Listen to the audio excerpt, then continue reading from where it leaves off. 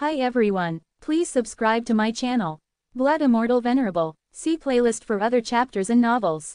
I do not translate the novels. Credits goes to original translator and author of the novel. I only make it as an audiobook so it would be easier to just listen while doing other things. Credits goes to the author of the novel. I convert stories to audiobook for mental health, for multitasking purpose, for accessibility and time saving. Listening to audiobook is also beneficial for people who have disability. It improves our listening skills and improve our English comprehension, vocabulary and other things. So, thank you for listening. Thank you and thank you very much for your support. When sixth extreme of sword thunder fell on the sword god's head, he was not too concerned even though it was unexpected. This was his illusory world, and it was a space where he could recreate his illusions. No matter how many times he died here, as long as his consciousness remained, he could be revived. The illusory change the sword god learned from the rabbit in the demonic sea was a turning point in his development. The power that the otherworld god had left in the demonic sea was truly incredible. Furthermore, Thor was protecting him. However, the sword god could not wrap his head around the fact that the youngest disciple of the martial king had grown so strong. Yi and Wu possessed a power comparable to that of a god. The sword god believed that Yi and Wu would even be able to contend against the martial king, a being who was so powerful that it was hard to believe he was a person. Soon, it will all be over. If only I could defeat Master and take his achievements. However, it's not unreasonable to think that I can pull this off. And if I add his youngest disciple? The sword god felt that it was inevitable that the martial king would fall. The martial king was like a fly caught in a Venus flytrap. Moreover, the gods of Asgard were reviving over and over. Nocturne had awakened as a new Alpharon, Gaia's curse was slowly suffocating the martial king with each passing moment, and the air of the great holy territory was gradually eroding the martial king's inner energy. Everything was leading to the martial king's eventual death. Anyone who died in this place would become a new member of Faceless's family. That meant the sword god's power would rise over time, and as his abilities grew, he would be able to fully utilize Gingnir and the other things the rabbit had given him. The sword god's spirit tingled with anticipation and glee as he imagined how much growth he would achieve through his cannibal skill. Additionally, Yi and Wu possessed a power that even made Asgard wary of him. Since Yi and Wu and his familiars had stepped foot in this place, they would not be able to escape. They would also belong to the sword god. The sword god was imagining how he would become the king of the lower world, defeat Alpharon, and become the first to step foot on the 78th floor in a long time. After that, he would also put the heavenly world beneath his feet. By reigning over the world of the tower, all the wishes that he could not fulfill in the past would come true. I'll be the first to gain the achievements of a god through the accumulation of martial arts. Open hollow corner bracket arg. Thor is screaming. However, the sword god's daydreams were disrupted, and he snapped back to reality when he heard Thor's scream. Although Thor had been killed several times by the martial king, Thor had never uttered a sound, even if he did clench his teeth. Screaming was beneath a lofty being who was supposed to lead Asgard in place of Odin. Thor was too proud to do anything that would hurt his image, and yet he had screamed as though he'd received a direct blow to his divinity. That's impossible, isn't it? At that moment, the sword god felt the pairing between him and Thor break. Thor was returning to the heavenly world. The sword thunder had cut off all connections to his incarnation, sending Thor back to the heavenly world, suffering damage to his spirit. Since his descent had been forcibly terminated, Thor paid a huge price. He might have even suffered a hit to his divinity and perhaps fatal injuries. This was so unexpected that the sword god was confused. How did Yi and Wu see the pairing? How did he see through the core of the barrier? The martial king couldn't even do it. The sword god wanted to scream, but there was no time. If Thor's connection to his incarnation could be cut off without even a chance for him to resist, what would happen to the sword god, who served as his incarnation vessel?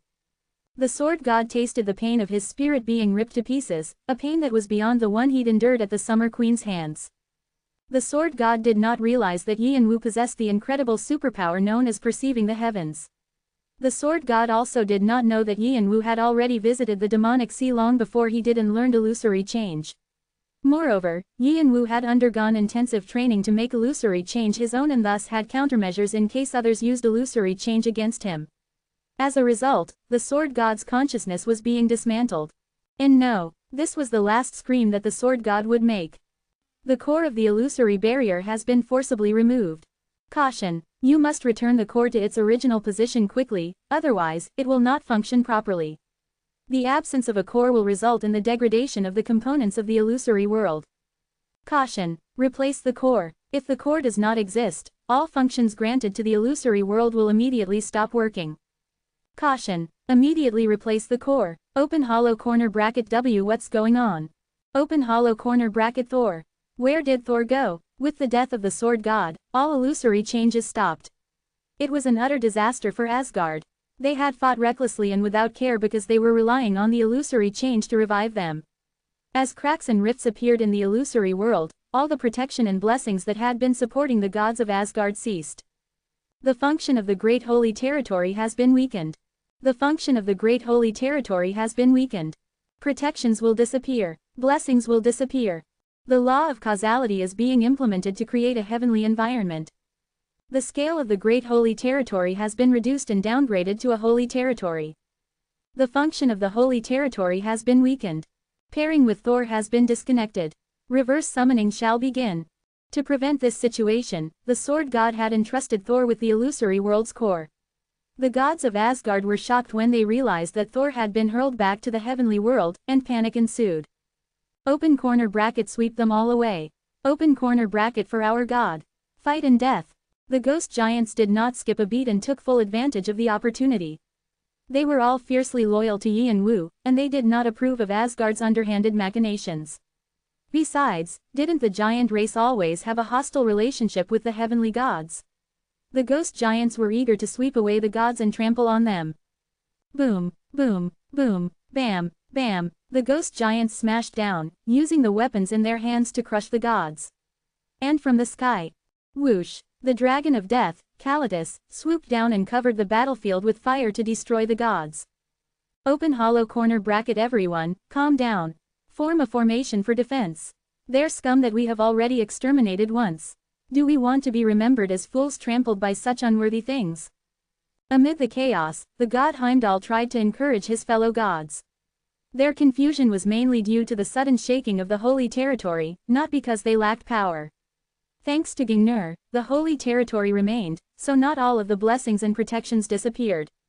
Because of this, the gods of Asgard quickly gathered into a formation to defend and attack at the same time.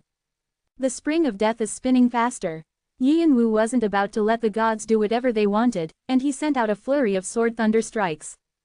Bam, bam, bam, boom, each time Vigrid swung, thunder rumbled as though it were tearing everything apart. The blackish-red thunderbolts fell like droplets of rain on the heads of Asgard's gods. Bang, open hollow corner bracket. Damn it, open hollow corner bracket. Open hollow corner bracket. Tier. It'll be dangerous if we're summoned back to the heavenly world like this. Tier. The gods had already seen Thor suffer a forced disconnection, so they did not easily give up their own pairing connections. Whenever a sword thunder strike flew towards their pairing, the gods tried to minimize the damage by twisting their bodies and shielding the pairing. However, their range of movement was limited due to the ghost giants. In the end, those who could not avoid the sword thunder strike were forced back to the heavenly world. As the pairing connections were severed, the gods disappeared from the battlefield one after another. Pew, pew, pew, the beams of light that Yi fired approached Yi and Wu from all sides. Yi and Wu changed the direction of the sword thunder strikes that poured down on Asgard. Soon, the sword thunder strikes slammed straight to the ground. Boom, in an instant, a crater appeared, forcing up a dense plume of dust that obscured Yi and Wu. Beams of light carved out countless holes in the wall of dust. From a distance, it looked like a beehive. However, Yi and Wu was nowhere to be found inside. Crack, Jiang Wei. Yi felt a biting shock when he heard Yi and Wu's voice behind him. Yi and Wu had fooled Yi's senses and moved behind him. It had been a long time since he'd been tricked like this, and Yi was thrilled and infinitely happy to face off against such a strong opponent. His fighting spirit and strong desire for victory as a warrior emerged. On the other hand, Yi and Wu did not care what Yi was thinking, nor did Yi and Wu know what the Sea of Time was up to. Yi and Wu was fully consumed with the thought that he had to immediately get to the Martial King. I have a lot of things that I need to talk with you about. But now's not the time. Yi and Wu was speaking to Jiang Wei, who had killed Yi and Wu's lover. There was a mountain of things Yi and Wu had to resolve with the guy who had turned a 5-year-old child into an orphan. However, at this moment, Yi Yanwu had to put all that aside. His grudge with Jiang Wei was rooted in the past. However, his relationship with the martial king was the present. Whoosh, clang. Unfortunately, my apostle said that I shouldn't let you go. He mentioned taking revenge for his sister. Yi quickly twisted his body back and blocked Vigrid with justice. His squinted eyes seemed to challenge Yi Yanwu to escape this predicament. Jiang Wei, Yi's apostle, was praying earnestly to the god he worshipped, asking Yi to kill Yi Yanwu and avenge his sister's death. However, Yi did not try to kill Yi Yanwu right away. To do that, Yi had to be prepared to take on a lot of damage. Furthermore, there was a chance that Yi himself would be the loser. Yi realized that Yi Yanwu was a strong being, and he couldn't guarantee victory. Of course, Yi was obliged to comply with his apostle's request. Yi had chosen Jiang Wei as an apostle in the first place because Yi had seen the secrets of the heavens at the time, not because he particularly liked Jiang Wei. His purpose was to hold Yi Yanwu back, and he thought that this would be enough. Yi had been a hunter, and he had led a warrior's life, traversing the entire universe to seek his enemies. He was such an incredible fighter that even the Jade Emperor and the Chan sect gushed over his achievements.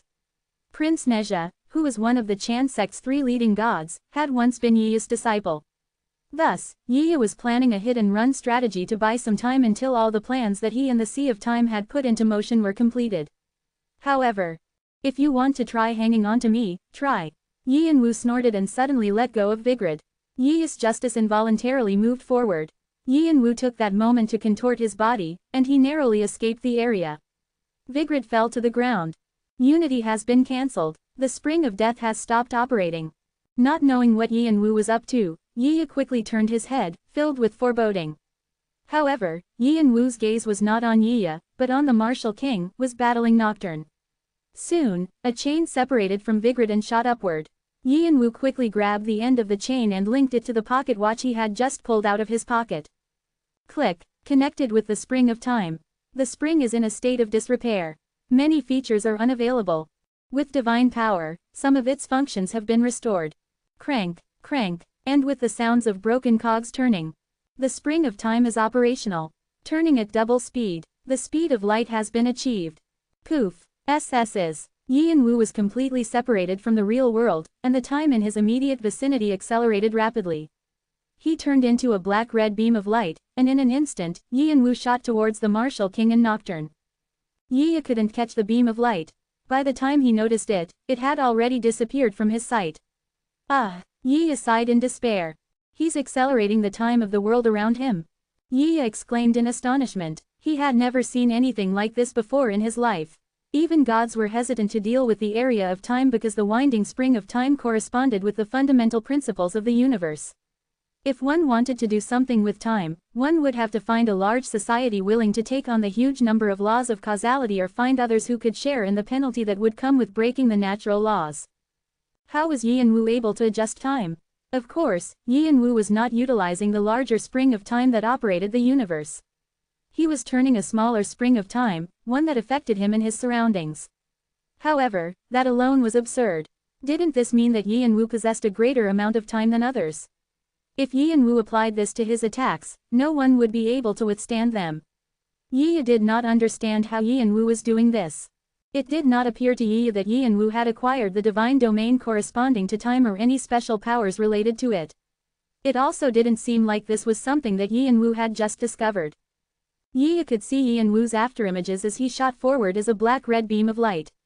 However, although the afterimages had Yi Yanwu's face, they had an entirely different aura. Although he had many questions, Yi quickly moved his hands to stop Yi Yanwu from escaping. It was impossible for him to catch up with Yi Yanwu but not for his weapon. The property of Yi's weapon, justice, was light, specifically, moonlight. At night, there was no place the moonlight did not reach. There was also no place that justice could not reach. They say he's the youngest son of the king of gods, Kronos, and heir to Kronos' inheritance. Maybe he gained some abilities and skills from that. After collecting his thoughts, Yi pulled his bowstring back before letting go. The arrows of light erupted into dozens of light beams that fell on Yi Yanwu's head.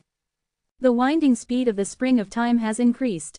The current speed has increased 4 times. Bam! Whoosh! However, the only things that the light beams struck were the afterimages. The light beams pounded into the ground, forming craters everywhere. In a state of panic, Yi pulled on his bow and let loose more attacks. Pew, pew. Whenever Yi shot off new rounds, Yi and Wu sped up the spring of time and avoided the attacks. Even with the heightened sense and eyesight of a hunter, Yi was starting to lose track of Yi and Wu. Then, rumble. Feeling motion sickness, Yi suddenly inhaled. The entire illusory world was shaking. It appeared as though the illusory world would collapse at any moment as it swayed violently. Yi looked up at the sky, where cracks were spreading at a fast rate. He hadn't noticed them before. Enormous shocks from the outside are continuing. The holy territory is collapsing at a faster rate. The function of the holy territory has been weakened. The function of the holy territory has been weakened. The minimum conditions required for the holy territory's functions have not been met. The holy territory cannot maintain itself. The holy territory has been downgraded. The territory will revert to the illusory world. Illusory change no longer applies. The law of causality has been reinstated. Those who have descended do not have the proper qualifications and commensurate level of the law of causality to maintain their status. Those who have descended are being returned to their original locations. Their descent has been cancelled. Yi felt the power draining from his body. It was as if a hole had appeared on the bottom of a water jug and water was leaking out. Yi had been able to descend because of the earnest wish of his apostle, Jiang Wei, and the illusory change that the sword god had established and maintained as the core. With the sword god dead and Asgard's holy territory collapsing, it was difficult for Yi to maintain his presence in this place. Well, to some extent, I achieved what I wanted, no. Yi felt it was a pity that he could not continue fighting with Yi and Wu. However, from the start, he'd only wanted to hold Yi and Wu back for as long as possible to buy some time. Yi felt that he had accomplished this. The Sea of Time had joined these beings for their own purposes, and working with Faceless was nothing more than a means to an end. Yi firmly believed that he would have another chance to meet Yi and Wu. He prepared to return to the heavenly world. Open hollow corner bracket no. Don't leave. Suddenly, Jiang Wei, who was in the corner of Yi's mind and reading his thoughts, screamed out urgently. Open hollow corner bracket you're a god. You're the god I worship. I am your believer and apostle, so you must grant my wish. Where are you going? Jiang Wei did not normally lose his composure, and he was behaving in a completely atypical manner. Jiang Wei realized that his opportunity to get revenge on Yi and Wu would be slim to none if Yi left right now. The initial plan to assassinate the martial king had failed once the sword god died and the illusory world started collapsing. Although Nocturne was still there, Yi did not see how he could utilize Nocturne. Yi had only planned to make Yi and Wu angry with the martial king's death, not because Yi had any special grudges against Yi and Wu. If nothing happened to Yi and Wu even after the martial king's death, Yi still wouldn't benefit. Thus, Yi no longer felt tied to the operation. Even if Yi were willing to join in a future operation, it seemed highly unlikely that there would be one. The ghost giants were routing the gods of Asgard. Faceless's various spirits, which had become vessels for the descending gods, would eventually perish. The chest of souls and Dod brethren would soon fall as well. Even if they were somehow lucky enough to escape this place, there was a limit to avoiding the eyes of Arthea, who would soon rule the world of the tower. Even if one hid successfully, one would have to live quietly in the darkness for a lifetime. Knowing this, Jiang Wei understood that it would be impossible to seek revenge for his sister's death in the future. Unwilling to accept this reality, Jiang Wei desperately implored and prayed for Yi to stay. Something had to be done now. Oh, that's right, you're here. Yi remembered Jiang Wei's wish and smiled bitterly. However, Yi's answer was not what Jiang Wei hoped for. The time in the Sea of Time refers to a prophecy. Do you know what it is? Jiang Wei did not care about some concept of time or prophecy. Although he was surprised to find that a clan operated by players was suddenly being utilized as an extension for a society of transcendent beings, he was an independent non-affiliated player and couldn't care less. The prophecy was written at the very back of the Revelations. It is the apocalyptic prophecy that the darkness that exists in the corner of the tower will awaken again. Hence, I'm running around trying to kick up a shitstorm. Open hollow corner bracket what? It means that, for the sake of such a prophecy, I took you on as an apostle. You're pretty much an atheist, and the prophecy was telling me that if I took you on as an apostle, it would bring us all closer to the end. And the prophecy has come true, so I no longer need you. Jiang Wei was speechless. Still, a relationship is a relationship, so I want to tell you one thing before I leave. I am a wise elder as well as a warrior. I can't stand underhanded people. If your true feelings for ## were rooted in a competitive spirit, I would have tried to help you somehow. Even after this, a wry smile appeared on Yiya's face. However, your heart is filled with pure jealousy. I don't think there's anything else I can do to help you. Open hollow corner bracket W. Wait. Trying to delay Yiya, Jiang Wei screamed. Poof. However, Yiya had already returned to the heavenly world. Jiang Wei collapsed on the ground. His channeling with Yiya, who had always provided Jiang Wei with strength, was abruptly cut off. This meant that Yiya had cut ties with Jiang Wei without hesitation. What do you expect of me? What am I supposed to? Jiang Wei screamed. He had never meant to leave Yi and Wu behind in an isolated place back then. Jiang Wei had wanted to stay with Yi and Wu until the end. Although Jiang Wei tried to protect Yi and Wu, the conditions did not allow that to happen. The enemy's encirclement was closing in and choking them by the minute, and Jiang Wei's comrades insisted that they could only survive if they abandoned Yi and Wu. Thus, Jiang Wei had abandoned his superior, his sister's lover, and the stepfather of his niece. Even though Jiang Wei explained all this, Yi and Wu did not listen. Since Jiang Wei was in the wrong, he was fine with Yi and Wu considering his words as little more than an excuse. Jiang Wei felt that it would have been acceptable if Yi and Wu had just told him to take his life. All Jiang Wei wanted was for Yi and Wu to hear him out. If Yi and Wu had given him a chance to atone, he would not have gone this far. Thus, Jiang Wei had struggled against Yi and Wu, and the situation only grew worse. At the same time, Yi and Wu was responsible for what happened to his sister, who was trying to help them reconcile. Yi and Wu had never shown any regret for this, and to Jiang Wei, Yi and Wu was the reason for everything bad that happened to him. However, Jiang Wei's inner, seething anger did not last long. Open hollow corner bracket. How interesting. A low voice rang out. A large shadow covered Jiang Wei. Jiang Wei hurriedly turned his head. He saw a ghost giant, several meters tall, looking down at him with a horrible smile on his face. Nocturne's offensive attacks were fierce. Each time the golden beams of light that symbolized Alpharon fell, they exploded everywhere. The Martial King unleashed his 8 extreme fists and avoided some of the attacks, parried others, and counterattacked. However, the Martial King couldn't reach Nocturne, whose entire body was covered in a halo of light. In a way, attacking Nocturne was more difficult than attacking Alpharon. Although the powers Nocturne exhibited weren't at the same level as those of the real Alpharon, Nocturne's martial arts were all principles that he had learned and acquired from the Martial King.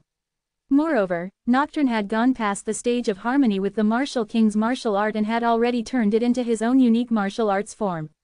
Like a bird perched on a mountain peak looking down, Nocturne had already achieved an extremely high level of martial arts.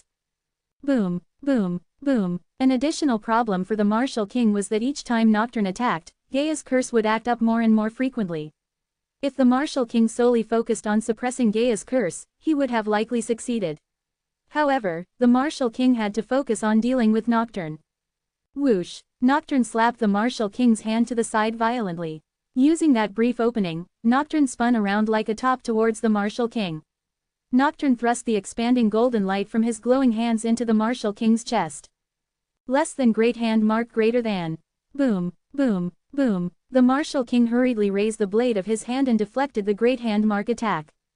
However, it was not possible to completely avoid the impact, which penetrated the Martial King's body and disrupted the flow of his inner energy. The Martial King was injured internally, and blood began to trickle down the sides of his mouth. While Martial King was stunned for a moment, Nocturne swung a beam of condensed light in the form of a sword at the Martial King. Less than dividing the heavens greater than. The strike was similar to the first principle of the Martial King's 8 extreme fists. Whoosh! The beam of light cut into the Martial King's left side.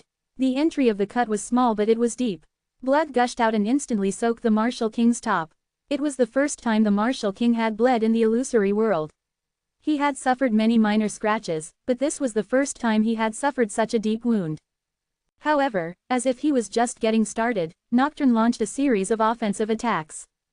Boom, boom, boom, rumble. The battle proceeded in a one-sided manner. Numerous wounds started appearing on the Martial King's upper body.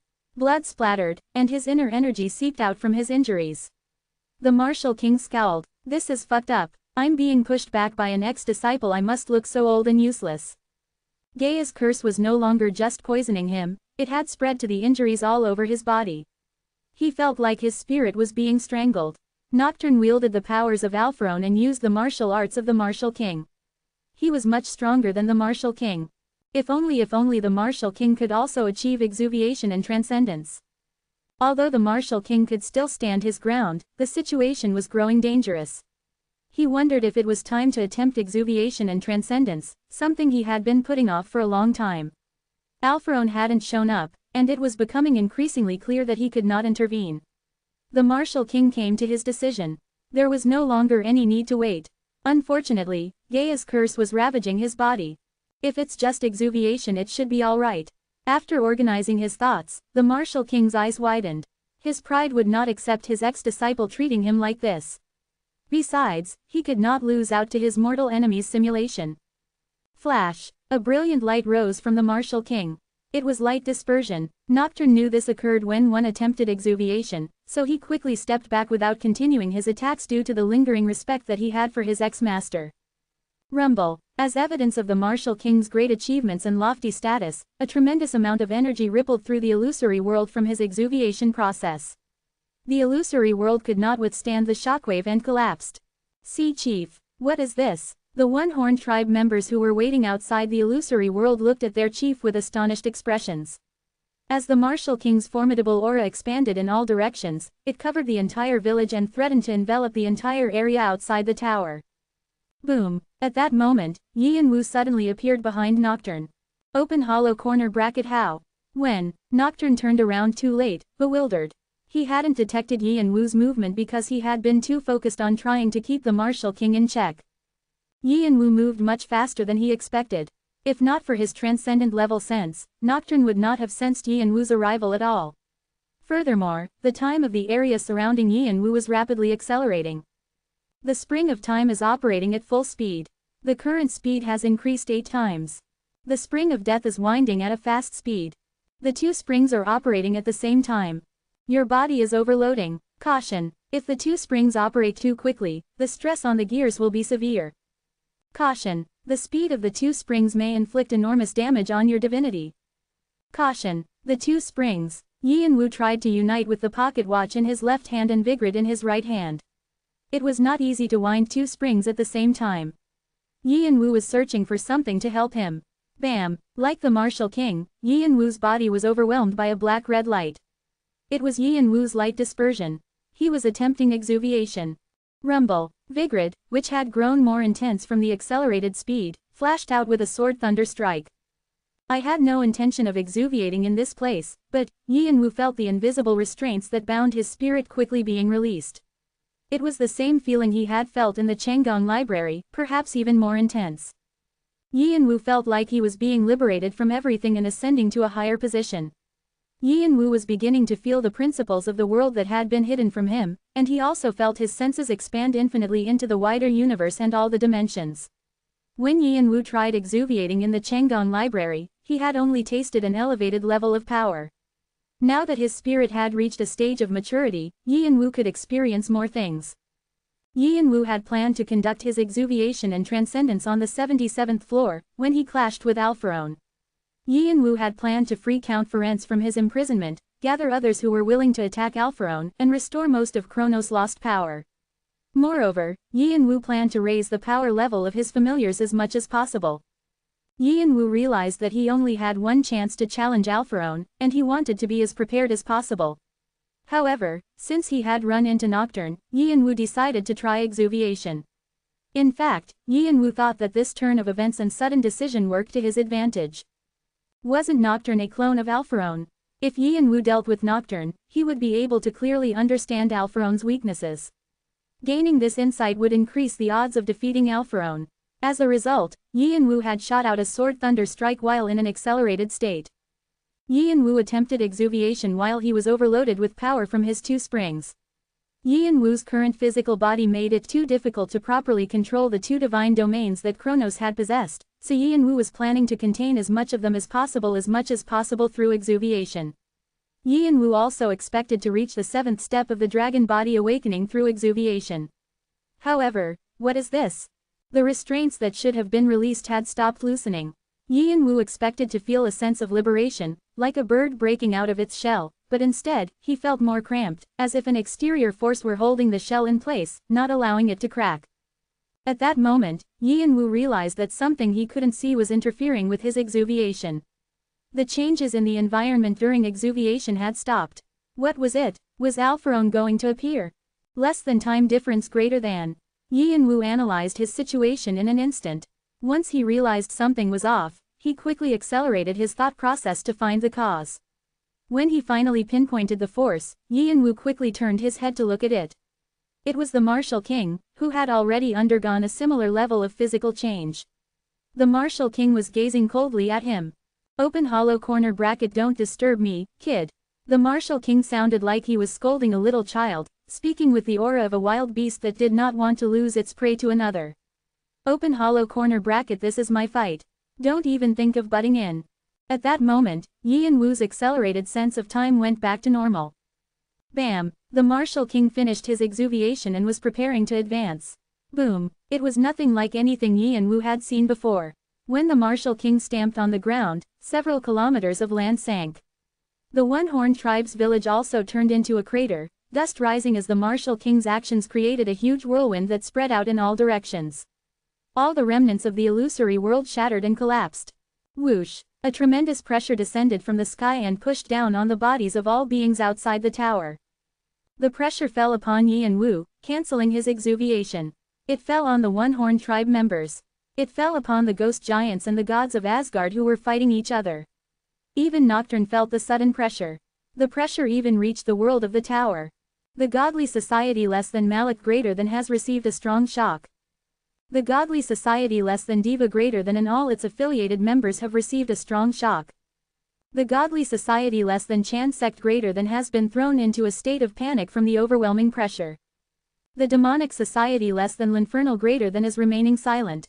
The demonic society less than Niflheim greater than collectively lets out a deep sigh at the new existence. Vimalasitra is showing his admiration. Sir Nuno's eyes widen. All the gods are searching for the source of this disturbance. All the demons sense the Martial King's existence and exclaim in amazement. The heavenly world has entered a state of panic and pandemonium. Several floors of the tower have malfunctioned. The Martial King had only undergone exuviation, not transcendence, and he had only become a demigod. However, this was enough for the Martial King to suppress and overwhelm all those around him with his power. It felt as if no one but the Martial King existed in the world. Although Yian-Wu was often linked to the word disaster, this was a more appropriate term for the Martial King. He was a disaster that engulfed both mortals and transcendence. Yian-Wu understood why the Martial King had prevented his intervention. Even though Yian-Wu was concerned about him, the Martial King did not require any help. You said that you would become my new adversary, right? Crunch, crack. Every time the Martial King stretched his neck, it made loud cracking noises. The Martial King smirked as he cocked his head. Let's see if you can back up those words. Let's start round 2, my disciple. Boom. The Martial King suddenly appeared in front of Nocturne in a punch flying out. It was just a simple strike, but its power was formidable. Since Nocturne was enveloped in light, no one could see his expression, but everyone could tell that the Martial King now had an overwhelming advantage. Boom. They clashed with each other over and over, and soon, the Martial King ripped off Nocturne's right arm, tossing it in the air. It was around that time when Yian-Wu received the Martial King's message, which didn't arrive through the usual inner energy. The Martial King was using a form of telepathy through his will. Open hollow corner bracket, watch me fight carefully. Observe everything, don't miss anything. The Martial King's power made Yian-Wu wonder if Kronos had been anything like this in his youth, although it seemed that the Martial King was even more powerful. Although Yian-Wu did not fully understand the Martial King's order, he opened his eyes wide.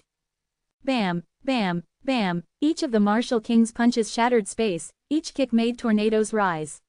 Nocturne looked like a lone sailboat caught up in a large storm at sea, completely overwhelmed. Yian-Wu now fully understood why Kronos had sighed when he looked at the Martial King. The Martial King had already reached an incredible level. This was probably also the reason why a barrage of heavenly world messages continued pouring down. The celestial scribe of less than Malik greater than Metatron is silent. The head of less than Linfernal greater than Baal is drooling. Even the leaders of the heavenly societies who represented absolute good and absolute evil were expressing their shock.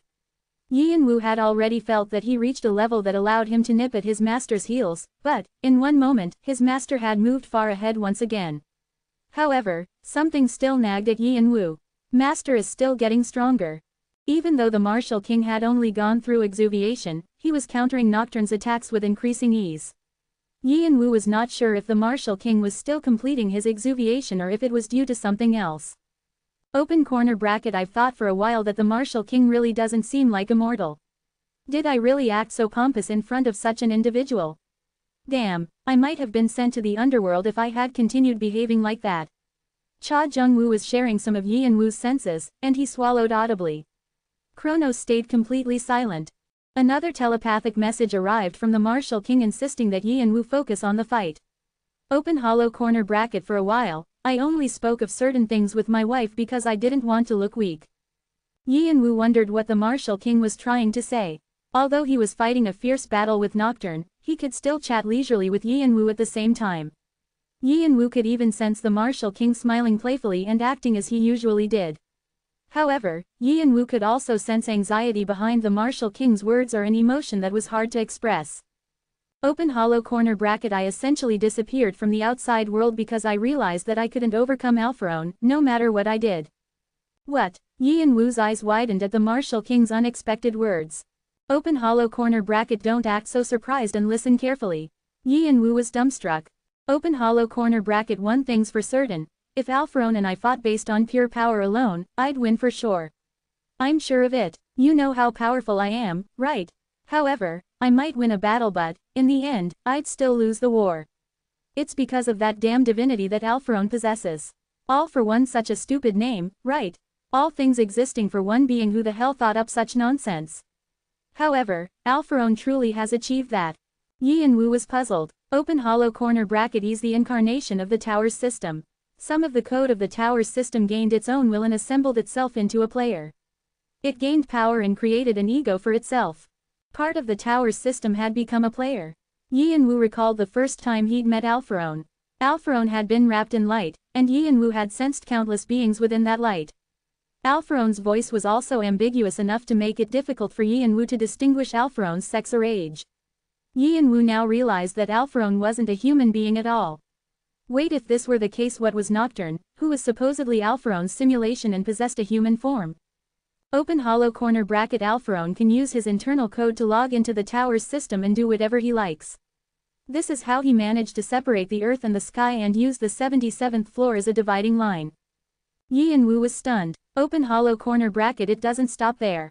Once one enters the tower, whether one is a player or a native, administrator, transcendents like gods and demons, and even the one-horned tribe members and myself, either were absorbed into the tower's system or affected by it.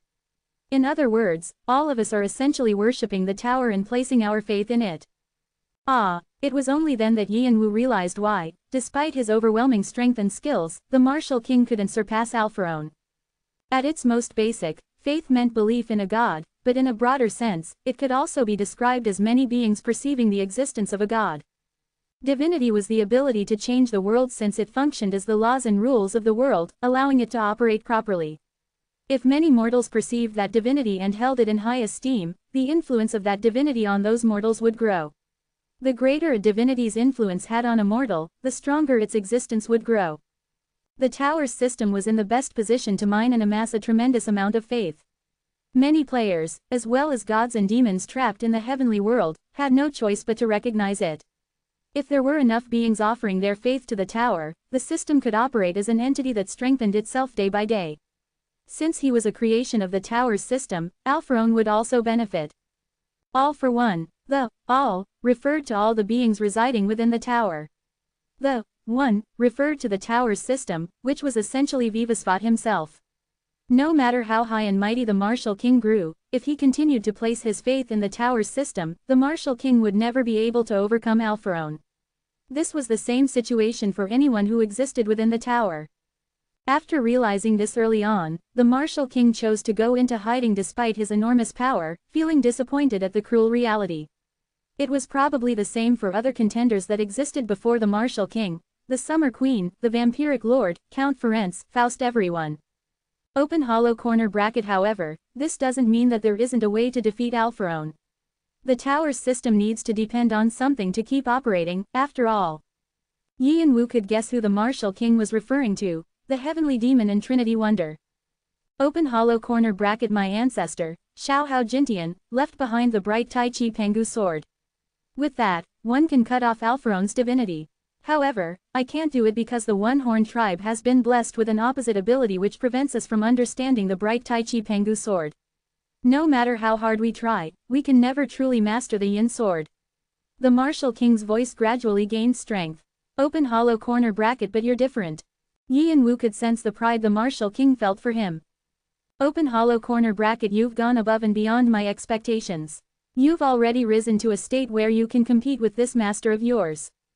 If you properly consume all that you have and make it yours, you'll be able to realize the Yin sword. So close hollow corner bracket the Martial King paused for a moment before continuing. Open hollow corner bracket I want you to observe the fight between Nocturne and myself and figure out everything that he possesses. You must find out the missing piece to comprehending the Yin sword and completing the bright Tai Chi Pengu sword. You should only start your exuviation after you've achieved this. Understood? The Martial King's voice and his words landed heavily on Yi and Wu's chest. Open hollow corner bracket this is the last lesson I will give you as your master. Last lesson? Master, what the hell are you going to do? Realizing that the Martial King was saying goodbye, Yi and Wu hurriedly tried to approach him. The demigod Niu has declared his great holy territory. The new aura that the Martial King released engulfed the surrounding area and completely separated the Martial King from Yi and Wu and the other members of the one-horned tribe. Whoosh! A great holy territory. The Martial King isolated Nocturne and himself from the outside world by forming a dome with his powers. Yi and Wu was now only a helpless bystander, and he clearly understood that this was the Martial King's way of saying goodbye. Boom, bam, bam, bam. This damn teacher, what the hell are you doing? Open it, open it. Yi and Wu's scream resounded with sadness. No matter what Yi and Wu did, the barrier would not go down. It was too damn strong. Who'd he get that from? His voice sure is strong.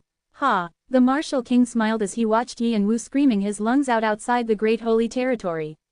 He then looked down at the cracks spreading along his body. The fragmented pieces of his body and spirit were hanging together so precariously that it seemed as though they would instantly crumble if touched. The Martial King was imploding. He'd planned on simply going through exuviation, but he had already reached a much higher and stronger level than he himself had been aware of.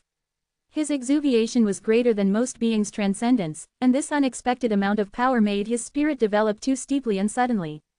Even the Martial King couldn't stop it, and he'd inadvertently entered the stage of transcendence. The Martial King instinctively knew where he would end up, the Emperor level. As long as his transcendence continued up towards the rarefied air that few reached, the Martial King's spirit would also grow and develop. The problem was that Gaia's curse was also developing at an equally rapid rate, distorting his legends until his transcendence led to his own death. The Martial King was exasperated by this. He had finally gone through the exuviation and transcendence that he had put off until he could surpass Alpharon, and he'd been looking forward to this for a long time. However, he had started the process haphazardly in a place that he never expected. Anyway, that's why supremely talented people like me have to face so many problems. The Martial King did not know whether to laugh or cry. His wife's prediction that the Martial King would perish was coming true. However, the Martial King never expected it would happen like this. Such a bad wife. Why does she have to be so good at her job? The Martial King grumbled and then smiled as he thought of something. Even if I implode, if I leave a strong impact and inheritance for someone, I won't disappear completely. Won't my legends live through him? If that's not immortality, then what is? The Martial King hated feeling like he was just following orders. It hurt his pride, and he tried to find a different way of gaining immortality through his one and only disciple. This way, he would prove his wife's prediction wrong. The Martial King smiled brightly as he remembered that the psychic medium was watching him right now. Wife, are you watching? I'm going to show you that I won't perish after all. Following Yi and Wu's instructions, Hanryong searched for Adora. The unstable pairing he had with Yi and Wu told him that something unusual was going on, but he was more intent on carrying out Yi and Wu's orders than returning to find out what was wrong. After all, Hanryong's presence would probably not make much of a difference to Yi and Wu's situation. Moreover, Hanryong felt a strange sense of anxiety as he continued his search for Adora. Something's strange. Is this everything they planned? No, it can't be. There's probably more. Yi and Wu and the others were busy preventing more incidents from occurring in the village, but, if one took a step back, a couple of things didn't seem to make sense. First, who was behind this operation? At first glance, it appeared to be Faceless, who enlisted the help of White Dragon and the Dod Brethren, planning everything with a mole within the One-Horned tribe. However, when Hanryong thought about it, Faceless seemed to be a red herring. Hanryong had once served as the saber god of the Cheongwado, and he knew very well what the sword god and spear god were like. At the time, they considered themselves apex warriors and rulers. However, after Red Dragon destroyed the Cheongwado and Hanryong became Yi and Wu's familiar, Hanryong realized that he had been little more than a frog that lived its entire life inside a well. Hanryong was skeptical about Faceless's ability to involve the godly society of Asgard. Although Faceless possessed Gingnir, a great divine weapon, that alone wasn't enough to mobilize an entire godly society. Furthermore, the risks that Asgard was taking to fight Olympus and Yi and Wu, who claimed the throne of the King of Gods, made it absurd that they would join this operation for a minor reason. There's someone behind all this. I'm certain. The information Faceless had given Nocturne about his origins was not something he could obtain on his own. So far, only 2 people had reached the last section of the 21st floor. Additionally, either the player or the simulation had to die in order to exit the section. In other words, there were only 2 people who could know what the last section was like, the Martial King and Yi and Wu. The Martial King was the one who had taken out Alpharone's simulation. Yi and Wu hadn't fought Alpharone's simulation because it was missing and left the floor tied with the Martial King in the first place. How could the sword god, who didn't rank as high, know of Nocturne's identity? Hanryong felt that it didn't make sense. Nor did it make sense that anyone else would know the truth. Hanryong could only conclude that a greater being who could look down upon the lower world had intervened. That being was also great enough to intervene and bear a large amount of the penalty that came from the laws of causality. How many such beings were there? Which of them were willing to go to war with Olympus? Only a being who didn't care about antagonizing Yi and Wu would plan such an elaborate conspiracy. Which society? Or was it an individual? What's more, whoever is behind the curtain hasn't made an appearance yet. The main purpose of this elaborate plan was not to assassinate the Martial King, his death probably doesn't even matter. It's just a smokescreen to hide whatever the main purpose is. They must be aiming for something else. The possible candidates flashed through Hanryong's mind. However, a large concern overshadowed his thoughts. If the people behind the curtain were targeting someone, it was easy to see who it would be, the psychic medium. She was the person who maintained the principles of the founder, Xiao Hao Jintian, and possessed the eyes to protect his tribe. Moreover, her eyes were not inferior to Alpharone's 1,000 Li eyes. Bam! Once Hanryong arrived at the spirit pond, where the psychic medium was supposed to be, he realized that he was right. Oh dear, you figured it out much sooner than I expected. A grotesque figure with wrinkled, copper-colored muscles and a bald head with flopping bunny ears waved warmly. It was Laplace. 6 equally grotesque beings were gathered around him. Their eyes glittered sharply. Ah ha ha! A bloodied Adora panted violently as she propped herself up with divine evil. There were several badly wounded tribal warriors around her, and slumped on the ground was the psychic medium, whose hands were over her eyes. Tears dripped through the gaps between her fingers. Boom, boom, boom. Why? Waltz managed to scream out. Why, mother? She wanted to know why her mother, whom Waltz had trusted and depended on so much, was standing with her enemies. The White Dragon members who risked their lives to help Waltz were already dead. The Summer Queen's magic spells had swept them away without a trace. Even as they collapsed with screams, they could not understand why the Summer Queen was acting against them. Why wasn't the Summer Queen on their side? Maybe the enemy was manipulating her, or perhaps they were using the Summer Queen's weakness against her. If the Summer Queen had only told her loyal subjects, they would have done something.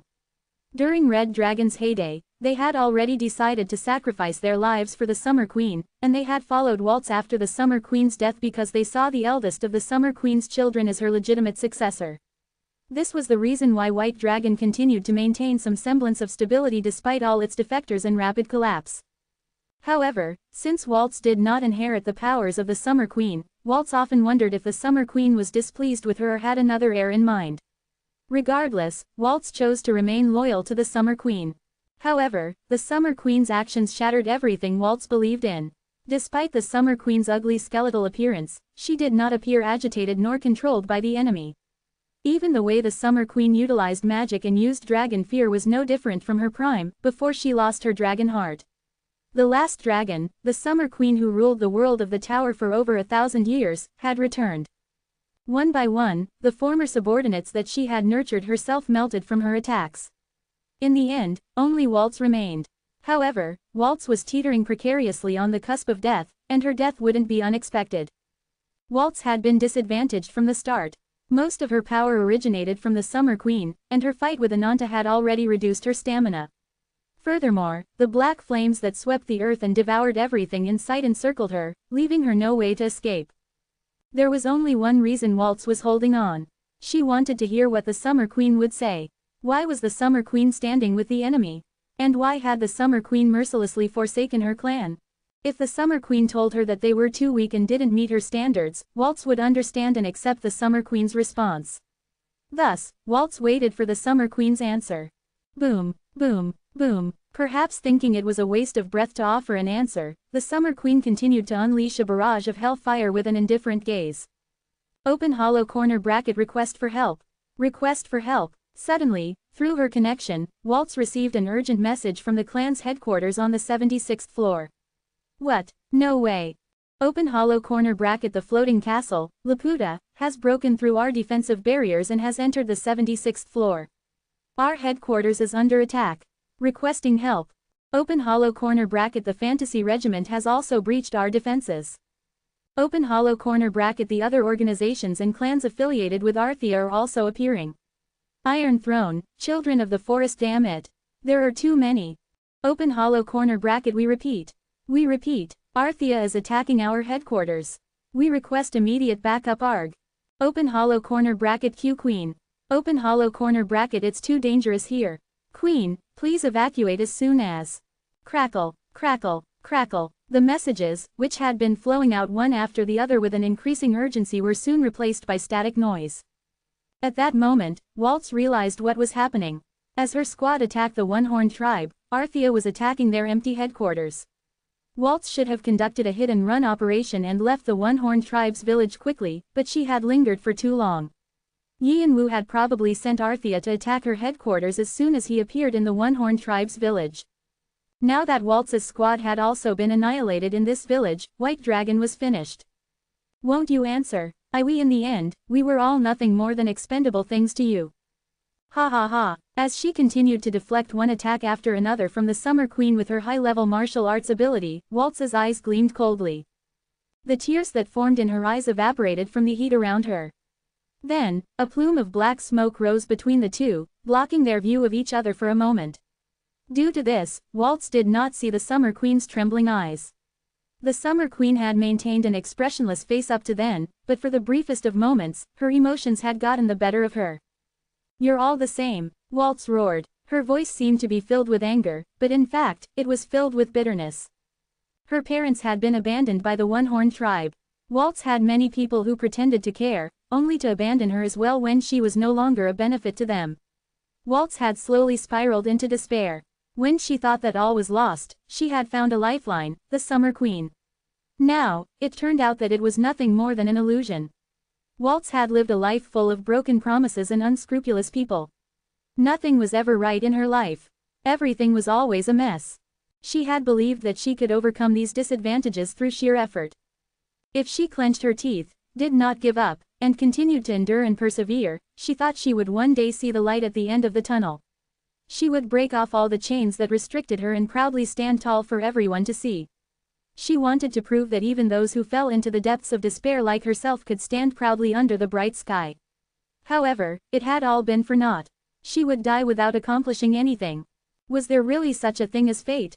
If so, was it not too unforgiving? Too cruel? She hadn't done anything wrong. She endured each day that she was given and lived to the best of her abilities. Why did she have to live like this? With these thoughts swirling in her mind, Waltz shouted up at the sky, but there was no answer. Ha ha ha, ha ha ha. Waltz burst into laughter, not because she had given up but because she felt an overwhelming sense of ridicule. She was laughing at the fate that shackled her and at whoever was playing tricks on her until the very end. Waltz knew there was only one way to end her damned fate and take away control from those who treated her like trash. During her life, she had control over nothing. However, she could control how she would die. Waltz let go of her lingering feelings. She ceased to resist and succumbed to the black flames. The black and red tongues of the fire greedily devoured her. It was hot and painful. But that was all. Despite the pain, her spirit was delighted since she could now see the end. She would finally be rid of all the things that tormented her and be free. Life was just a series of pain and suffering for Waltz. However, this freedom was entirely of her own will. It was her decision. Whoosh! When the black flames were about to devour the last remnants of her consciousness, Waltz saw the Summer Queen watching with a sad expression. She had already ceased her attacks by then. This expression was completely different from the one she'd worn earlier. Waltz felt incredulous. Why was she looking at her like that? Now that Waltz was dying, did the Summer Queen feel like her possession was being wasted? Waltz wanted to say something, but she could not get any words out because her vocal cords had already melted in the flames. However, another thought appeared in her mind like an epiphany. Waltz finally understood. Before the flames obscured her view, Waltz mouthed something. "Thank you, Mother." And with that, Waltz disappeared. The fierce black flames subsided in an instant. The Summer Queen stood and looked silently at the place where Waltz had been. She kept her mouth tightly shut with an expressionless face. A long time ago, when was it exactly? Around the time Nayu defeated his rivals and came to power, there was a small disturbance in the tribe. One of the kings who lost the competition for the throne defied tradition and started a rebellion, the head elder said as he appeared behind her. The Summer Queen shifted her gaze towards him. Her eyes seemed to be asking what his point was, but the old man ignored her and continued speaking. Of course, Nayu isn't the type to just let things be. In the process of stomping out the rebels, many members of the tribe died. When a new king gained the approval of the Council of Elders, all other contenders withdrew their claims and returned to their families, becoming ordinary members of the tribe. This was a tradition that had been implemented to prevent the competition for the throne from becoming too bloody and crowded. Moreover, because of the one-horned tribe's general reverence for the powerful, contenders usually gave up their claims to the throne once they discovered that the new king was stronger than them. Rejecting this tradition not only challenged the authority of the new king but also the authority of the elders. Naturally, the martial king vented his anger, and the elders tried to squash the rebellion. But in the process, a couple ran away. When we tried to catch them, we found that they had a baby. Of course, I've been searching for that baby ever since. Open corner bracket. Why are you telling me this? You didn't want to pass on the burden you're experiencing to your precious daughter, right? You lived a life filled with unavoidable anger for many years. And that kid, the head elder spoke calmly as he adjusted his glasses. She's just like you. Even if you didn't give birth to her, wasn't she born from your heart? You probably couldn't allow yourself, or her, to continue living with such baggage. Without answering, the Summer Queen turned around, ignoring the head elder. Then, she returned to her skeletal form, flapping her wings and soaring into the sky. The head elder thought that he could sense loneliness emanating from the Summer Queen's disappearing form. Since he was her peer and once challenged her in the past, the head elder could guess what the Summer Queen was thinking to a certain degree. The elder took off his glasses and quietly covered his eyes with his hand. My situation is no different from that stupid dragon. He wiped his tired-looking face as he moved slowly to another location. Just as the Summer Queen had made a tragic choice for her child, the martial king had made a fateful choice for his disciple. The head elder prepared himself to watch the final moments of the tribe's king.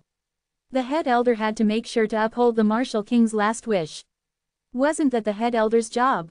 The head elder also instinctively knew that it would be his final task, and he was committed to executing it properly. Open hollow corner bracket Fant. Open hollow corner bracket yes. A deep voice immediately replied. The head elder seemed to understand Fante's feelings, which was why he was careful to say in a calm voice, once I give the signal, grab your hung immediately. Whoosh. The martial king felt the increased power flowing out of him. It's definitely different. He had already been satisfied with his achievements and had not put much thought into exuviation and transcendence. He did not lack power and could achieve exuviation and transcendence whenever he wanted. Moreover, if the martial king did exuviate or transcend, he would attract Alpharone's attention. Without any way to counter Alpharone, he would be at a disadvantage, and as a result, the martial king thought about putting off exuviation and transcendence until after he completed the bright Tai Chi Pangu sword. That was the extent of the martial king's thoughts on the matter. However, as he rushed towards transcendence, the martial king seemed to understand why so many beings wanted to reach this rarefied state. At the same time, the martial king also understood why the idiots in the heavenly realm regretted the transcendence that they achieved. Transcendence could only be achieved once. Something that had broken out of its shell could not break out a second time. One was better off transcending only when one's spirit was complete.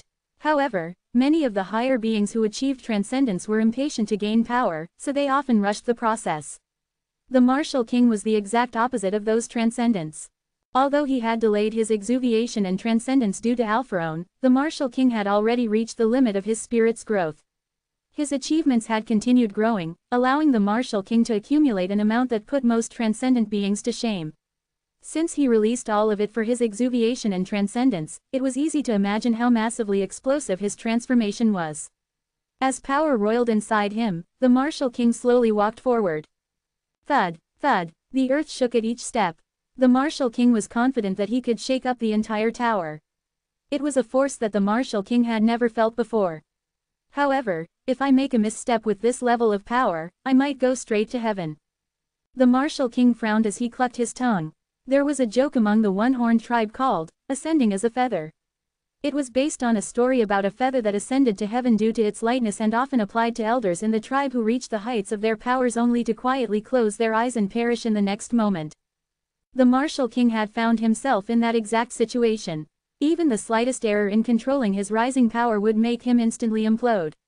The speed of his power leveling was that fast. Although he was trying to slow down his transcendence as much as possible, the martial king did not find it easy. The martial king quickly calculated how long he could hold out. About 5 minutes. It was less time than he expected, and the martial king could taste the bitterness in his mouth. I'll have to kill everyone in here within that time frame. Although he was disappointed that he didn't have much time left, the martial king's eyes shone as fiercely as ever as he stared at the beings trapped within his illusory barrier. He had more than enough time to achieve what he wanted to do. Nocturne was not alone in the illusory barrier.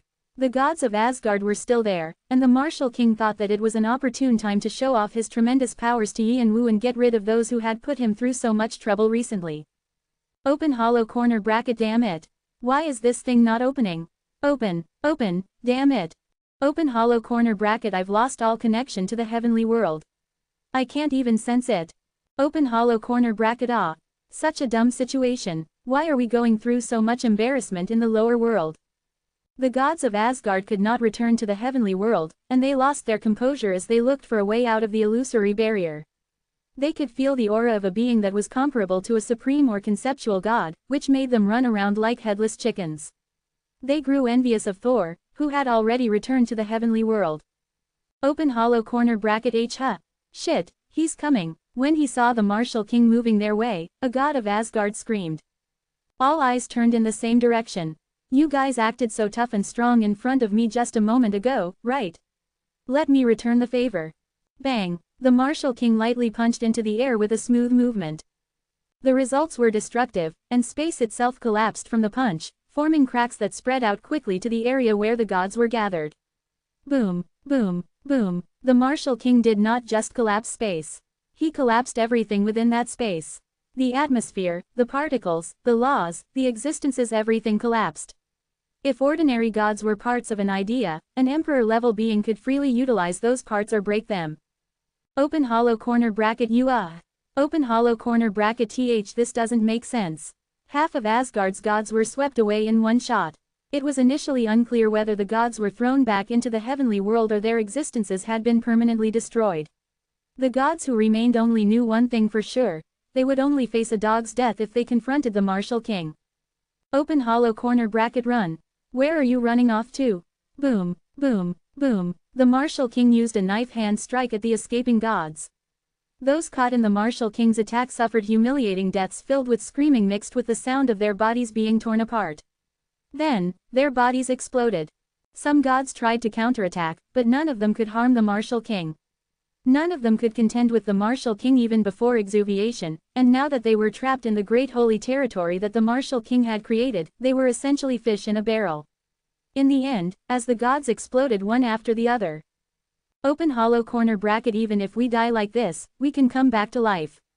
But for you, the last god, Heimdall, cursed at the martial king, breathing heavily and covered in blood. The gods' true body was still in the heavenly world, which meant they would survive, even if they had to suffer a penalty. However, Martial King would be completely consumed by Gaia's curse.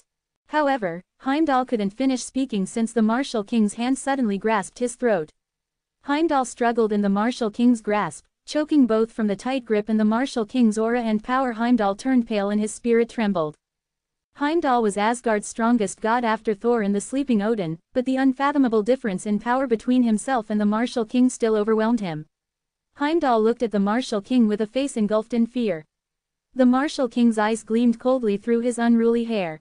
Don't get me wrong. The Martial King's voice was so cold that Heimdall wondered if his own spirit had frozen solid. I didn't attack you guys at the start because I was leaving that task for another person. My disciple will be visiting you guys soon, so just wait. Crack. The Martial King crushed Heimdall's neck before the god could reply. Is. The connection between Heimdall and his incarnation had been completely severed. Asgard's massive mobilization was over. Now, they would have to be on high alert and prepare for a wrathful Yin Wu, who might appear in the heavenly world at any time. Because of the penalty they had incurred, they all suffered considerable damage to their powers, putting them at a disadvantage. Their days would be filled with anxiety and fear. This was the punishment that the Martial King gave to them. Brother, Heimdall had used the spear god Flank's body as his incarnation, and as a brilliant light burst from the Martial King, Flank closed his eyes appreciatively. He had looked up to the Martial King from when he was a child, and he was happy that the last thing he would see was the Martial King. Perhaps this was what he'd wanted to see all along. The Martial King released Flank, and like the other vessels, he disintegrated before he even touched the ground. But there was no time for the Martial King to rest. He didn't have much time left, and Nocturne, who had been watching the massacre from a distance, was now moving forward. Bam! Nocturne jumped out of the space he opened in front of the Martial King. His hand shot towards the Martial King, tearing space vertically. A beam of light soon followed. It was a power that could cut an existence, spirit and all, in half. The energy of the strike was based on the tower's termination code.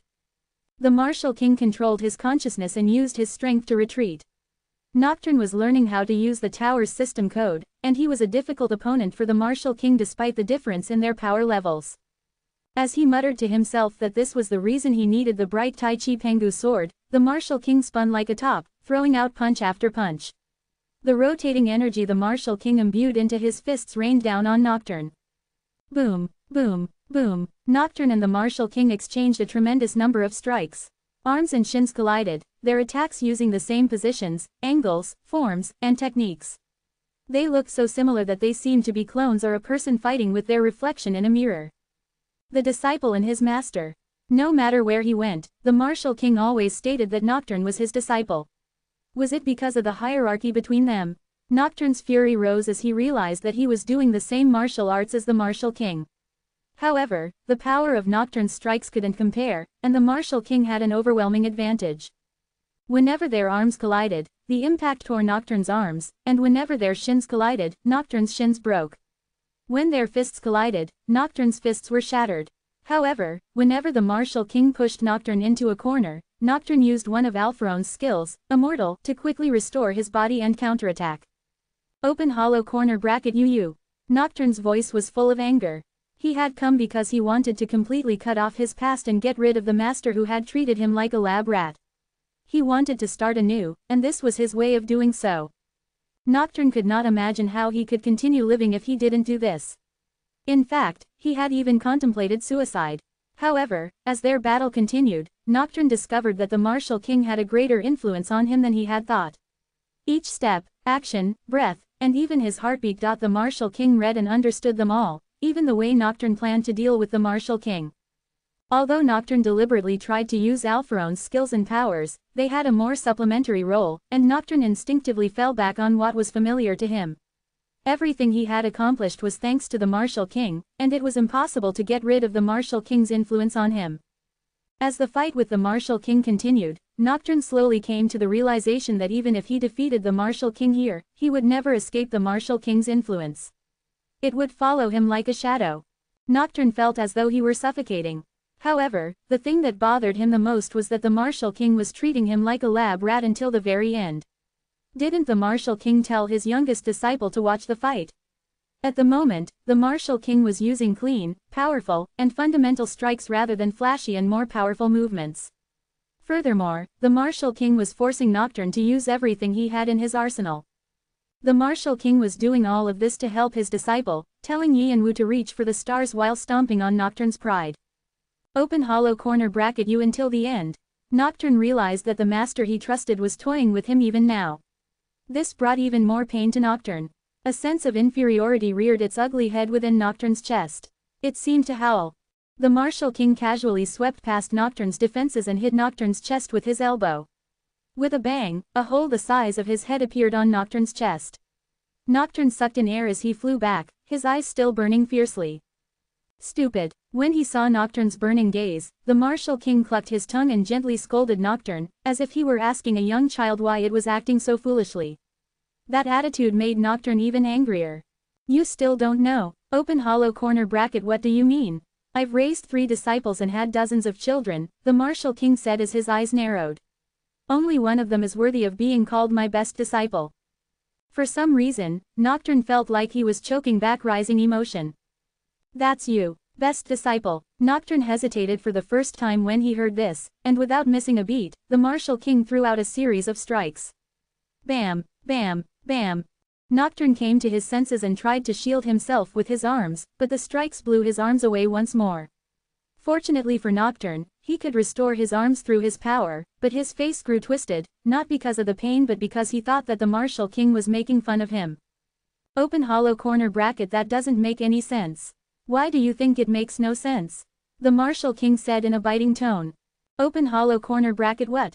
Look. Nocturne automatically looked down at the spot on his body the martial king was pointing to, and he stopped hesitating and counterattacked. Their arms collided, and their feet shifted to find a way to close the gap between them. Even during the brief moments when their eyes met, they didn't stop using the 8 extreme fists against each other, as though they were exchanging chess moves. You copy me well, the martial king said without moving his mouth. You're the only one of my disciples who has reached this level.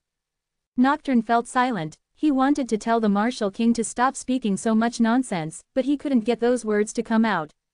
It's been like that from the beginning. From the moment you first opened your eyes and became aware. You instinctively imitated my breathing and my habits. At first, I was dumbfounded that someone could do that. The martial king smiled as he recalled that time. Nocturne's actions were like those of a baby duck newly hatched from its shell and seeing the world for the first time, imprinting on the first being it saw. The duckling would follow its mother and learn survival skills to live in the world. It would learn how to flap its wings, paddle in the water, and snatch prey with its beak. Then, it would become an independent adult. One day, it would find a mate, build a nest, and lay eggs, just like its mother. For the martial king, Nocturne was just like a duckling. Since he didn't have any memories, Nocturne instinctively wanted to learn everything from the martial king, perhaps as a defensive strategy. At first, the martial king was bothered by Nocturne's actions, but over time, the martial king started looking at Nocturne and his actions differently. As time passed, Nocturne truly started resembling the martial king, first in simple habits, then martial arts, until the establishment of Nocturne's understanding and style of martial arts. The pace of Nocturne's development was so surprisingly fast that even the head elder, who had encountered many talented students throughout his life, could not help marveling. Even if some of that could be chalked up to the basic power of being Alpharone's simulation, it was still mind-boggling how fast Nocturne absorbed what he learned. Martial King couldn't help developing a fondness for his disciple, the child who accepted him as a master and imitated everything about him. No teacher would dislike a student who devoted himself to becoming like his teacher. The only difference between them was their personalities. Unlike the Martial King, who was very arrogant and self-assured, Nocturne was calm like Alpharone. Still, he was a carbon copy of the Martial King in every other way, as the battle between them proved. Bang, bang, as the Martial King and Nocturne's strikes constantly clashed, an increasingly hot whirlwind started raging. SS's. The Martial King's right arm shattered like a sandcastle. Particles of light poured into the spot where his arm had been. Your transcendence has reached a critical point. Gaia's curse has grown out of control. The process of deterioration is accelerating. Though his transcendence was moving ahead at full speed, the Martial King did not pay it much mind. It was more important for the Martial King to talk with his disciple and clear up any misunderstandings. Obviously, I initially brought you with me because of my greed. You were like a lifeline that I needed to overcome my stagnant development. I was crazy about overcoming my limitations. The Martial King acknowledged his mistake. When he looked back on that period, the Martial King also felt that he had acted crazily, perhaps even beyond madness. At that time, the Martial King's reputation as a walking disaster had grown, and he would stomp on anyone who criticized him for fooling around or blow away someone's house for starting rumors. He did things in the extreme because of his frustration that he wouldn't be able to overcome his enemy, Alpharaon, no matter how much he tried. Around then, Martial King started thinking of other, non-traditional measures. If he could not beat Alpharaon through normal means, perhaps there was an unconventional method. The Martial King thought of taking out Alpharaon's simulation on the 21st floor and studying it to find a way to defeat Alpharaon. It hadn't been as difficult to pull off as he'd expected. He took advantage of the tower system's blind spots, and he managed to achieve it after controlling his thoughts and using up all the karma he had acquired up to that point. I'm not sure if you'll believe me, but you who saved me from myself. Nocturne wanted to shout at the Martial King to stop spewing nonsense.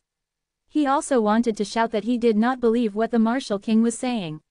He wanted to shout that everything the Martial King had done for him was based on a lie. However, Nocturne remained silent because the Martial King's mischievous yet gentle smile and impression he got from the Martial King's attacks made him realize that every word the Martial King uttered was the truth. I thought you were a simple simulation, but you're an individual who possesses an ego. Furthermore, you followed me around like a little duckling, calling me, Master. Even though I'm crazy about improving, I'm not that crazy to treat a student like a lab rat. That's why, whenever I saw you trying so hard to remember your past, even though I wanted to tell you, I did nothing. I just could not find the heart to say anything. The Martial King's left foot crumbled, but he continued moving quickly without losing his balance. Nocturne had been so single-minded that he didn't even realize that the Martial King was deteriorating. Open hollow corner bracket. You can't just erase your past sins by saying that. No, I can't. My intentions were impure, and I hid the facts from you. So I'm sorry. Those words landed heavily in Nocturne's chest. The Martial King had never uttered anything like that before. You need to understand. The corners of the Martial King's eyes wrinkled as he smiled. No matter what anyone says, you are my disciple. Boom, half of the halo that enveloped Nocturne disappeared with the Martial King's blow. Whoosh, the whirlwind produced by impact blew towards the sky. Nocturne did not even let out a cry of pain. Every word that the Martial King uttered had shaken his heart, and he could finally see things clearly. SS's. When a gust of wind blew past, the entire right side of the Martial King crumbled into tiny particles like sand, revealing condensed light dispersion inside his body. Nocturne's eyes flickered for the first time. He knew that the Martial King was deteriorating, and even though he had hoped for the Martial King's death, now that it was imminent, Nocturne felt a knot tightening in his chest. However, the Martial King laughed jokingly. You're not Alpharaon. You're not Vivaspot's simulation. You may have originated from him, and even if you were originally a simulation created by the tower's system, you've lived your own life. Isn't that right? Nocturne's fists trembled. Boom. The Martial King did not miss the opportunity and lunged forward. Let me ask you something. Did you live under the control of Alpharaon? Were you a doll controlled by me? Are the memories you possess right now yours or Alpharaon's? And what about your current thoughts? Your ego? Aren't you self-aware? Bam! The Martial King's left hand wrapped around Nocturne's right hand. Nocturne tried to shake off the Martial King's grasp, but the Martial King narrowed the distance between them and tightly bound Nocturne. Don't waver. Don't be scared. Don't be afraid. What is there to be afraid of? You're living your life, so don't create stress from things that don't matter to you. Also, for a moment, Nocturne could feel his body stiffen. Strangely, he could not even budge. Then, Nocturne realized why. He realized what the Martial King was holding. It was his source code. How the hell did the Martial King recognize and read his source code? As long as the Martial King was part of the system, he shouldn't have the power to do this. Though it had not been long since the Martial King initiated his exuviation and transcendence, the Martial King had already reached Alpharaon's power level. This meant that the Martial King could also utilize the tower's code like Alpharaon, something that even the top administrator could not easily touch. Since you're my disciple, you should show some guts and pride, you wimp. The Martial King swiped Nocturne's stomach with his hand. Boom! At that moment, Nocturne slightly bounced upwards as the halo of light that surrounded him was torn apart, revealing his true form. Nocturne's eyes were full of astonishment and confusion. Nocturne's transcendence, which was based on the tower's system, had been aborted. System error. System error. Transcendence has been aborted. Player, Nocturne, will be downgraded. The system cannot interfere. The system cannot interfere. ... System error. All system attributes applied to the player, Nocturne, will be suspended. Despite this unbelievable act, the Martial King laughed as if it were no big deal. More than half of his torso had deteriorated, and his vision was already blurring. He forced his eyes open and looked straight into his disciple's face. I'm happy we could clash like this. Before, you were just a duckling who only knew how to imitate me. Now, you can flap your wings and fly. Haven't you found your own path? Your adolescence was pretty long, no? Adolescence. Before children became adults, they worried about their identities, what they would do in the future, and how they could establish who they were. To the Martial King, Nocturne was just like an adolescent. Nocturne pretended to be mature, but it was only now that he had gotten rid of his dependence and rebelled against the Martial King. Once Nocturne overcame this period, he would be reborn as a wonderful, unique duck. However, even if you're going through puberty, doing something wrong still means it's wrong. You should expect an appropriate punishment for your mistakes, right? Bam! The Martial King smiled as he moved. He was truly enjoying this moment. Because that's what a teacher, a parent, and an adult should do for you. Nocturne closed his eyes tightly. He did not know what the Martial King planned to do, but since the system was shut down and no longer providing him with power, he could not do anything. Even if the Martial King sneezed on him, he would have no choice but to die. Nocturne could no longer resist. Open hollow corner bracket master. Nocturne was tense, expecting a huge blow, when he felt a warm touch on his head instead of pain. His eyes popped open to see the Martial King smiling at him warmly. The Martial King looked proudly at his mature disciple as he gently stroked Nocturne's head. I'm proud of you. Plop. Nocturne sat on the ground and burst into tears. Damn it, damn it, damn it. Boom, boom, boom. Yi and Wu swung Vigrid wildly, trying to break the barrier down in any way possible. At Yi and Wu's command, the ghost giants and the dragon of death bombarded the barrier with their attacks, but the barrier did not budge. They could not even scratch it. Yi and Wu's anxiety and anger grew, his eyes burning with fury. It was just like his goddamned master to do this to him. Why did the Martial King want to commit to such an absurd act? What did he want Yi and Wu to see? What the hell did the Martial King mean about mortality and immortality? Once one died, none of those things mattered. Why was the Martial King acting so flippantly? There were many things Yi and Wu wanted to say, but he could not verbalize them. As Yi and Wu struggled with himself, the Martial King, still shimmering with light, overwhelmed Nocturne. Now that he'd lost his own halo of light, Nocturne crumbled to the ground and dropped his head while shedding tears of regret. Yi and Wu stopped without even realizing. The Martial King turned his head to Yi and Wu. His body had deteriorated so much that the missing parts outnumbered the remaining ones. More than half of his face was missing. The Martial King was probably trying to hold onto it just so he could leave his last words. The Martial King was like a candle flame shining brightly right before being extinguished. His eyes were dazzling. Did you observe everything? Yi and Wu wanted to say something. However, those words were not appropriate for this moment. It was his master's last moment. It would be silly for Yi and Wu to cry or be angry at his master's smiling, fading face. Thus, Yi and Wu forced himself to smile and nod while tears rolled down his face. And though it was difficult to move his lips, Yi and Wu quietly eked out, yes. That's it then. The Martial King nodded as if satisfied with this last lesson. After looking at his two disciples, the Martial King moved his gaze to his son, who was looking sadly from afar, and his tribe members. If I had known this would happen, I would have had a drink every now and then instead of just fighting around with my students and children. How unfortunate. The Martial King clucked his tongue and quietly disappeared. A deep silence followed after the Martial King's disappearance. No one even thought about speaking. The incredible reverberation of power that had shaken the tower and the great holy territory that extended far up into the sky both disappeared in an instant. The forces that shook all four corners of the land completely disappeared as if nothing had happened. However, the agitation that everyone felt didn't vanish. The impact that the Martial King had on every one of them was great, from the head elder and the Bakshan family members to the tribesmen, the ghost giants, and dragons of death, even Kronos, Cha Jung-woo, Yi and Wu, and Nocturne, as well those looking down from the heavenly world. The godly society less than Malik greater than is silent. The godly society less than diva greater than is silent. The godly society less than Chan sect greater than is silent. The demonic society less than l'infernal greater than is silent. No one knew how to react to the martial king's sudden disappearance.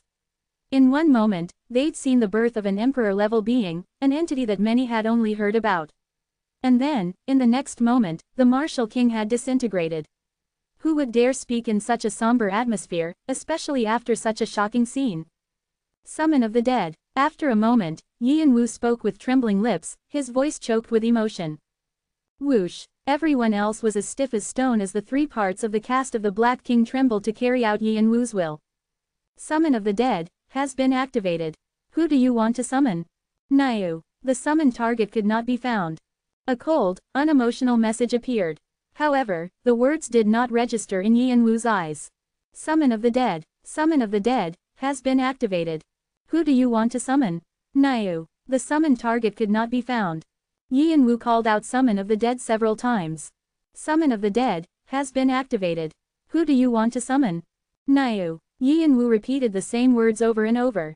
However, the messages he received in return did not change. The being you are attempting to summon cannot be found.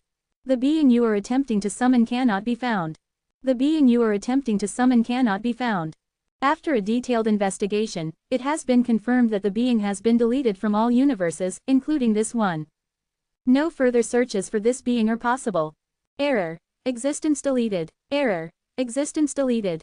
Your ability cannot be applied to the being. Once Yin Wu read the message that the martial king's name and existence had been permanently deleted from the tower's system, he grew angry.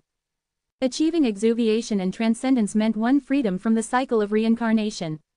When transcendent beings died, it meant total annihilation. Death was not a simple matter of going into the underworld anymore since the transcendent being's soul was deleted. In other words, someone who ascended to the emperor level and suffered the disruption of Gaia's curse would never have a chance to reincarnate. The martial king's situation was different from Cha Jung-woo's, whose soul had crossed over to the darkness. Therefore, no matter how great the power of the Black King was, it was impossible to call back a deleted existence. It was only now that Yin Wu became fully aware of this, and his thoughts were consumed with tearing apart the person who had planned the martial king's death. Rumble, rumble, black flames flickered around Yin Wu. Yin Wu raised Vigrid and gathered sword thunder. Nocturne was still, as if he were in shock, and even though it was clear that Yin Wu's sword thunder strike would hit him, Nocturne didn't resist. It seemed that he was prepared to die. Right before the moment of impact, the head elder shouted urgently, "Grab him!" The One-Horn tribe members and Fant had been waiting for his order, and they rushed towards Yin Wu at the same time. Normally, most of them would have been blown away by Yin Wu's sword thunder strike, but the sword thunder strike faded and disappeared. While Yin Wu was momentarily stunned, Fant and the One-Horn tribe members grabbed and held down his limbs, making it impossible for him to move. "Let go of me, let go." Raising his magic energy level, Yin Wu tried shaking them off, but his magic was quickly extinguished, just like his sword thunder. The same force also bound him as Kronos, who understood the head elder's intention, moved to bind Yin Wu's movements through their unity.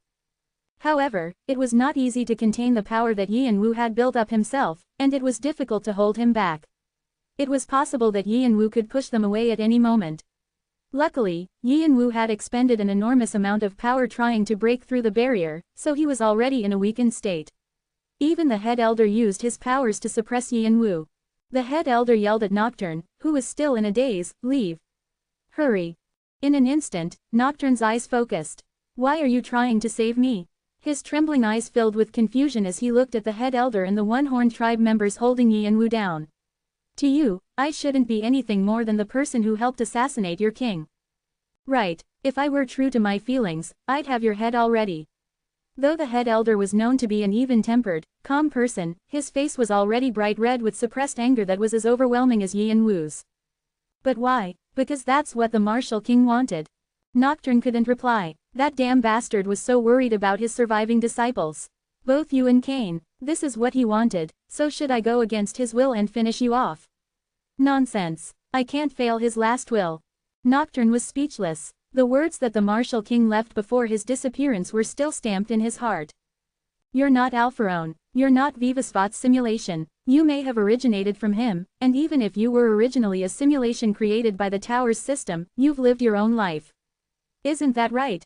Don't waver. Don't be scared. Don't be afraid. What is there to be afraid of? You're living your life, so don't create stress from things that don't matter to you. Your adolescence was pretty long, no? Nocturne's heart pounded loudly. Because that's what a teacher, a parent, and an adult should do for you. I'm proud of you. Nocturne felt like the Martial King was still around. He felt as though he could still feel his master's hand gently stroking his head. The Martial King had reacted the same way when Nocturne first opened his eyes. The Martial King had stayed by Nocturne's side and taught him many things. The Martial King would often pat Nocturne's head and say Nocturne had done well after doing something difficult, giving him words of encouragement whenever Nocturne fell into depression after another unsuccessful bout of recalling his lost memories. At the thought of that warm hand, Nocturne clenched his teeth. Forcing down his rising emotions, he got up, determined to continue living. It was the only thought in his mind, the thing his master had wanted for Nocturne. All right, go and never let me see you again. This will be the last and only chance my tribe will give you. The next time we meet, seeing Nocturne get up, the head elder revealed his savage intent. I might tear off your head with my own hands. After placing his clenched hands on the ground and bowing, a traditional one-horned tribe farewell, Nocturne left. Nocturne had shown to the head elder the proper respect and gratitude of a disciple for his master's close relation. The head elder did not take his eyes off Nocturne until Nocturne was gone. He wanted to make sure that he had fully carried out the Martial King's final will. The Martial King had said that he would attain his own immortality and stay by his disciples, but the head elder had no idea how the Martial King planned to achieve this feat. The unwritten stories of the future did not belong to old people, the head elder thought, but to people like Yianwu and Nocturne. There was nothing the head elder could do but help them write these stories.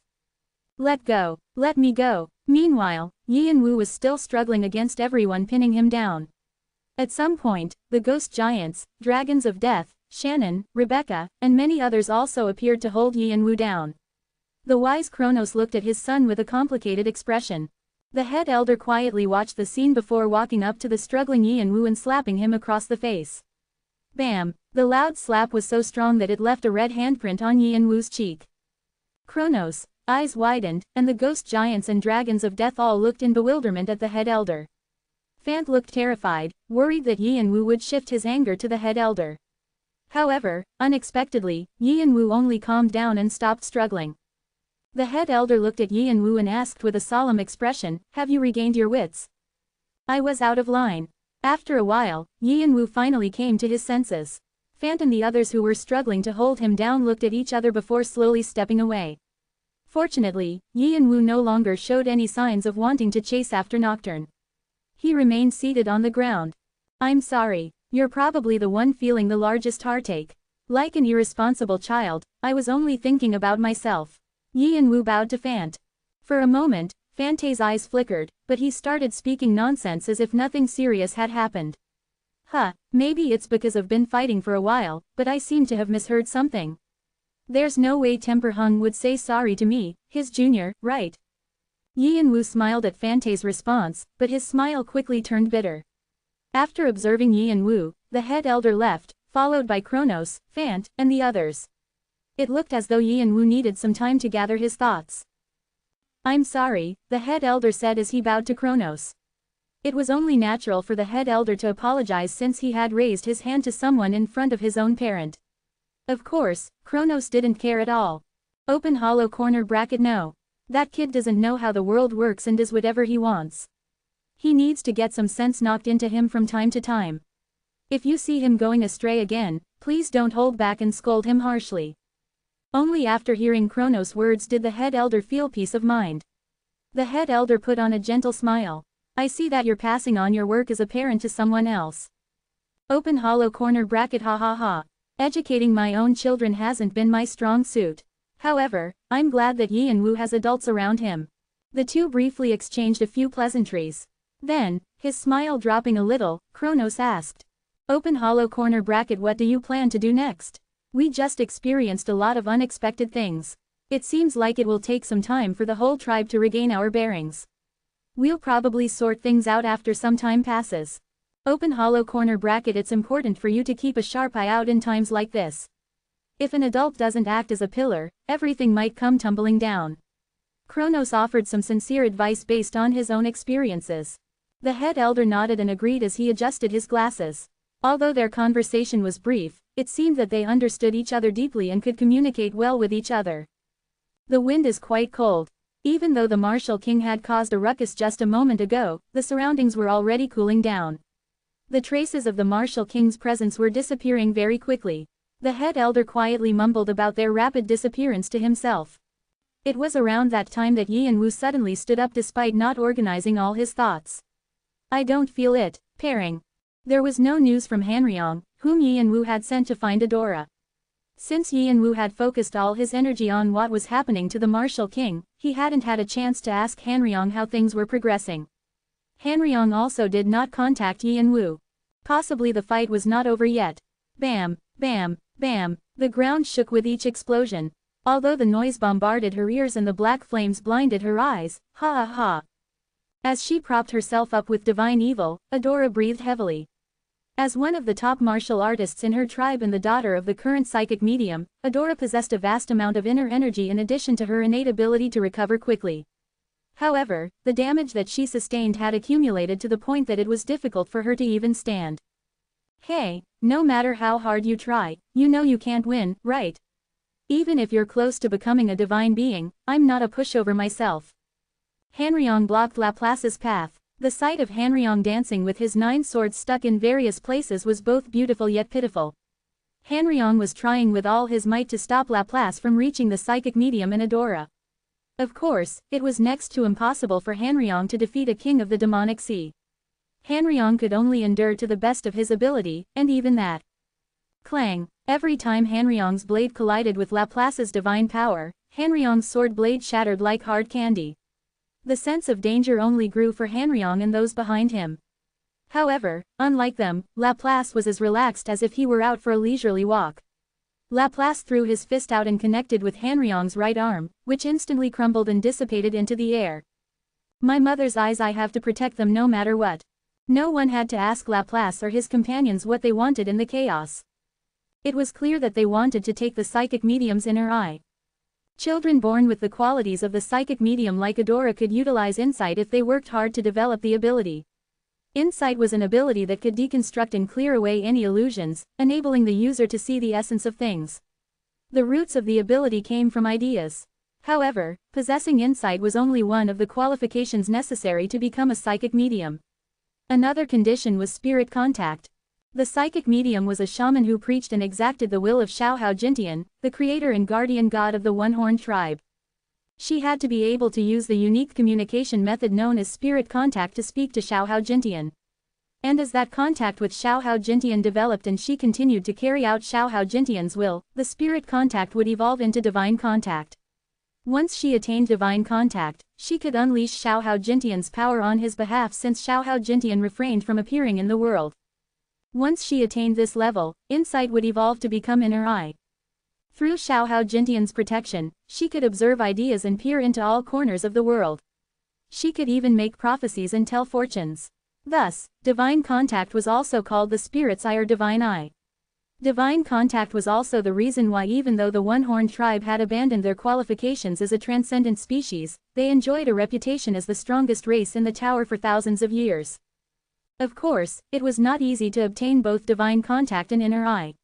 In fact, during the long history of the one-horned tribe, they had more years without a psychic medium than with one. Furthermore, even if the tribe was fortunate enough to have a psychic medium, the psychic medium often had short tenures. However, the psychic medium of this generation was different. She rose to the position around the same time that the Martial King had taken the throne. This confluence of events led to a long period of stability which helped the one-horned tribe establish a firm foundation bolstered by the head elder's leadership and sage counsel. For a long period of time, the one-horned tribe had the Martial King, one of the most powerful martial artists in the world, and a psychic medium who could see into the darkest corners of the world. With those two leading the tribe, how could the tribe fall into trouble? They also had solid potential successors. Fant had the Martial King's martial arts and bloodline, and he was already at the level that the Martial King had been at his age. Adora had almost fully evolved her spirit contact to divine contact. Thus, no one doubted the tribe's continued success and dominance. Now, a being had appeared, intent on taking the inner eye, Laplace. Once, Laplace had been the Central Bureau's top administrator, but somehow, Laplace managed the incredible feat of obtaining the role of a player as a divine being. No one knew exactly how Laplace planned to take the inner eye. The recent attack had temporarily cut off all channels with Xiaohao Jintian after the destruction of the village's barrier and the large damage that the spirit pond sustained.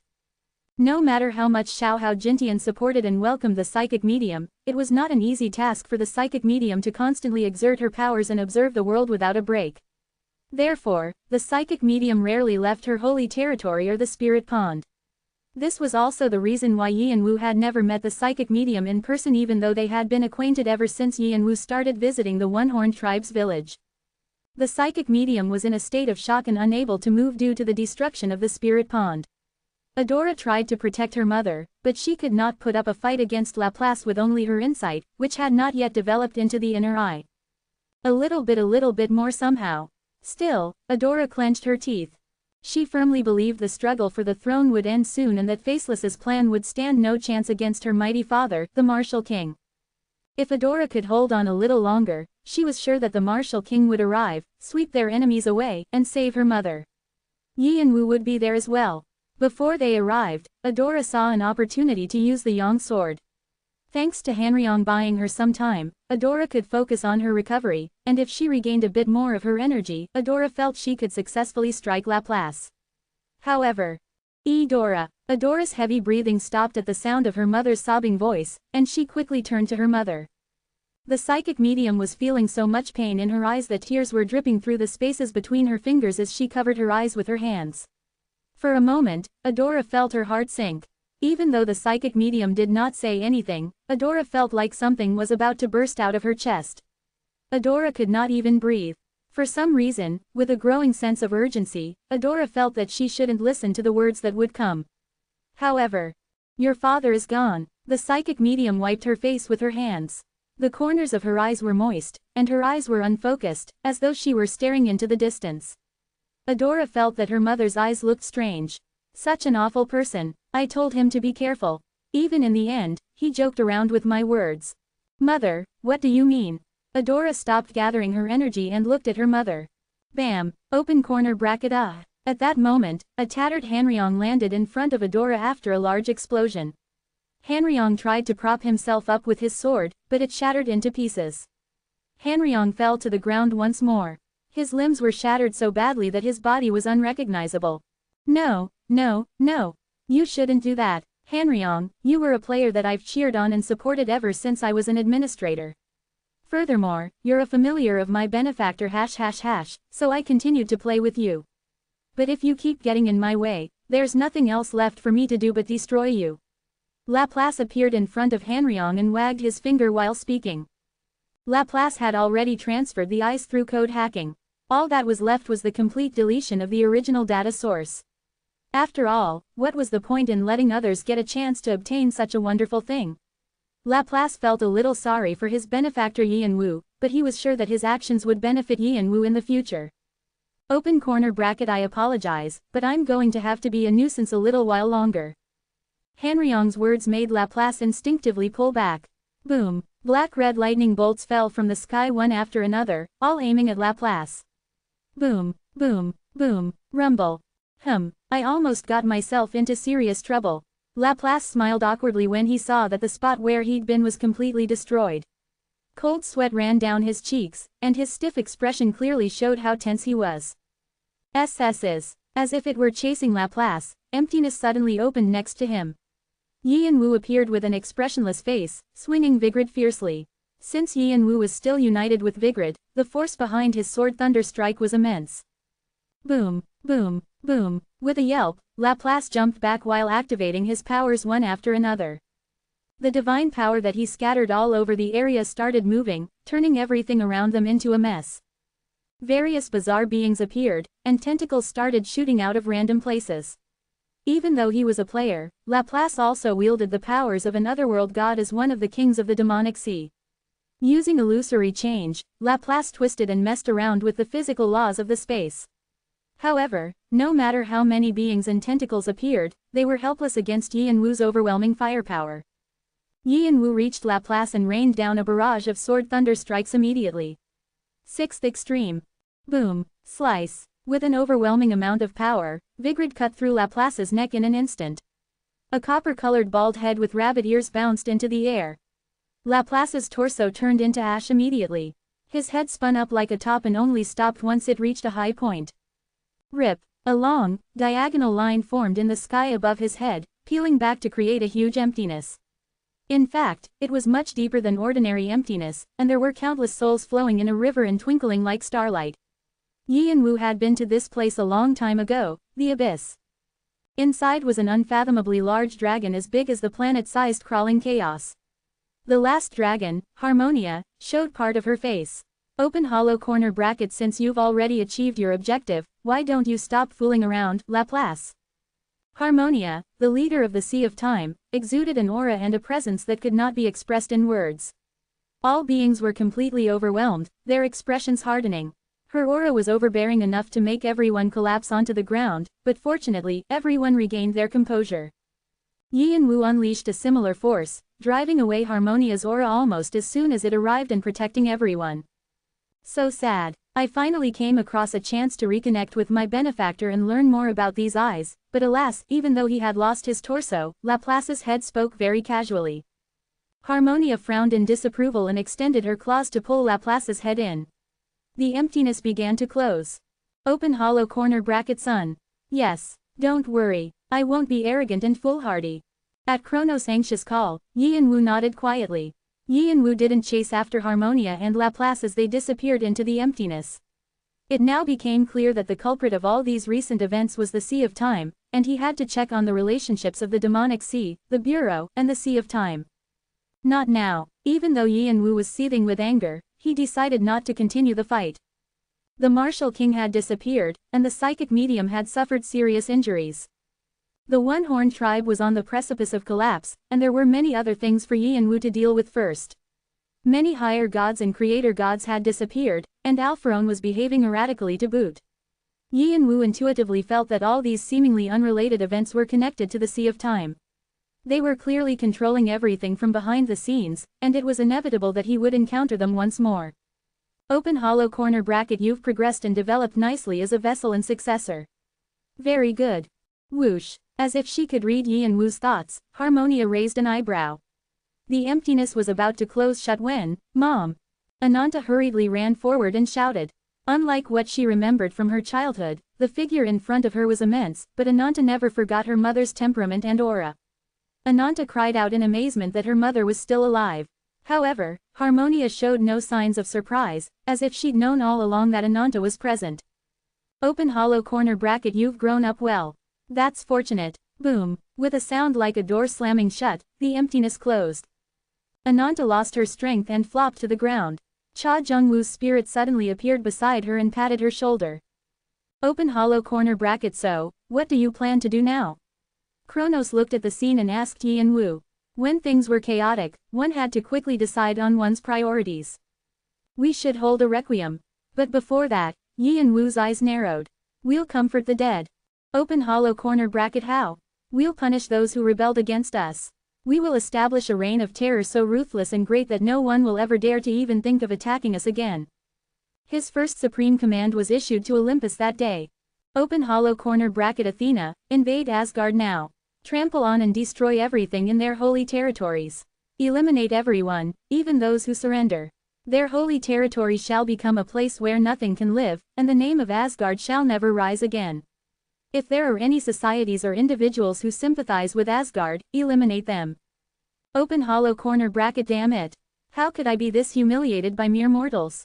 Thor shouted in frustration. Fury bubbled in him, making it difficult to keep his temper in check. What he had suffered from the disciple and master pair Yi and Wu and the Martial King was the most outrageous humiliation he experienced in his entire life. He couldn't believe he could be embarrassed by creatures who weren't even demigods. He wasn't the only one who'd suffered, even his entire society had been disgraced.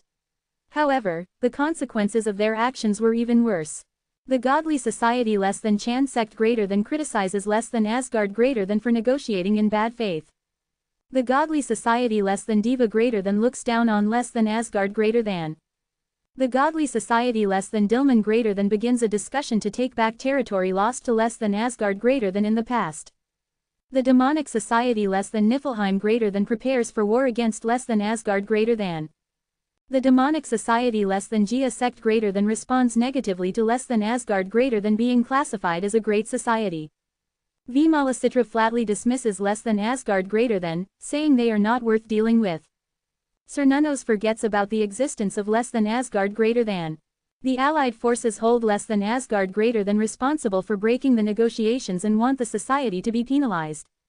Asgard had once been one of the key societies of the heavenly world, but they had lost this high regard, and their reputation plunged to the ground.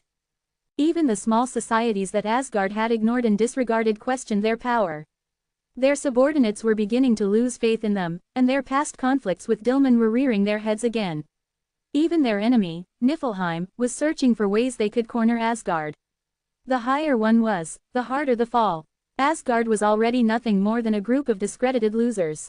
However, what angered Thor further was the fact that the societies of absolute good and evil were silent. The godly society less than Malak greater than defers their statement regarding this incident. The demonic society less than L'infernal greater than expresses discomfort with the rude actions of less than Asgard greater than and does not make any statement. Malak and L'Infernal usually acted as arbitrators and tried to interfere whenever there was trouble between the societies. In fact, at times, they meddled so much that it became annoying. They had been eager to get involved when the Allied forces and hostile forces were fighting, but now, they were deathly quiet. It wasn't that they didn't have a reason to stay away. Asgard was sure that a prolonged war after the takeover of Olympus wouldn't benefit them, and so they asked Malak and L'Infernal to help them negotiate with the Allied forces. However, at the same time, Asgard secretly worked with the Sea of Time to influence the negotiations and attempted to take Yi and Wu's close friends as captives. This had enraged the Chan sect, who accused Asgard of negotiating in bad faith. However, Asgard's biggest headache was that they had failed.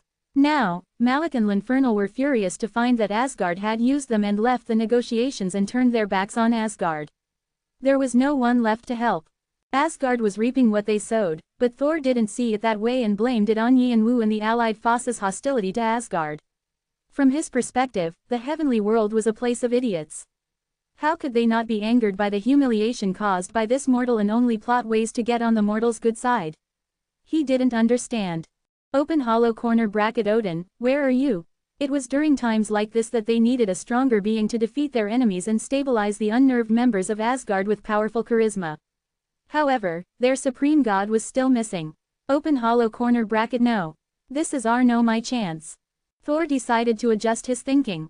Sometimes, a crisis could lead to opportunity. What if he led Asgard through this threat? If he could show leadership as the new supreme god after steadying the wobbling Asgard? He could create a new legend, which meant he could be a new king. Open hollow corner bracket yes. There's no reason for me to stay as second in command forever. Thor clenched his fists. Odin had already abandoned his duties as the supreme god. Now that they were in this situation, Asgard needed a new king, and there was no one more suited for the role than him. What did he need to do now? Even though the Allied forces were on the brink of declaring war on them, Thor thought the most important thing was to resolve Asgard's internal divisions. Open hollow corner bracket HMPH. Whatever. They'll quiet down if I give them a few territories. No matter how displeased Malak and L'Infernal were with Asgard, they couldn't allow the balance of the godly and demonic societies to be disrupted. Otherwise, the heavenly world would go up in flames. The two societies were busy trying to unite the heavenly world against Alpharon, and they had no choice but to protect Asgard in order to maintain the balance. All Asgard had to do was toss them a few societies they had no use for. They could take back those societies once they were done arranging their internal affairs. In the meantime, they could simply consider it as letting others temporarily manage their territories. Thor felt more at ease after coming up with a new plan. He was still furious at Yi and Wu, but there was a phrase the Chan sect and Jia sect used for this situation: it is never too late for a gentleman to take his revenge. Thor decided to think of it that way. He'd have the opportunity to pay back the humiliation later. Open hollow corner bracket first, I should go console those who are struggling because of the penalty. Thor slowly got up as he organized his thoughts. The penalty they received after their manifestations were interrupted was immense. His own divinity was unsteady, so he could only imagine what the other divine beings were feeling. He needed to soothe their indignation. But as he was about to leave the temple, he paused. Wait, what about Olympus? Why are they so quiet? The messages describing the reactions of the various societies were still updating. However, Thor didn't see anything from stupid Olympus, those idiots who decided to accept Yenwu as their supreme god. Suddenly, chills of anxiety ran down Thor's spine. The objective of less than Olympus greater than has been changed to the destruction of Asgard. Olympus, message immediately popped up. A society's objectives determined the course it would take. How had it changed to something so harsh? The godly society less than Olympus greater than declares their new objective to all the societies of the heavenly world. They announce that they will disregard views that express concern about or object to their policy. They declare they will not allow anyone's interference in this war, and they will consider anyone who supports Asgard as an enemy. Less than Olympus greater than has declared war on less than Asgard greater than. The less than Chan sect greater than of the Allied forces expresses their support. Less than Niflheim greater than of the Allied forces expresses their support. The less than East Demon Army greater than of the Allied forces declares they will participate actively. The Allied forces will send soldiers for support. The godly society less than Malik greater than announces they will not interfere in this incident. The demonic society less than L'Infernal greater than asserts their detachment from this war. Thor could only think of one thing as he looked at the messages that appeared one after another. Asgard had been abandoned. The resistance from Olympus and the Allied forces was worse than he thought, and even Malik and L'Infernal were deserting them. Thor was headed for the other divine beings when the great holy territory of Asgard shook with an explosion. Boom. Less than Olympus greater than has invaded the great holy territory, third branch of Yggdrasil. A message has arrived from the celestial scribe of less than Malik greater than Metatron. Message: we will not interfere in this situation. Although our usual policy is to mitigate large-scale events including those that involve destruction, leaving Asgard unpunished will compromise our authority. We have decided to sacrifice Asgard to prevent this from happening. A message has arrived from Metatron. Message: we only request that the battle not spread to other societies. A message has arrived from the head of less than L'Infernal greater than Baal. Message: we have no reason to oppose the destruction of one of the pillars of the godly societies. However, we wish that this situation be contained in order to decrease the risk of new conflict. And as for Agaris Ha, take care of that damned fool. This is a personal request. Metatron and Baal, the leaders of Malik and L'Infernal, immediately sent messages as Yenwu declared war. Their point was simple: they didn't plan to interfere at all, but they wouldn't allow the chaos to spread to other societies. It was clear that they had decided to allow Asgard to be eliminated, but they didn't want the war to expand and increase Yenwu's influence. Since the purpose of this war was revenge, Yenwu didn't have any complaints. In fact, he was grateful that the Chan sect in Niflheim had sent soldiers, especially since the Chan sect was probably in a frenzy due to the Jade Emperor's disappearance. Despite this, they had offered to help. Athena led Olympus forces and invaded Asgard. Their mission was total destruction. It was an entirely different war from the one that Uranus had waged in the past. At the time, they had wished to annex new lands and gain more forces, but this time, they had no intention of leaving anyone in Asgard alive. Fighting this war wasn't going to bring back the martial king, but Yenwu hoped it would be a source of entertaining distraction. In this way, the martial king's funeral began. Fwoosh. The one-horned tribe was represented by fire because their ancestor Xiaohao Jintain was the sun god. Red fire signified the purification of souls and the brightening of a dark world. They believed cremation was the only way for an individual to return to Xiaohao Jintian's side. The flames blazing in the center of the village burned for 3 days, accompanied by the sobs and wails of the tribe members, which eventually died down to silence. Yenwu entered the cave where the martial king had found enlightenment, cutting off all communication with the outside world to learn all the teachings the martial king had left behind and comprehend the yin sword. Before Yenwu entered training, the psychic medium had summoned him privately to a small cottage located by the spirit pond. Usually, it was a forbidden location to everyone aside from the psychic medium or her successors. There was an impressive pole there that showed the solar tides, which represented Xiaohao Jintian. The psychic medium was resting with Adora at her side. "I heard you called for me. It's the first time we're meeting face to face, isn't it?" The psychic medium lifted herself with Adora's help and smiled. Yenwu had only ever spoken to the psychic medium in his head. He thought her voice sounded quite young, but at the same time, it had a dignified tone that made people pay attention when she was speaking. The psychic medium's eyes were bandaged, and she'd stayed at the spirit pond to heal during the funeral. Normally, as the chief priestess, it was her responsibility to oversee the ceremony and pray for a soul to return to Xiaojiao Jintian's embrace. However, the heavy injuries she'd sustained from Laplace's attack had prevented her from doing so. Fortunately, Adora had performed the necessary tasks in her stead, so there weren't any problems. The psychic medium was smiling faintly as if she could see Yi Wu's face. From what Yi Wu had heard, the psychic medium was blind from birth. Her blindness was the reason why the Cheongram family hadn't expected anything from her even though she was born with the divine spirit. They didn't think she would be able to finish the training to become the psychic medium. However, the psychic medium hadn't given up, and she used her disability as an advantage. Since she couldn't see, she wasn't deterred by the deceptions of the world and sensed the truth beyond them. As a result, she was enlightened with the inner eye and was considered the psychic medium with the most divine spirit in history, becoming the youngest person to ever take up the position. Yi Wu heard that this passion was what made the martial king propose to her. As soon as he sat on the throne, he had to marry the daughters of 50 or so families and produce children, but the only person he truly loved was the psychic medium. She also fell in love with his inner self and not his appearance, and they had a happy marriage. Perhaps it was only natural why their children, Fant and Adora, could stand out among their many half-siblings. Even now, although Yi Wu wasn't looking at the psychic medium's eyes, he felt that she was reading everything about him. These procedures usually made him feel discomfited, but the psychic medium's gaze was different. Was it because of its warmth? It reminded him of the gaze he'd already forgotten.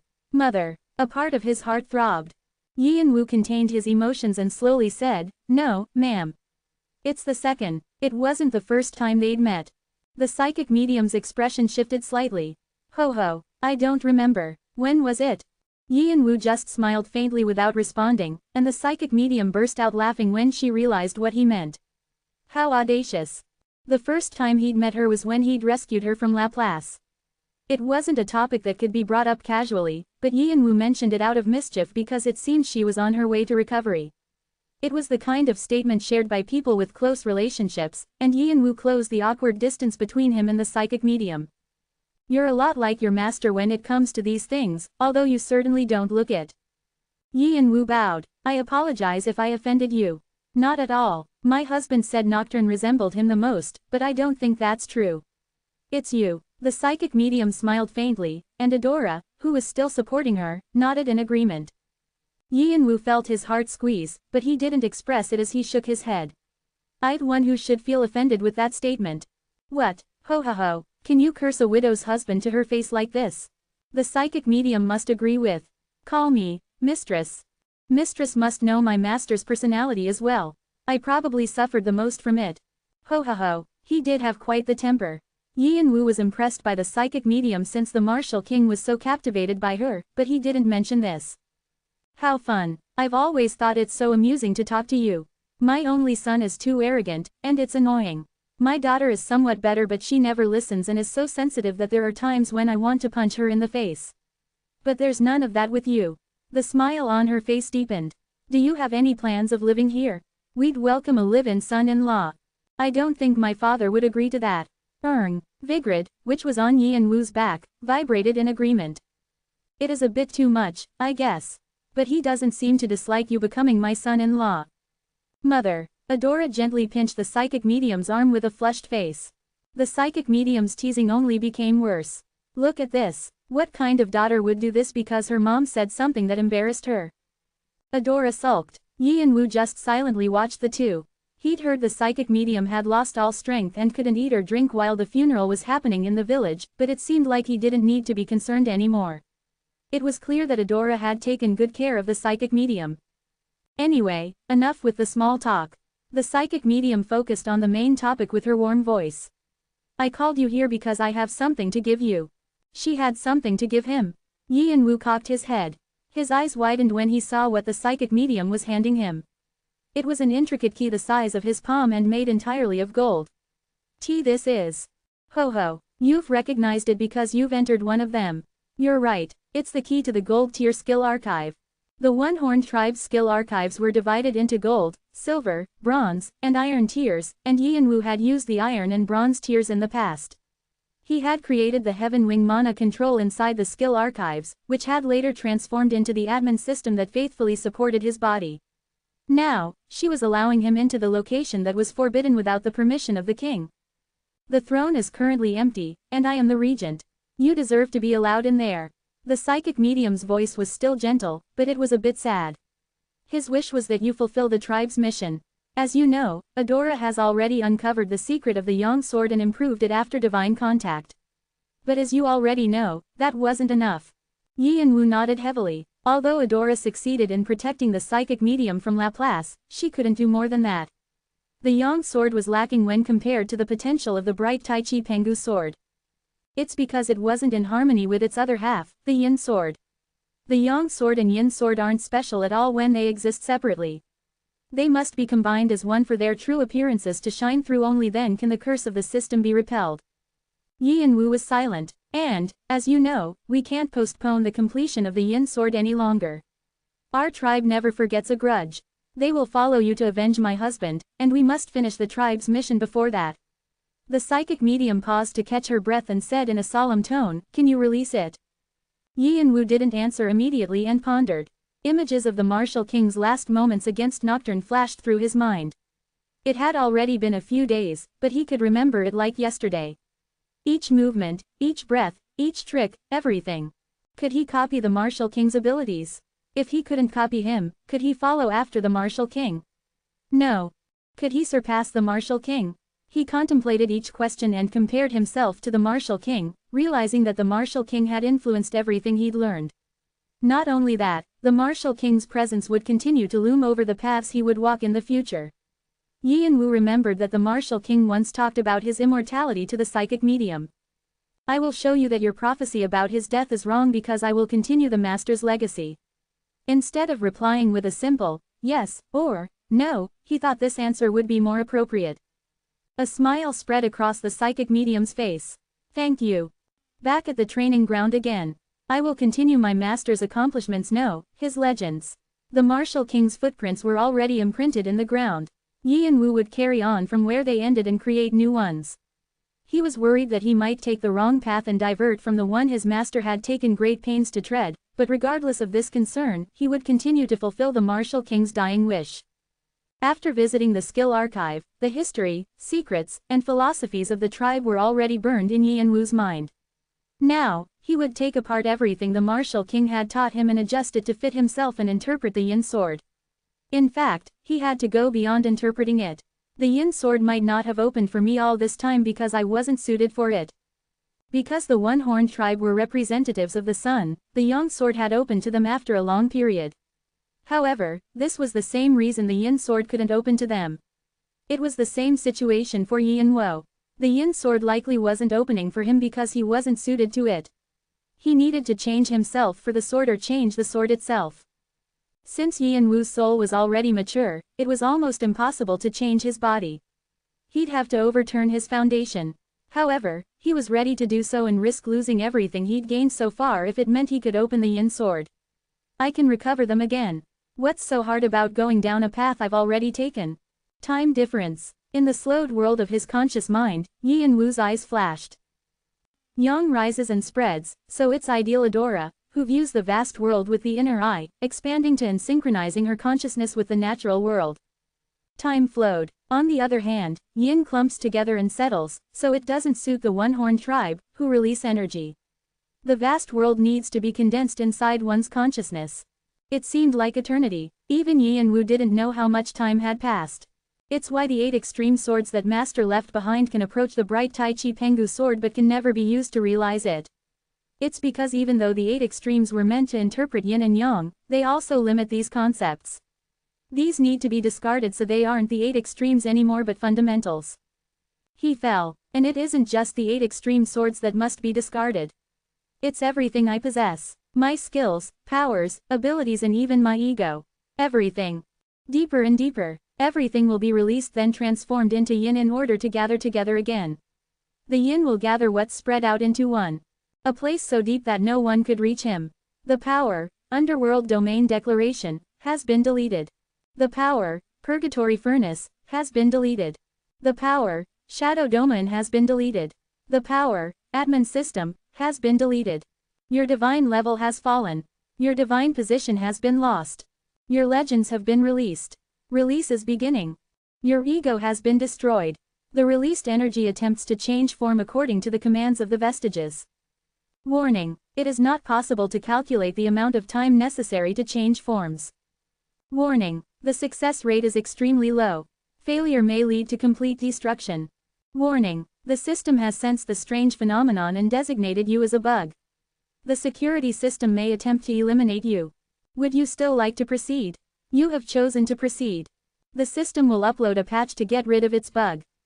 The transformations are taking place. Anyone who has a problem with me taking over this position should step up now. Fant shouted powerfully, using lion's roar. His voice was filled with fury and fighting spirit as if he were the king of beasts.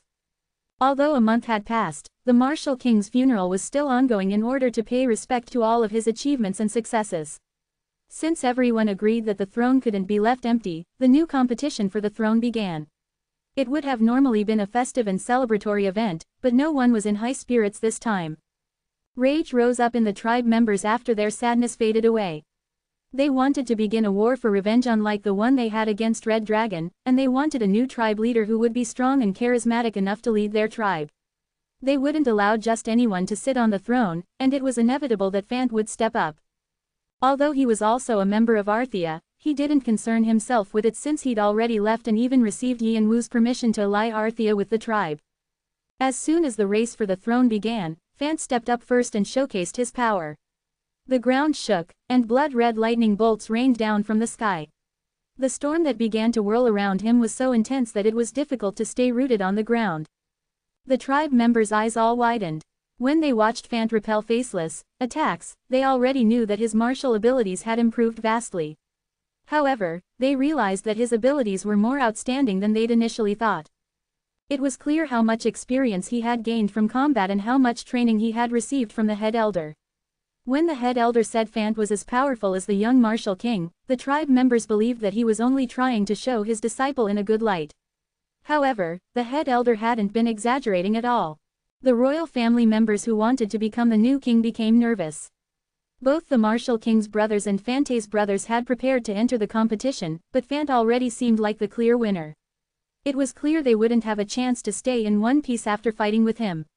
Everyone glanced anxiously at each other. No one. Crash, crash. The moment Fante's fury and blood-red bolts lashed out, the entire village shook. A smile appeared on the head elder's face. A few of the contenders who had been glancing surreptitiously at each other squeezed their eyes together and stepped up. If they didn't join now, the tribe members wouldn't support them. Fant grinned toothily. He didn't have any bad feelings toward them, and he saw them as a good way to demonstrate why he deserved to sit on the throne. Boom. The competition to decide on the new king began. The patch is disrupting the user's transformation. The user is attempting to block the patch with a barrier. The user has failed. The user has failed. The barrier has been destroyed. The patch has successfully broken through. It is tracking the user's source code and deleting it. The user is attempting to activate a defense mechanism to resist the patch. A new source code is being created. The process has failed. The process has failed. The process has succeeded. A new virus has successfully deleted and extracted the patch. A barrier is preventing the approach of a new patch. Dad, Mr. Fant is the new king. Open hollow corner bracket really? He talked up a storm about it. Looks like he really did it. Cha Jung-woo's vestige body looked up from the newspaper he was reading and smiled at Sesha, who had burst in through the door. He, Ananta, and Sesha were staying in the cottage as they rested and restored their magic power, and Fant occasionally visited them to keep them company. Cha Jung-woo and Fant had become good friends quickly after finding common ground as victims of Yi and Wu's nasty temper. Fant had confidently told Cha Jung-woo that he would follow his father's footsteps, and it seemed he had finally reached his goal. Then what do I call Mr. Fant now? Mr. King Fant. Cha Jung-woo stroked his adorable daughter's head. His vestige body was healing at a rapid rate, and he could physically touch things now. Open hollow corner bracket. Why don't we call him Mr. King?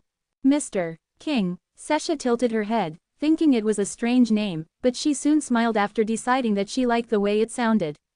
Okay, Mr. Fant is now Mr. King. Cha Jung-woo wanted to see what Fante's expression would be when he heard this. Just then, Ananta came up next to Cha Jung-woo with a basket full of fruit. What are you looking at? Open hollow corner bracket stories of the outside world. What's going on? Open hollow corner bracket nothing much. Things are all going as hung ordered. Cha Jung-woo's vestige body closed the newspaper and tossed it on the table. Arthea declares domination. The headline didn't beat around the bush declaring who the new master of the tower was. The long-standing rule of the 8 clans was over. The newspaper announced that the world now belonged to Arthea. The pacification of the 76th floor was successfully finished, and the surviving forces of White Dragon and the Dod Brethren had been eliminated. The 9 kings now had a new roster. Alpharaon, Shadow King, Cha Yin-woo. Blood Sword, Khan, Foxy Tail, Doyle, Martial King the Younger, Fant. Demon Beauty, Adora, Head Bishop, Huel, Sword Strategist, Leonhardt. Moonchild. 5 of the 9 spots were taken up by Arthea members or people related to Arthea. Ananta felt strange when she looked at it. Arthea, the fallen clan that Jung-woo had founded, had risen again thanks to his brother, and all vengeance had been fulfilled. Other than Alpharaon, no one could harass them in the lower world anymore. She knew that the world had changed when she opened her eyes again, but it was fascinating to see it for herself. Open hollow corner bracket the Sea of Time is still in the dark. Cha Jung-woo's vestige body frowned at the thorn in their side. They were the ones who had controlled everything from behind the scenes, and they were led by a person Ananta both loved and despised at the same time. Because it was impossible to know what their plans were, it was of utmost importance to find them. Open hollow corner bracket anyway, how are you feeling? I'm fine. The head elder said my recovery was fast. Open hollow corner bracket that's a relief. After Ananta woke up, the head elder brought out a significant number of elixirs from the tribe's treasury and gave them to her. She managed to recover quickly after the other elders gave their permission to let her use the elixirs, and she was almost back at her peak strength. Open hollow corner bracket I've also replenished a lot of my magic power. Then we should get started, huh? Ananta nodded solemnly. Open hollow corner bracket Hung said to wait until he returns, but we can't push it back any longer. Yin-woo was showing no signs of coming out of his training. However, there was still no news of Brahm, and their worries grew by the day. It was possible that he had disappeared while chasing after the Sea of Time, but it was just as likely that he had gone missing like Zeus and Odin since Brahm was Deva's creator god, Brahma. Although only those who were afflicted by the heavenly demon disease had disappeared, they needed to consider everything. They told Sesha that they would be taking a short trip, and they asked Adora to take care of her while they were gone. If only the 2 of them were going on the journey, the danger would be great, but another person had agreed to come along, so they weren't too worried. Open hollow corner bracket then let's go. Ananta nodded and picked up the ticking pocket watch from the table, putting it in her pocket. When they stepped outside, the head elder was already waiting for them, wiping his glasses. Are you ready? Just like Heaven Wing, the blood-red philosopher who had once been a legend of the tower had come out of retirement. The transformation process has increased its speed due to an unknown factor. It is reaching its final steps. The current percentage is 89%, 90%, 91%, 96%. The transformation is complete. Final percentage, 103.1%. The energy of Yin has been gathered together as one. Your existence has been created. Yin-woo slowly opened his eyes. How much time has passed? Thanks to time difference, his mental processes had worked very quickly, and since his ego and consciousness had been cut off during the transformation, he had no memory of what had happened. He could have been deleted without a trace. But I succeeded. Yin-woo could feel that his body had changed completely. His divine soul had been taken apart and reconstructed. All impurities had vanished, and he had taken on the nature of Yin. His soul had already matured so his divine level wasn't too different, but it and his body had been reborn. A god of less than Olympus greater than, Thanatos, looks at you with admiring eyes. A god of less than Memphis greater than, Osiris, wishes to create a book of the dead for you. A god of the less than Chan sect greater than, the king of 7 hells, bows to you. A god of less than Ea greater than, Nergal, exclaims at your soul. A god of less than Diva greater than, Saitagarbha, wishes to request something of you. A demon of less than Niflheim greater than, Hell, wets her lips. She shudders in delight. Esma Diva is sure that you are the worthy and true successor of the Black King. All gods of death wonder at you. All demons of death worship you. The spring of death has been fully restored. The spring of death has been strengthened and now fits into the cog of all the divine powers of death in the heavenly world. The concept of death is in your grasp. Yin Wu named his soul, Yin Soul. He had changed the very foundation of his soul to the qualities of Yin to awaken the Yin sword, and through this, his divine power of death had been strengthened. No being in the heavenly world could compare to his divine power, and it was only natural that the lofty gods and demons of death would lower themselves to him. If he exuviated now, his Yin soul would bloom and he would be reborn as a conceptual god with the power of death. All the divine powers of death would be at his feet. As if welcoming his awakening, Athena appeared from shadows. Whoosh! Shadow Domain has been designated automatically. Your chief apostle is descending. Greetings to the supreme god of Olympus. I congratulate you on behalf of the lower gods. I have come to give a report on the progress of your instructions. Athena didn't dare lift her head. It wasn't that Yin Wu's level had changed, but strangely, she felt as if her soul would freeze if she looked at him. The atmosphere around him had completely changed, and she even felt a bit fearful, so she quickly pulled out the 4 heads she had been keeping safe all this time. The heads had vivid expressions of shock, as if they had just died. They were the heads of Thor, Heimdall, and the other leaders of Asgard. Asgard has been completely destroyed, and their holy territory has been turned into a land of death as you commanded.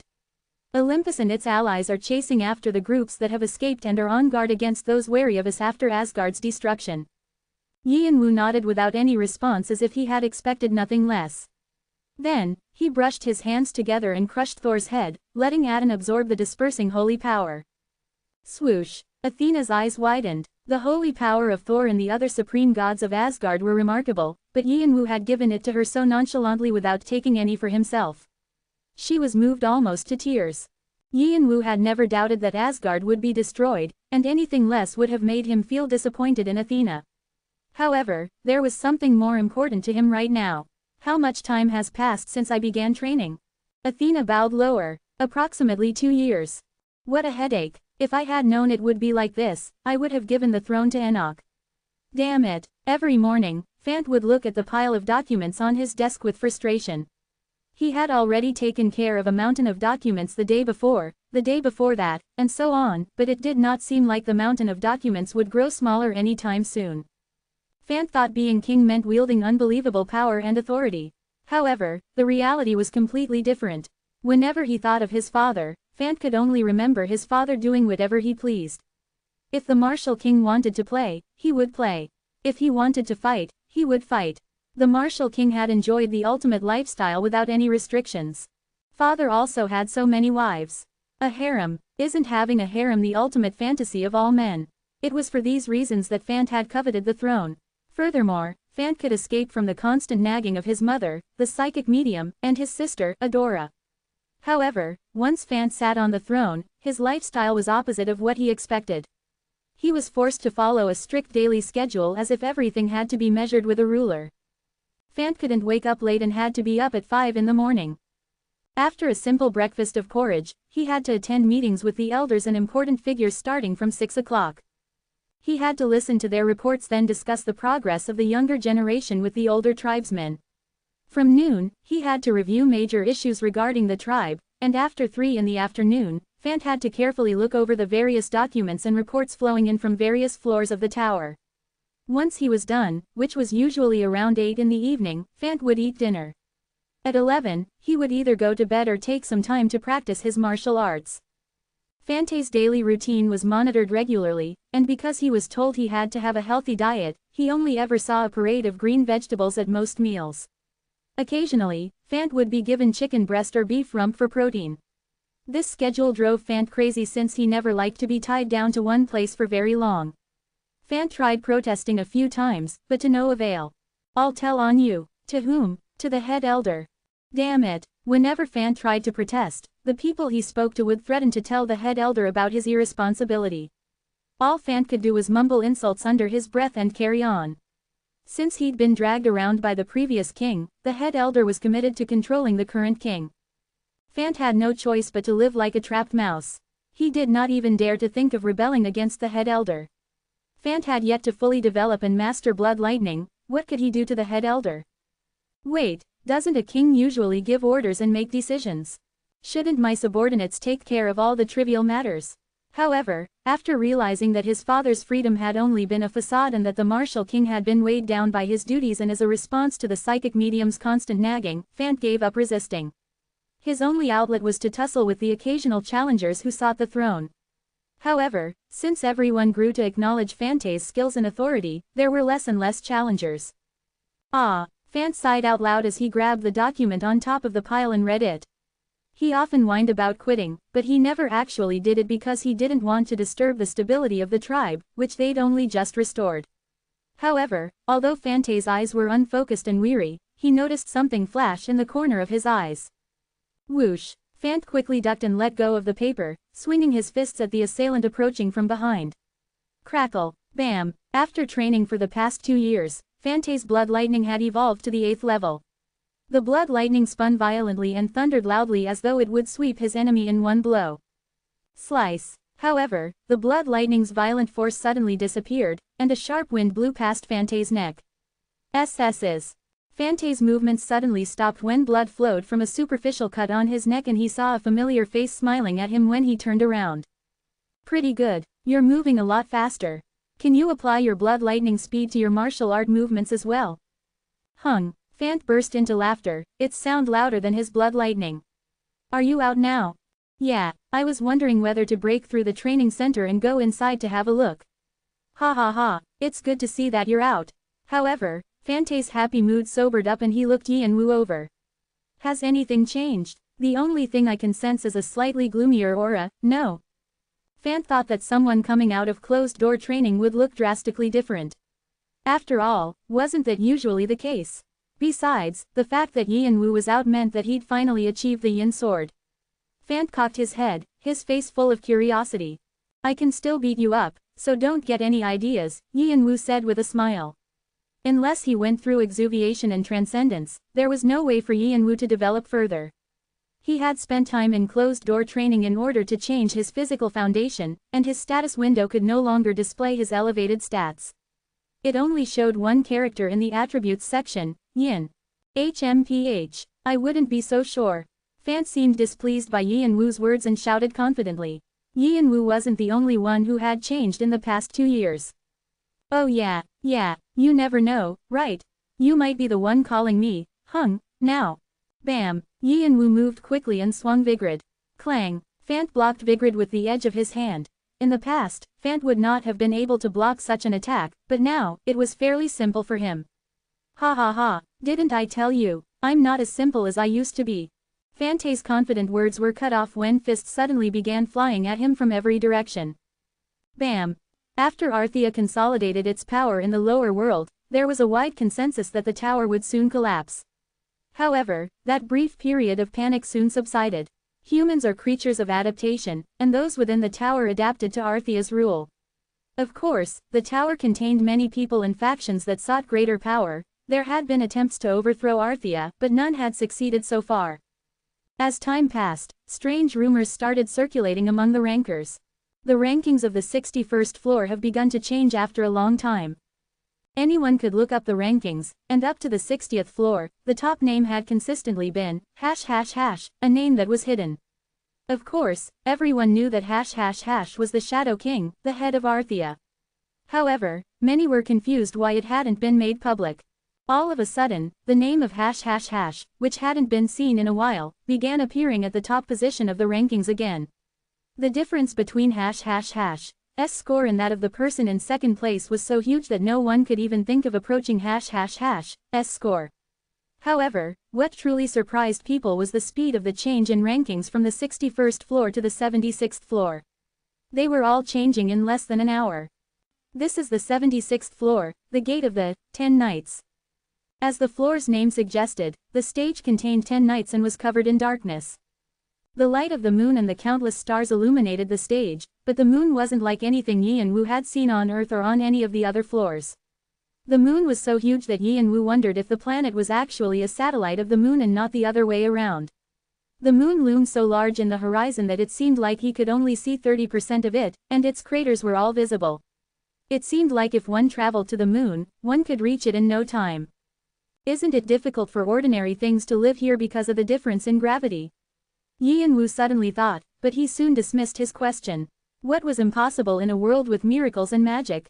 As the starlight reflected in his eyes, Yin Wu searched for Laputa and found the floating castle leisurely flying among the stars. Next to the moon, Laputa looked as tiny as a firefly, but its influence on the stage was beyond its size. It was the home of Arthea, who occupied the 76th floor in place of the now-defunct White Dragon. Yin Wu folded his sky wings and quietly landed on Laputa. Doyle had already heard that Yin Wu was coming and waited for him in the courtyard. "It's been a while, Hung. How are you? You know me. I'm always the same." Doyle had grown out of his baby face and looked dignified now. His physical features were sharper, and he seemed to have grown taller. "I suppose he's taller than Khan now." Khan would have been angry if he'd heard Yin Wu's thoughts. "Any news about the Sea of Time?" "I knew you'd start off with that. I need to get rid of them as soon as possible." Ferocity glinted in Yin Wu's eyes. The Martial King had told Yin Wu to surpass Alpharon. And, of course, Yin Wu was going to obey the Martial King's last words. However, that time was not yet right. Yin Wu had to strike the Sea of Time first. They were responsible for the Martial King's death and had stolen the psychic medium's eyes. Yin Wu was dead set on eliminating them first, especially when he considered the fact that someone was gathering up all the adamantine nova throughout the universe, that the gods had disappeared, and that the demonic sea was colluding with the Sea of Time. Also, Alpharon hasn't made a move despite the frequent occurrences of exuviation and transcendence.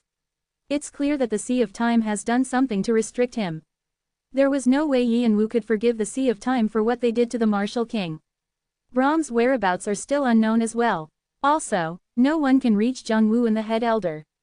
It was clear that Brahm was still alive because his link to Yin Wu was still intact. However, something was blocking them from contacting each other, so Yin Wu could not figure out what was going on. Still, from time to time, Yin Wu could sense that Brahm hadn't been detained or injured.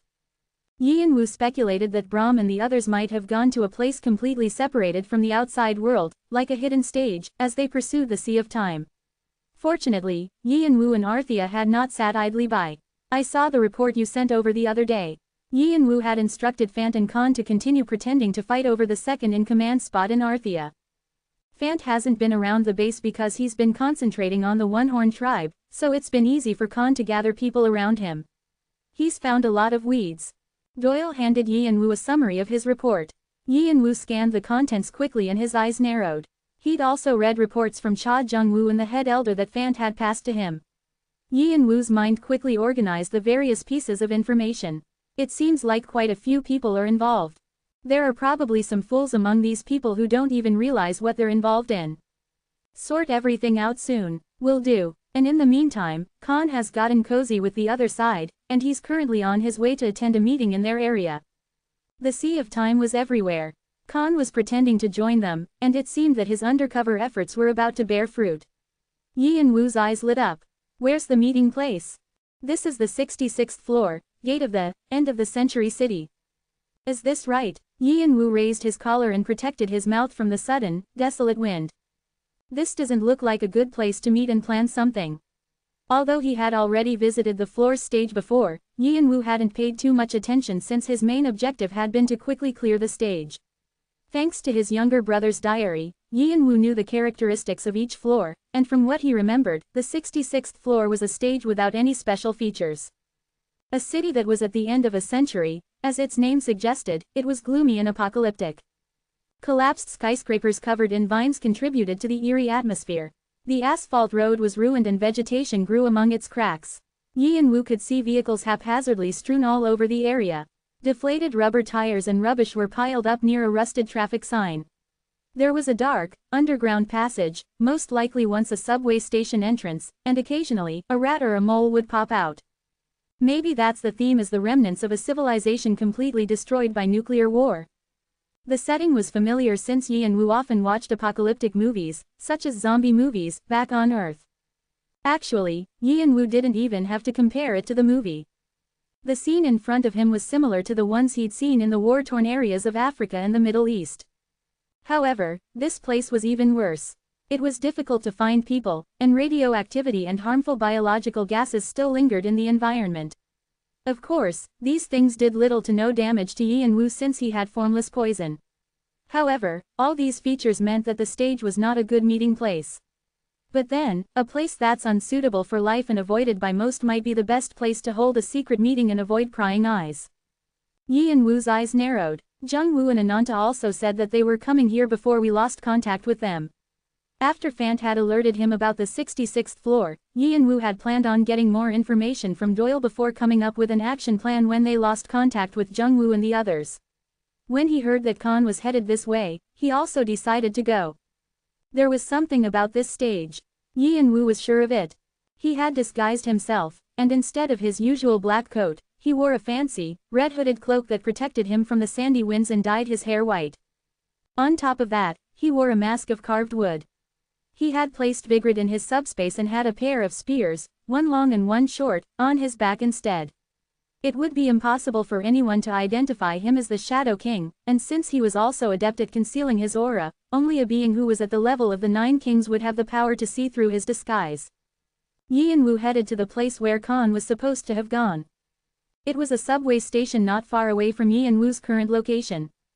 A nearby signboard with letters that even the tower's system could not read hung precariously as if it would fall off at any moment. There wasn't a single beam of light shining on the stairs that led down to the station, but Yi and Wu stepped forward without any hesitation. He had long ceased any dependence on light, and he followed along the wall down the stairs until he was inside the station.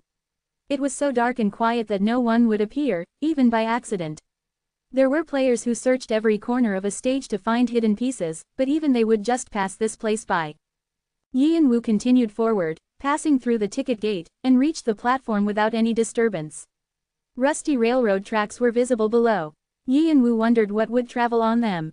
Boom! After waiting for over 30 minutes, Yi and Wu heard the hair-raising screeching of metal as something began to approach the platform.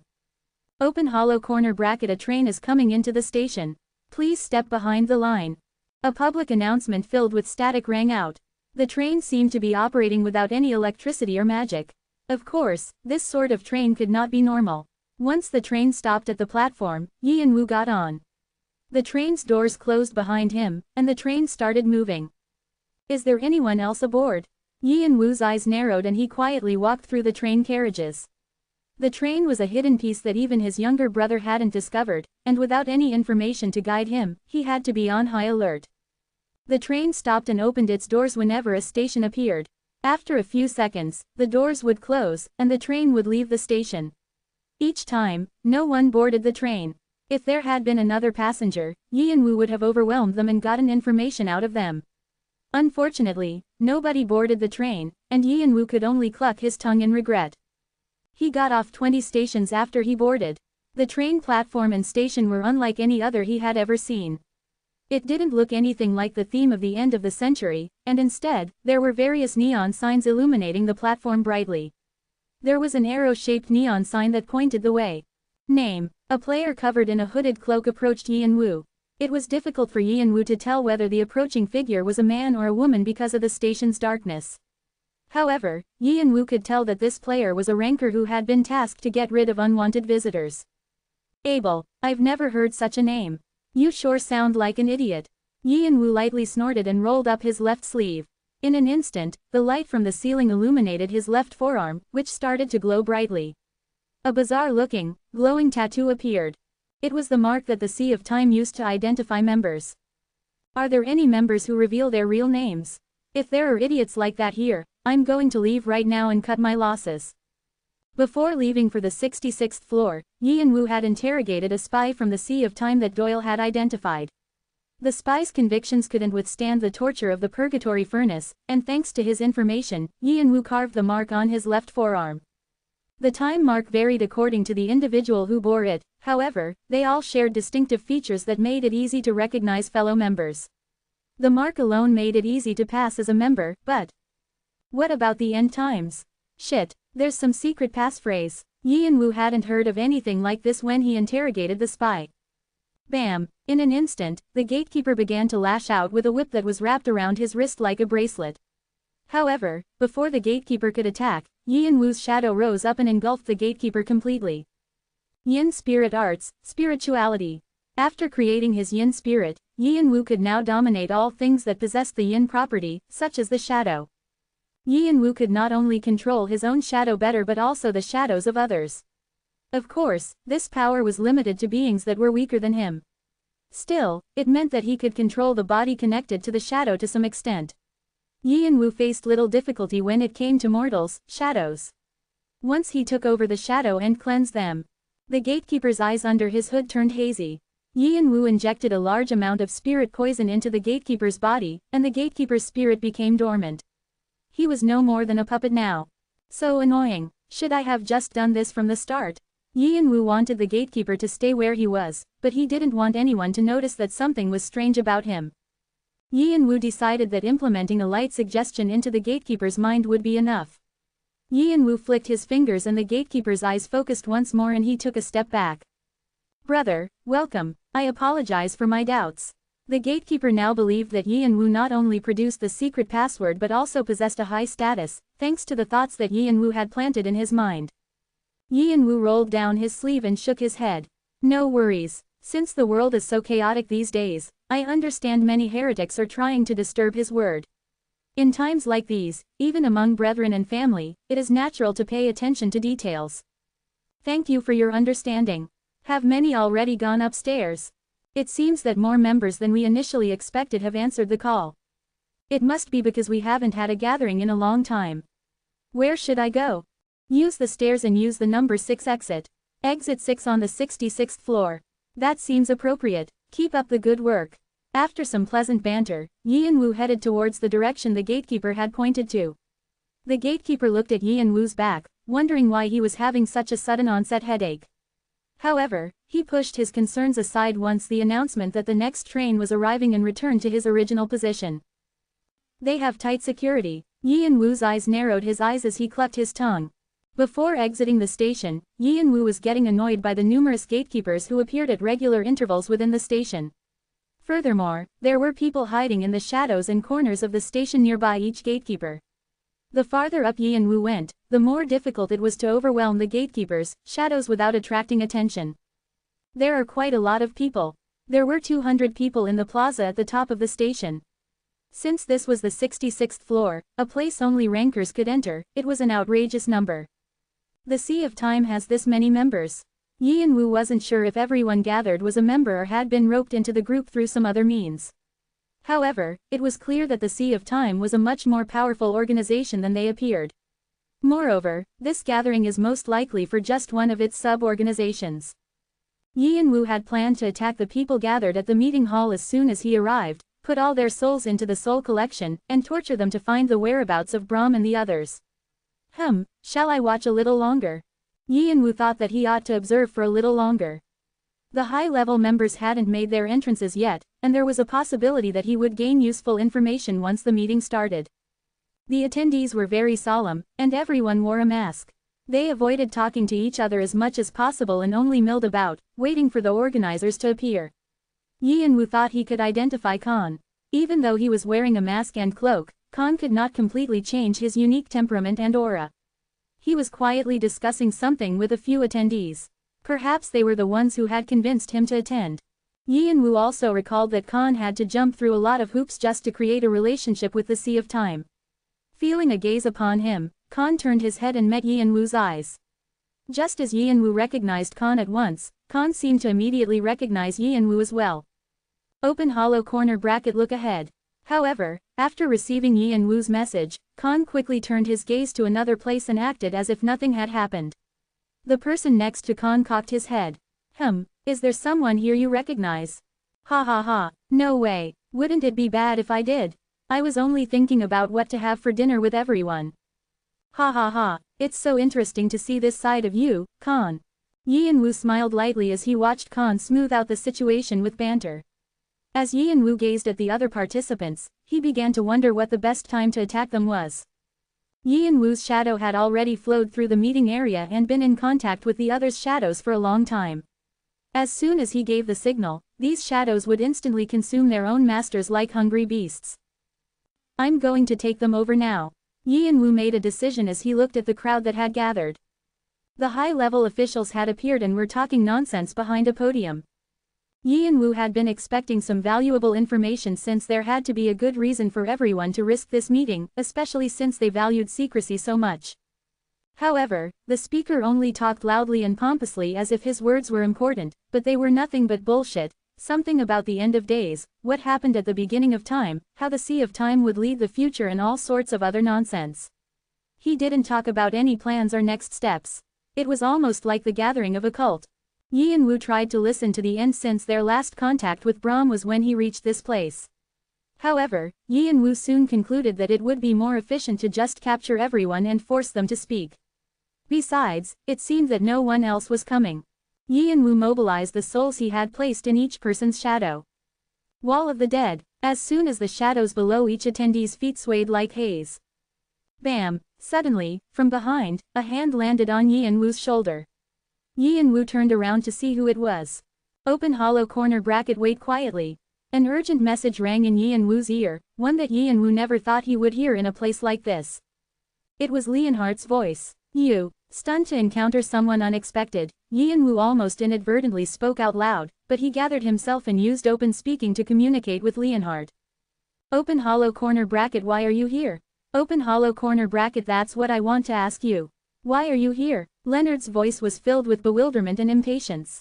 It was only then that Yi and Wu recalled what he'd read a long time ago in his brother's diary. After I disappointed Leonhardt, he moved on to the Sea of Time.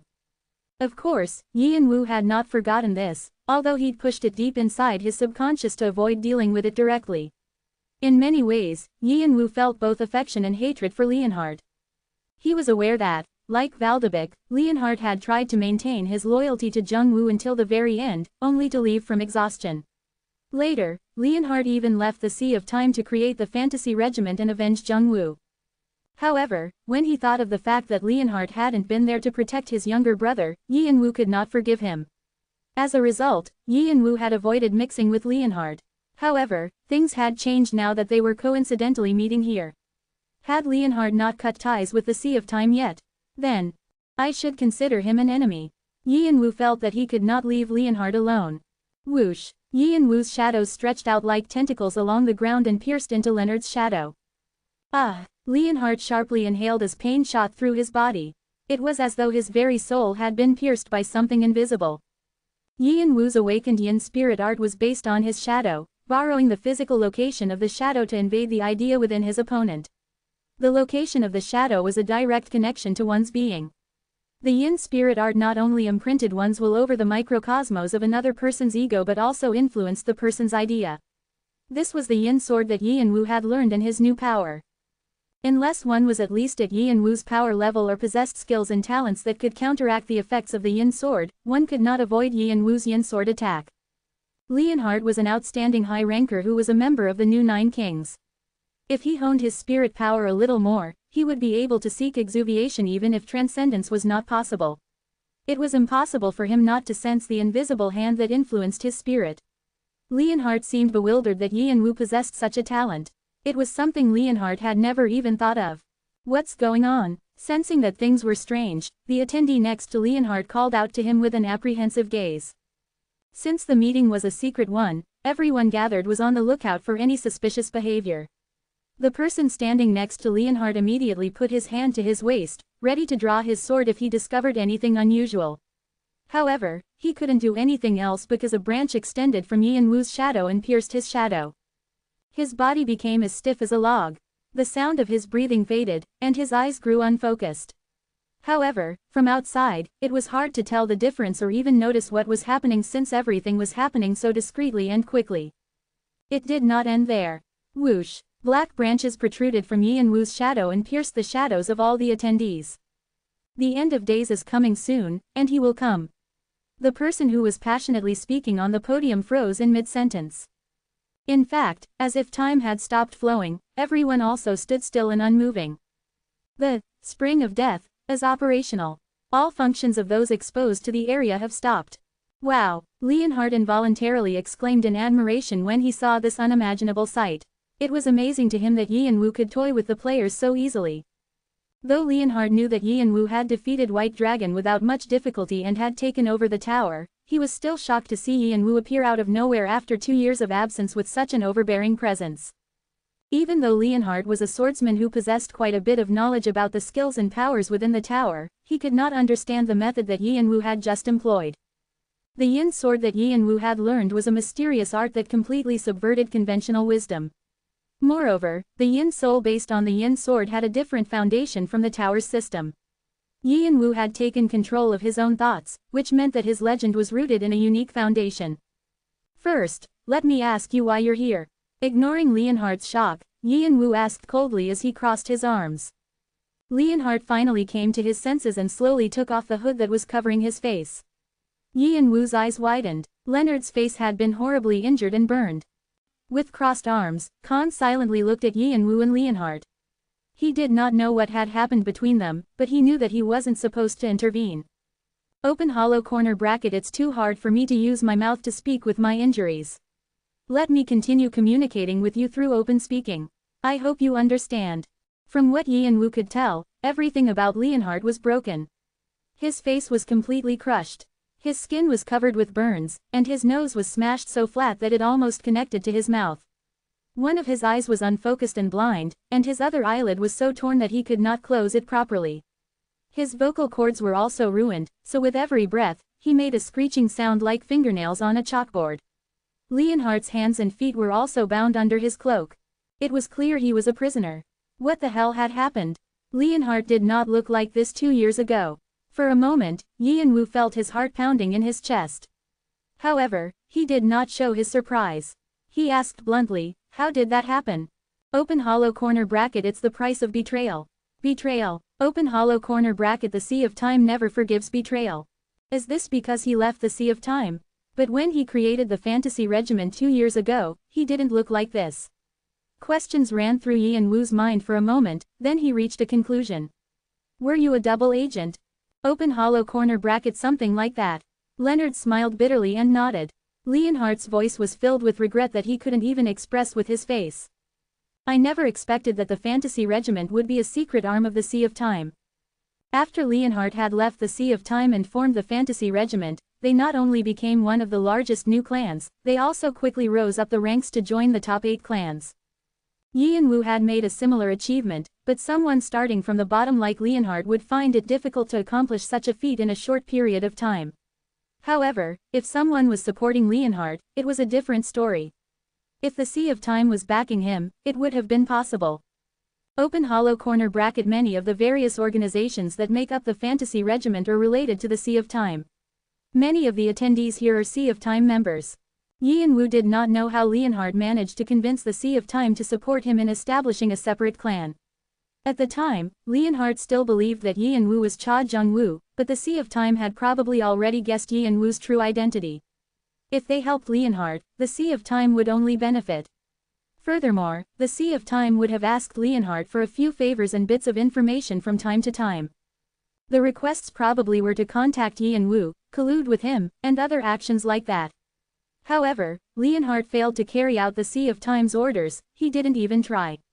Otherwise, he would have tried to form an alliance with Arthea while Yin Wu was away. However, Leonhardt had only focused on driving White Dragon to extinction. After some thought, Yin Wu understood why Leonhardt had ended up in this condition. Did you deliberately mislead the Sea of Time about me and investigate the Sea of Time instead? Leonhardt had been toying with the Sea of Time. When he realized that they were strongly interested in Yin Wu, Leonhardt had made sure that they could not obtain any information regarding Yin Wu. I thought you joined the Sea of Time. I did, but I got out not too long after joining. That place wasn't my home. Everything was going wrong.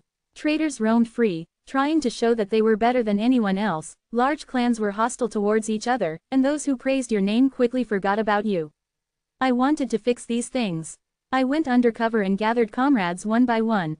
Thanks to that I realized too late how much you suffered. When Leonhardt had first revealed his identity as the leader of the fantasy regiment in front of Yin Wu, he had happily conversed about different topics with Yin Wu, as though he wanted to convey information to Yin Wu. However, although normally, Yin Wu would have read the signs and understood Leonhardt's message, at the time, he had been so overwhelmed with anger that he didn't read Leonhardt's intent. Now, they had arrived at this situation. Those in the Sea of Time weren't fools. They realized that Leonhardt was doing his best to block their efforts, which was why Leonhardt looked as he did now. Yin Wu felt his heart breaking at the thought that he was responsible for this. He had despised Leonhardt without knowing his true intentions. All the while, Leonhard remained steadfast in protecting Yi and Wu despite such punishment and humiliation. Open hollow corner bracket. I tried to find out some information, but I wasn't successful at all. However, rather than feeling entitled or sorry for himself, Leonard apologized to Yi and Wu that he couldn't find anything about the Sea of Time. I hadn't been climbing the tower very long when I met Leonhard.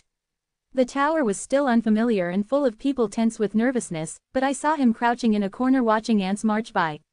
He couldn't have made a stranger first impression. Yi and Wu wanted to apologize to Leonhard. However, the words didn't leave his mouth easily. Yi and Wu wondered if he was even in a position to apologize.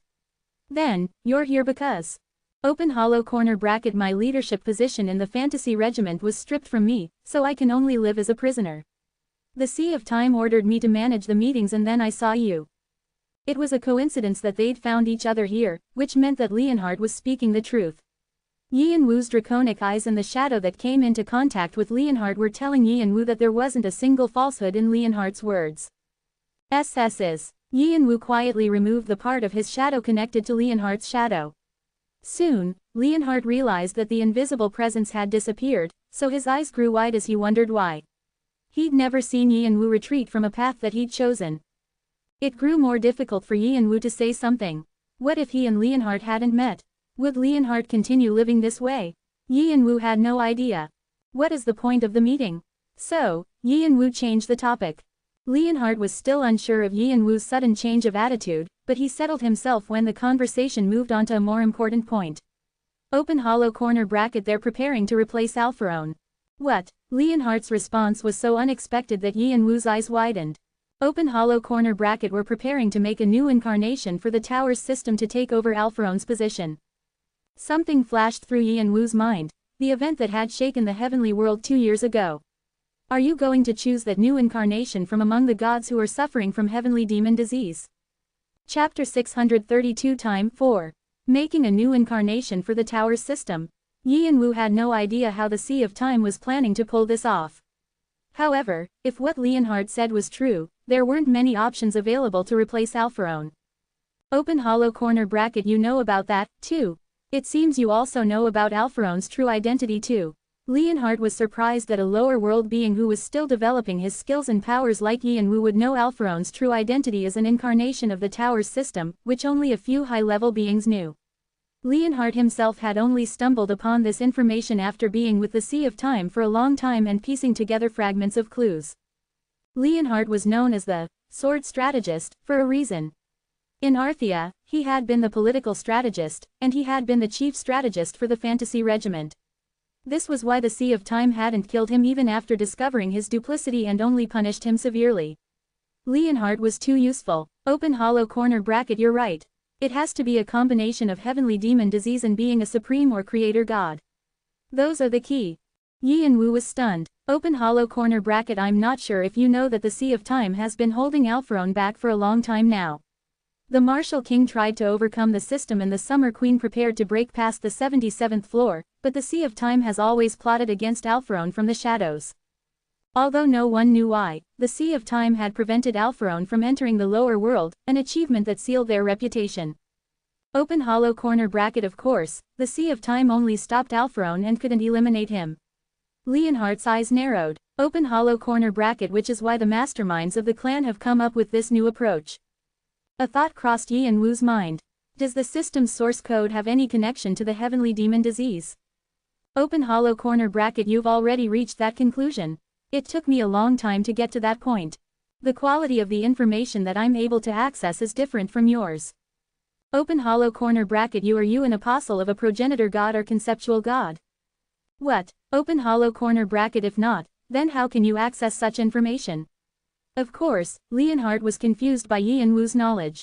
No matter how much Leonhard achieved, he was just a player. It was difficult for him to imagine the journey Yi and Wu had made and the heights Yi and Wu had reached. If I mention that I'm Olympus' supreme god, Leonhard will probably foam at the mouth.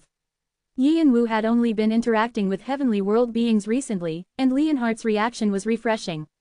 Even though there was no reason for Yi and Wu to satisfy Leonhard's curiosity and questions, however, I'm not sure of all the details. Although Leonhardt was suspicious about the methods Yi and Wu used to gain so much information on Alpharon, Leonhardt did not avoid Yi and Wu's question about the source code. He said discreetly with open speaking, open hollow corner bracket, the heavenly demon disease is a malicious code, like a virus. The malicious code devours the infected being and eventually destroys its existence. However, the malicious code also contains a part of the source code of the heavenly demon, who is the only being who can access the system. Yi and Wu quickly analyzed what Leonhardt told him. The heavenly demon had built the tower and created the tower's system, which meant that he could access the tower's system. If the disease contained part of the heavenly demon's data, it meant that those infected could access the system to a certain degree. The heavenly demon disease allows you to connect to the source code. If one utilizes the heavenly demon disease to create another incarnation, then one could possibly switch the system's incarnation. Of course, although this was workable in theory, it was another matter in reality. There's no way that the heavenly demon could allow someone to access the tower's system so easily. However, the Sea of Time was willing to take a gamble. Also, the supreme gods who received the Sea of Time's proposal had nothing to lose. If they sat around and did nothing, they would slowly lose their divinity. It was better to try to become the next Alpharon. If they could achieve this, they would be able to control the restrictive system which they hated so much and rule the tower, essentially reaching an emperor level of power. What is the point of this gathering?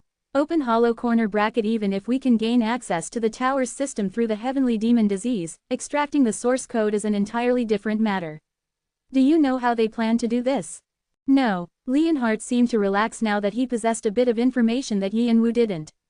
Open hollow corner bracket, no ordinary being has the ability to extract or modify the source code, and there are various security measures throughout the system that one must overcome.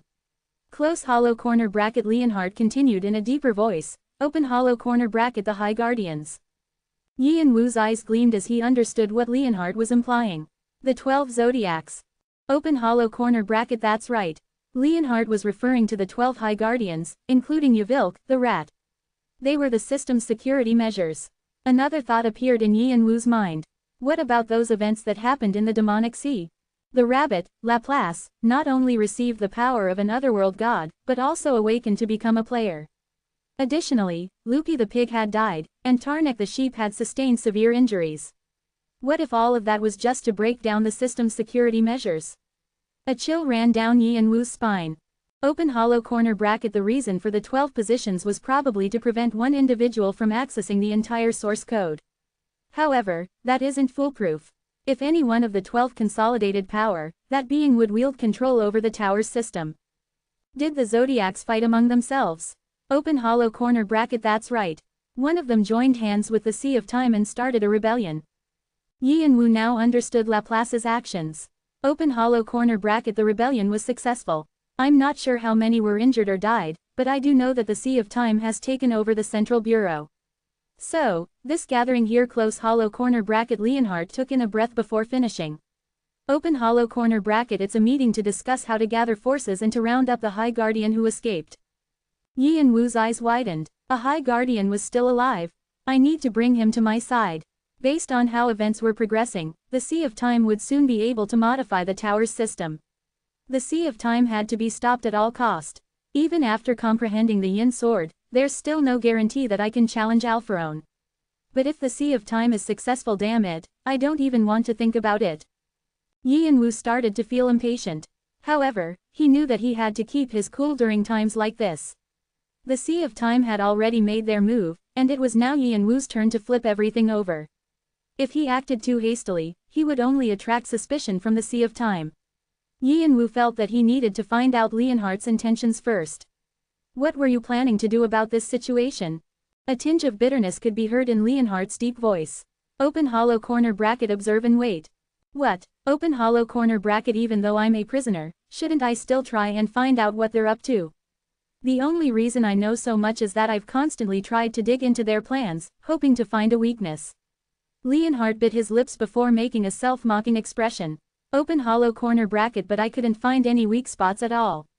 And even if I did, I wouldn't be able to exploit it. The system and Alpharon are like stories from another world to me. Yi and Wu nodded heavily. Even if Leonhardt managed to grasp the whole situation with his unique, insightful mind, he wouldn't be able to do anything with his discoveries. It had to be frustrating not to have the power to act against the sea of time. Doing anything would be suicide. From the past to the present, Leonhard never had the ability to change anything. He was always being used, and his continuous failures had probably caused his self-esteem and confidence to sink to their lowest. When Yian-Wu looked at Leonhard, he could sense utter helplessness. Hey, Leonhard. Open hollow corner bracket what? Yian-Wu hated to see Leonhard so low. If you heard that Jung-Woo was back, what would you do? Open hollow corner bracket what do you mean? Leonhard's melancholy eyes widened slightly, his pupils shaking as he remembered his precious friend, the one he wanted to protect. Jung-Woo's not alive but his vestige remains. He can express his intentions. However, I'm looking for a way to bring him back to life. And I think I'm close to achieving that goal. Open hollow corner bracket what do you mean? Leonard thought that Yian-Wu was making fun of him and still resented him for leaving Jung-Woo behind. However, Yian-Wu's eyes were solemn. If there's a possibility of bringing Jung-Woo back, would you join me? Leonhard froze, his face trembling. Open hollow corner bracket what you're saying, can it be done? His eyes trembled even though he didn't know how this could be possible. However, he wanted to believe it, and his eyes made it clear how much he wanted to. Instead of answering Leonhard right away, Yian-Wu called up someone who had been watching them from the start. Valdebek, are you watching? Open hollow corner bracket Valdebek. Leonhard looked at the spot beside Yian-Wu and saw something slowly rise from his shadow. Valdebek appeared, his face a mixture of emotions. Leonhard had lost contact with Valdebek a long time ago. Valdebek had grown taller and bigger, but Leonhard could tell that he was looking at the true Valdebek once their eyes met. Open hollow corner bracket YU.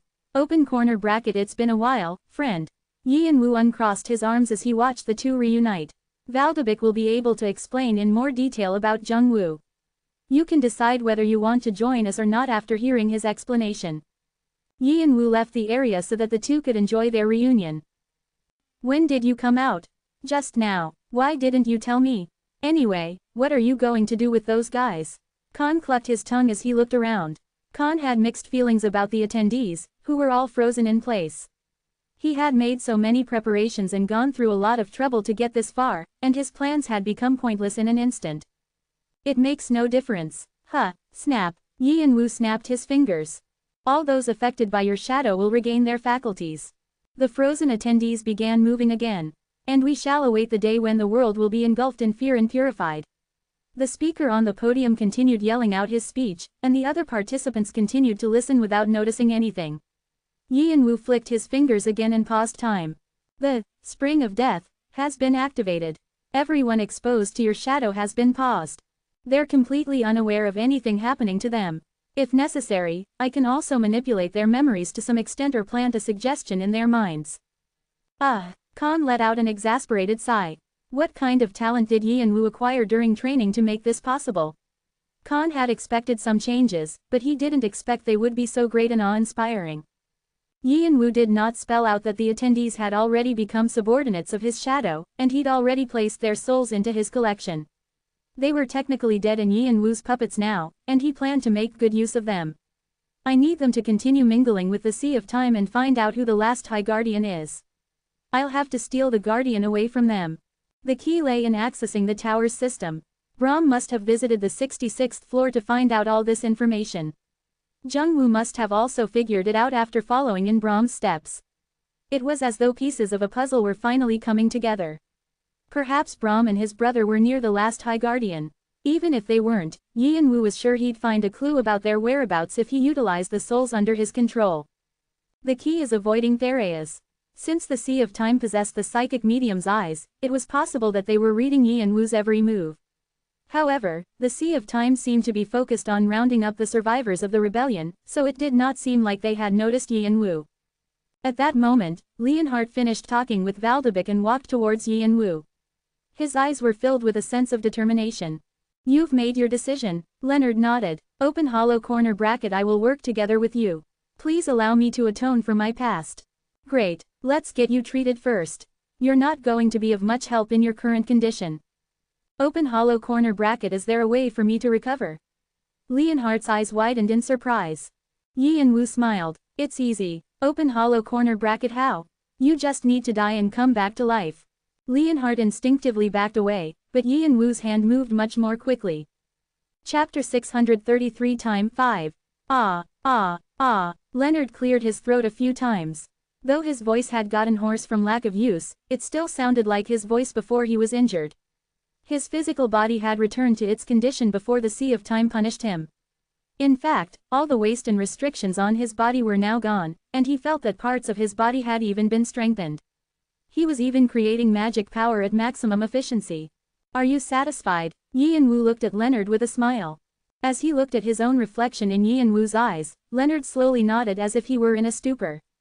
Yi and Wu had not only reconstructed Leonhardt's body but also cleansed his soul after Leonhardt made a contract with him as a believer. A god's responsibility is to save believers who are in despair. Have you become a god? Leonard looked at Yi and Wu with disbelief. The things that had happened to him did not make any sense. It's similar. The only word Leonhardt could use to describe the situation was miracle. Players who existed in the lower world could never achieve these feats. It was like being touched by the hand of a god. Yi and Wu advised Leonhardt to live a new life and to devote himself to Olympus after asking him to be a believer. If Leonhardt accepted his proposal, he would give him new opportunities. Leonard had answered yes, and this was the result.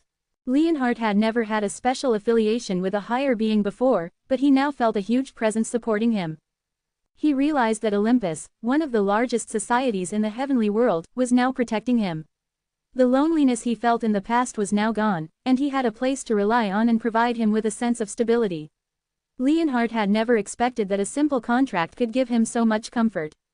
At the same time, Yi and Wu had grown too distant and awe-inspiring now, a god that he should worship. It would have been better if you hadn't joked about me having to die first. Leonhardt's heart had fluttered when Yi and Wu had talked about his death. When he thought about it, even though it was a joke, Yi and Wu had terrified him. What is the price for this? Leonhardt was certain that there were strings attached since Yi and Wu hated him so much. Besides, Leonhardt could not shake off the guilt that he carried. Everything he had done was to atone for his past. Nothing. And nothing. You'll keep working on behalf of Jungwoo. What else do I need? Leonhardt was speechless. If you want to do more, Yi and Wu's eyes narrowed. After we're done with this, take back control of the Fantasy Regiment. Separate the Fantasy Regiment from the Sea of Time and build a holy temple for Olympus. That should be enough. You can also nurture some crusaders and paladins as well. The larger an organization under the name of a god and the stronger their forces were, the higher a god's level would become. The change in its mission meant that Arthea was now carrying out actions on Yi and Wu's behalf, which meant that Yi and Wu's prestige in the lower world had risen. These all became Yi and Wu's legends. I will do so. Strength returned to Leonhardt's eyes, which regained a sense of purpose and faith after being immersed in disappointment and despair for so long. Zeal brewed in his eyes, making him seem like a fanatic. Khan looked at Leonhardt with an expression of pity as though he were thinking that someone else had been reeled in hook, line, and sinker. Aside from that, Yi and Wu said, interrupting Leonhardt's thoughts. You mentioned that this meeting is about capturing the High Guardian who escaped, right? That's right. We received information that the surviving High Guardian ran off to the 66th floor. Everyone attending this meeting is embedded in fairly high positions within their respective clans, and we felt that it would be best to cast a net around the escapee. Yi and Wu nodded. If the Sea of Time also mobilized the resources and capabilities of all the clans that they had influence over, it would be easier to capture the High Guardian. Then I'll have to mix in with this crowd. Yi and Wu searched for a person in a leadership position who looked the most inconspicuous. Finally, he saw someone. The person who'd tried to stop Leonhardt when he'd called out to Yi and Wu.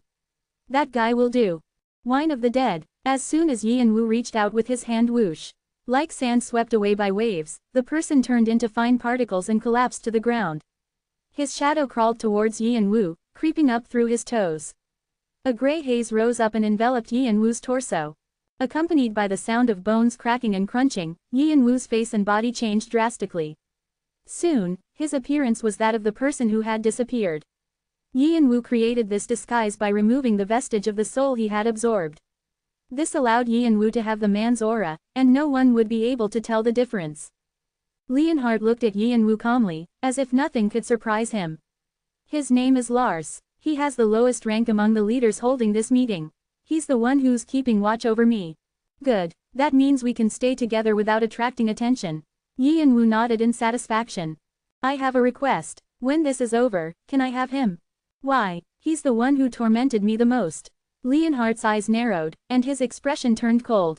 Leonhardt had agreed to become a believer of Olympus, and fortunately, it was a society that didn't preach love and mercy. Yi Wu smiled lightly and nodded in affirmation. As you wish. Thank you. All those affected by your shadow are regaining their faculties. The operation to intercept and capture the fleeing High Guardian began. The meeting participants started moving. Yi Wu, Leonhardt, and Khan quietly mixed in with the crowd and listened to the proceedings. In a cave on the 66th floor, gate of the end of the century city, Hyang cursed out loud, "Ah! That damn Yvilk." He put pressure on the wound in his midsection, which continued to drip white blood. He'd been the snake of the High Guardians and possessed a great deal of knowledge, and he was once known within the Central Bureau as the administrator who could best manage the tower's system. However, even Hyang could not do anything to heal his wound, which festered with Gaia's curse, which Yvilk had inflicted on him as he'd run away. Where the hell did Yvilk get something like this? Wasn't Gaia's curse only used by Mother Earth? How did a High Guardian manage to use it? Hyang racked his brain to come up with some possibilities, but he could not find any. Since he'd been on the run for so long, Hyang did not know that Asgard had received Gaia's curse from the Sea of Time to eliminate the Martial King. Hyang could only speculate that Yvilk had joined hands with some unknown power, and he regretted that he'd neglected his martial arts training in the past few years. Hyang had believed that he would only have to rely on his brains as a High Guardian, and now the consequences of that decision had caught up to him. Of course, thanks to his brilliant mind, which had served him well in the Central Bureau, Hyang managed to devise several schemes that helped him escape. Those pushed into a corner could only resent their shortcomings for landing them in such a situation. Please hold on a bit longer. If we can just get outside the tower, we'll be able to find a solution. Ananta supported Hyang and repeatedly gave him words of encouragement. If they could make it to the One-Horned Tribe, they would find a safe place to heal his injury. This wasn't just wishful thinking. No matter how strong and powerful the Central Bureau was, it would still have difficulty doing anything to the One-Horned Tribe. Since the One-Horned Tribe members were descendants of Xiao Hao Jintian, the Central Bureau, which claimed to be the successor of the Trinity Wonder, could not do as they wanted to the One-Horned Tribe. Ananta also thought that after the Martial King succumbed to Gaia's curse, the psychic medium might have done some research to come up with an antidote. The problem was that the Central Bureau, led by Yvilk and his crew, were doing whatever they pleased, and the Martial King, who had always prevented Yvilk and his allies from going overboard, was gone. Ananta thought it would be better for Hyang to leave than stay in the tower, but it was difficult to escape since the Central Bureau's eyes were everywhere. The head elder had said that he would act as bait and buy them time, but how long would that last? Tick-tock, tick-tock. Ananta could hear the pocket watch around her neck ticking. Ha ha ha, I sure look pitiful. As a High Guardian, I should be helping players, but you're helping me instead. If it weren't for you, I'd be dead by now. Hyang coughed up blood. After 2 years of running, he had run out of stamina and magic power. His power was also damaged. Ananta looked at Hyang with sad eyes. If only she and the others had found him a little sooner. Things would have ended this way. Don't give up now. I'm not giving up. Hyang spoke with difficulty, but his voice was determined. His eyes, which others saw as cunning, burned with resolution. I can't die like this. I need to make sure what the director left behind. Hyang grabbed the necklace hidden under his clothing. It was a key, the final security measure that would unlock the tower system's source code. It was an item that Klus had left to Hyang after Yvilki's rebellion. Hyang had escaped the Central Bureau's grasp with this key thanks to an emergency passage that he'd prepared a long time ago, just in case. After that initial escape, it had been a succession of close calls. In the meantime, Hyang found out that the Sea of Time was behind Yvilk and his crew, and that their ultimate goal was to replace Alpharon. However, possessing this knowledge didn't change anything. There was nothing Hyang could do on his own with his injuries. He didn't have a means to counterattack, and even if he did, he was too focused on not being caught by the Central Bureau. If Brahm had not appeared and saved him 2 years ago, he would have died. However, his life was still under threat from Gaia's curse. At that moment, they heard someone running urgently into the cave. Hyang turned to see who was coming. Ananta looked, as well. The head elder appeared, drenched in blood. The lenses of the head elder's glasses, through which his wise eyes had looked, were now scratched and worn-looking. The demonic dragon has appeared. I think we should escape from this place as soon as possible. Ananta's expression stiffened when she realized they had to run again. Realizing who was on their trail, Hyang softly muttered a name, Diablo. It was the dragon. It was widely known that Diablo was the strongest among the High Guardians. Diablo was the first demonic dragon to appear in the world, and he was coming. Chapter 634 Time 6. Has he eaten anything? Did he say he wanted to eat something? Ice King smiled bitterly and shook his head at Twice's questions. I don't expect anything different this time around. Ah, Twice sighed. Their group wasn't anything special, but they were content. However, when Faceless visited 2 years ago, everything changed. Nocturne had followed Faceless somewhere, only to return and lock himself in his room without a word. It did not seem like Nocturne was eating anything, so Ice King tried several times to bring food and take care of him. However, Nocturne rejected all of Ice King's efforts, and Ice King had grown exhausted. Taking care of a person with no motivation only made one feel helpless. No matter how positive Ice King was, and even though he continued to be thoughtful and helpful towards Nocturne, it was difficult and frustrating. Nocturne also refused to explain what had happened to him. The only thing certain was that there had been a mishap in the One-Horned Tribe's village. Because of that, rumors circulated that the Martial King had gone missing, and Ice King could only speculate that the Martial King's recent disappearance had something to do with Nocturne's depression. Well, I guess there's nothing we can do about it. Twice frowned, and eventually got up from his seat with a bag swung over his shoulder. Ice King scratched the back of his head. Have you decided to leave? You know how long I've been waiting. Don't you think it's enough? They were mercenaries, and mercenaries earned their living by selling their services, a life not much different from a salesman's.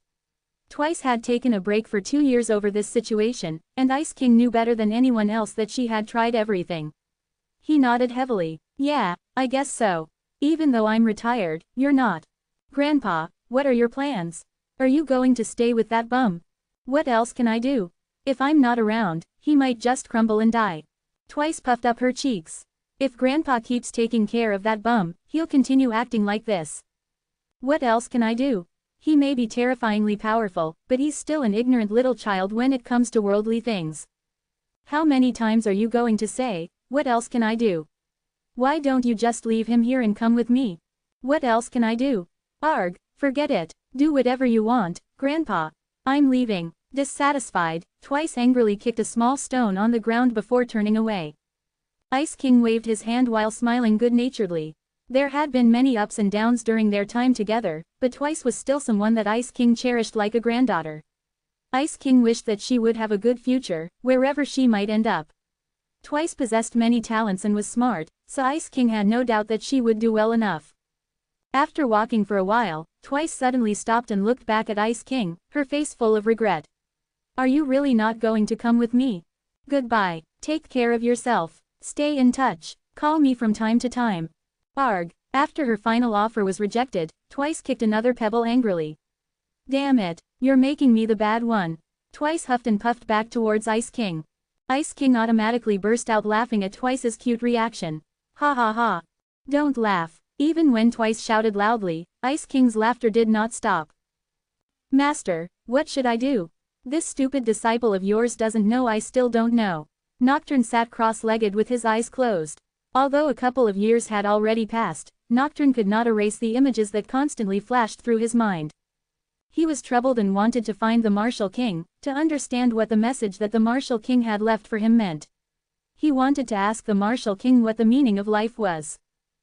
The attendees followed the leaders and moved quickly from one place to another. They left the subway station and were now at the outskirts of the city.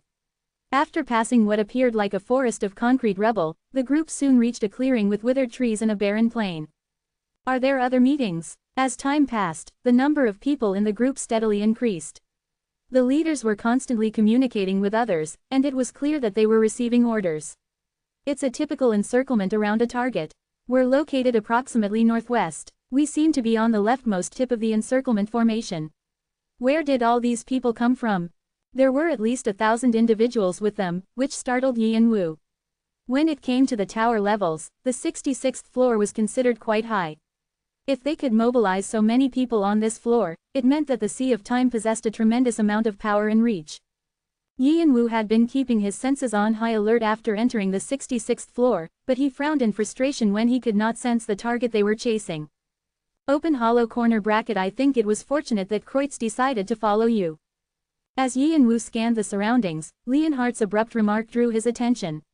Kreutz had once been a unit commander of the Fantasy Regiment, but he was now a leader of the Illusion Knightage, which was completely committed to serving Arthea. Open hollow corner bracket. I'm guessing Kreutz isn't a part of the Sea of Time. Since there were many people around them, Leonhardt and Yian-Wu conversed through open speaking. Leonhardt licked his lips and pulled his hood down to avoid being recognized. Open hollow corner bracket. If he were a member of the Sea of Time, I wouldn't have kept him around. He's one of my most cherished friends. Open hollow corner bracket. You sent him to me because you feared he might cross over to their side, right? Open hollow corner bracket. Sort of. I also wanted to make a personal connection with you. However, things didn't work out that way. Yian-Wu quietly nodded. He had never received any reports that Kreutz had anything to do with the Sea of Time. If he were a spy, Kreutz would have been caught in Doyle's investigative net by now. Open hollow corner bracket. How many people do the Sea of Time have? Open hollow corner bracket. I'm not sure. I've only seen one small part of their operation. However, one thing is certain. Leonard continued speaking in a lower voice. Open hollow corner bracket. They are deceiving the people in the tower. Yian-Wu had no choice but to agree with Leonhardt's assessment. Considering that its influence extended from the lower world to the Central Bureau and the heavenly world, the Sea of Time was not a normal clan. Yian-Wu recalled that Hu Yi, who was part of Trinity Wonder, also belonged to the Sea of Time. In other words, the tower's system recognized the Sea of Time as a society of transcendence. With such a massive size, how did the Sea of Time exist so quietly without revealing much to the outside world?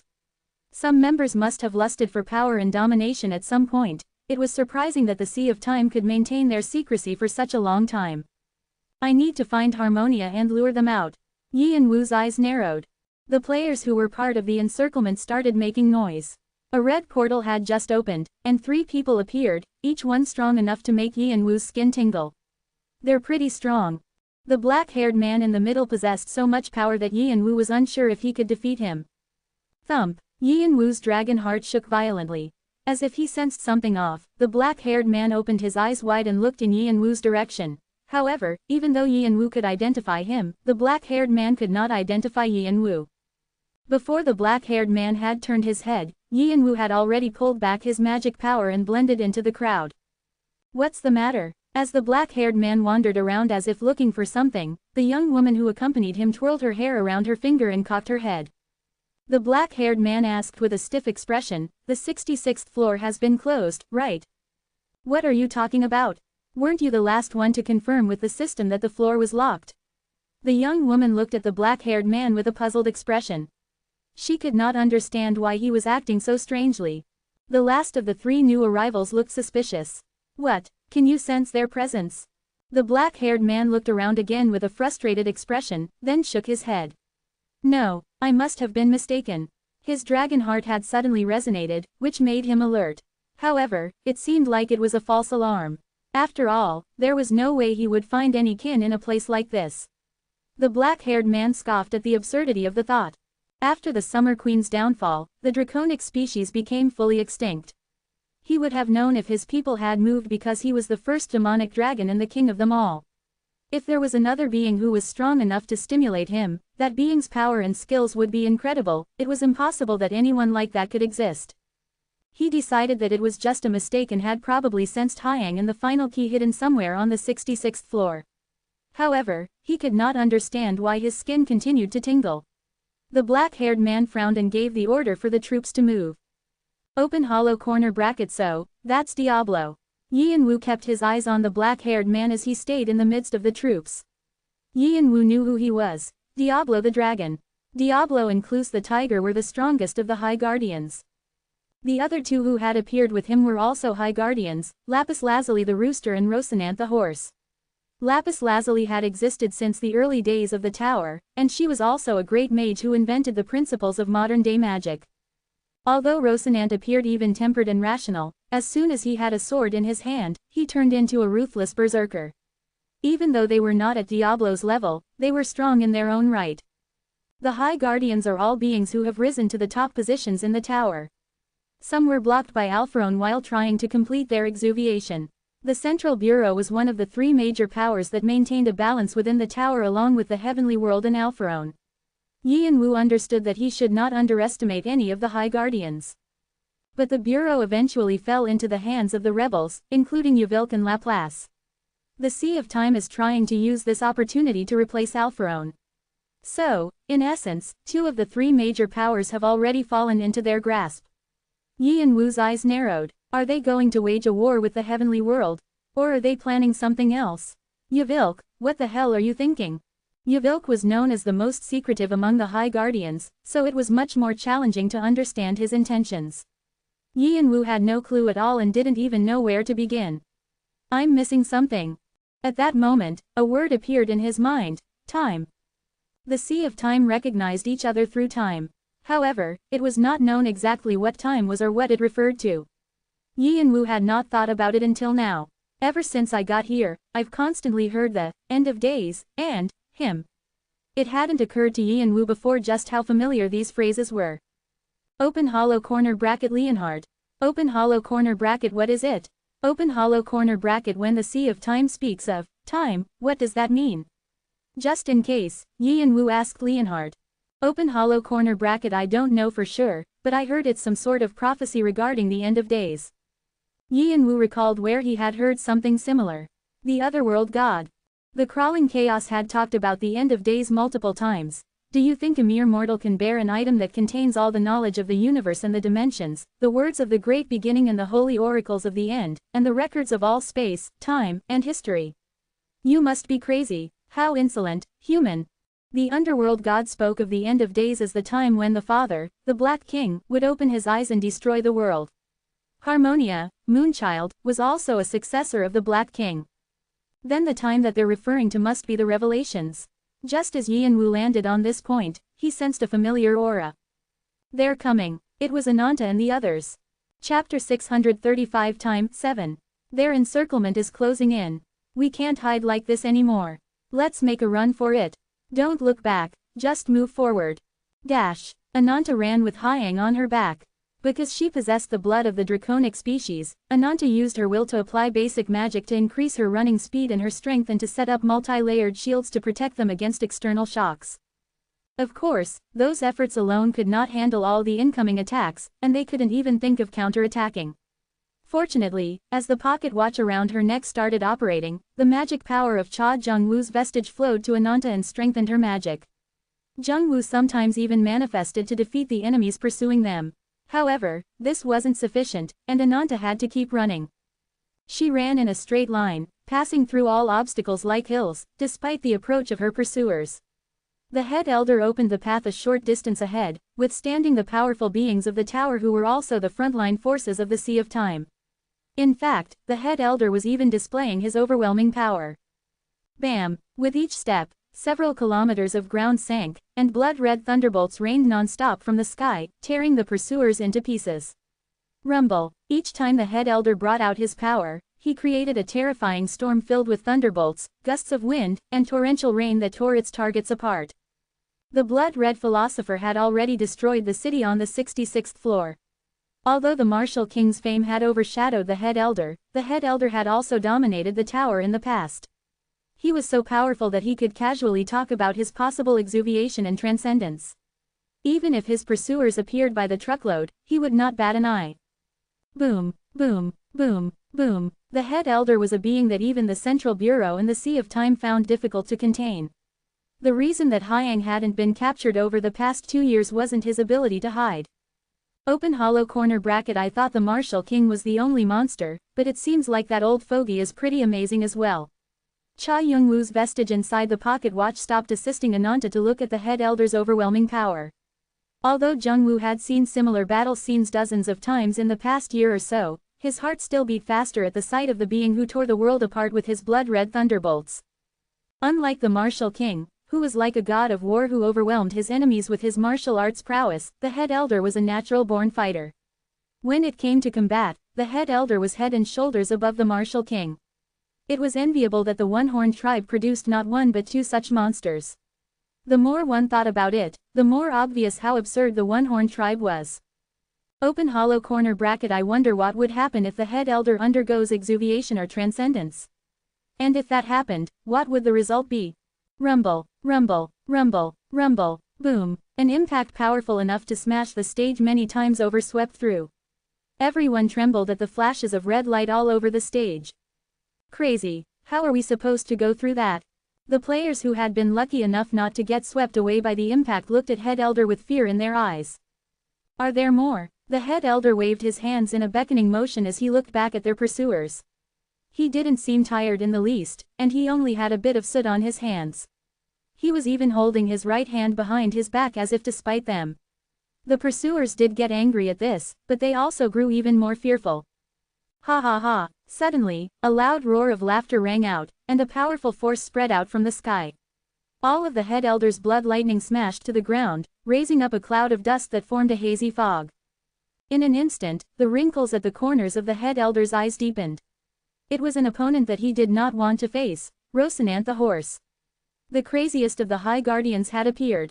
When Rocinante had first appeared with the other two High Guardians, he had a sensible, reserved expression.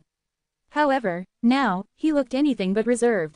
Arhat, head elder of the One-Horned tribe. The Bureau has designated you as a dangerous person.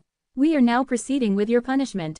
The system has designated player Arhat as a dangerous being by vote of the Central Bureau. The system's protection of Arhat has been weakened. Behind his old glasses, the head elder's eyes narrowed.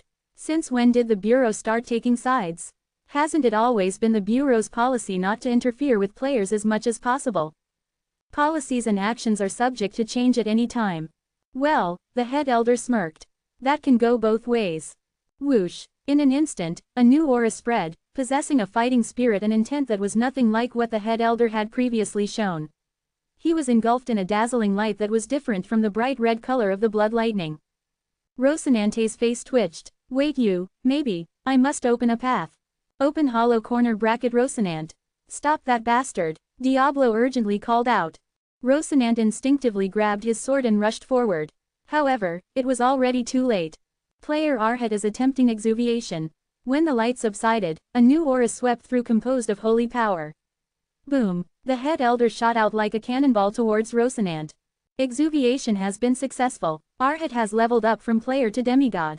Preparing for transcendence. The 66th floor has been declared a temporary holy territory for the demigod Arhat. Even though he had only become a demigod, the head elder already made the 66th floor stage his holy territory. This meant that his level and power overwhelmed the other beings on the stage. This new power was evident as he headed quickly towards Rocinante. Rocinante reflexively swung his sword. However, the head elder seemed to break the law of inertia and abruptly stopped to dodge the sword strike. He slammed his hand as quick as a thunderbolt on Rocinante's chest. Rocinante's chest plate was instantly crushed and smashed into pieces. The fragments spread through the air. A hole the size of a human head had appeared in the spot where the head elder's attack had landed. System error. System error. Data could not be restored due to an unknown impact. The High Guardians usually represented the will of the system, and even if they were injured, the system could heal them using data restoration. However, the head elder's holy power interfered with this process. Rocinante collapsed to the ground, his eyes unfocused. He had died instantly. Could a mere player or a demigod kill a High Guardian? Could this happen to High Guardians, whom even the transcendents in the heavenly world were afraid of?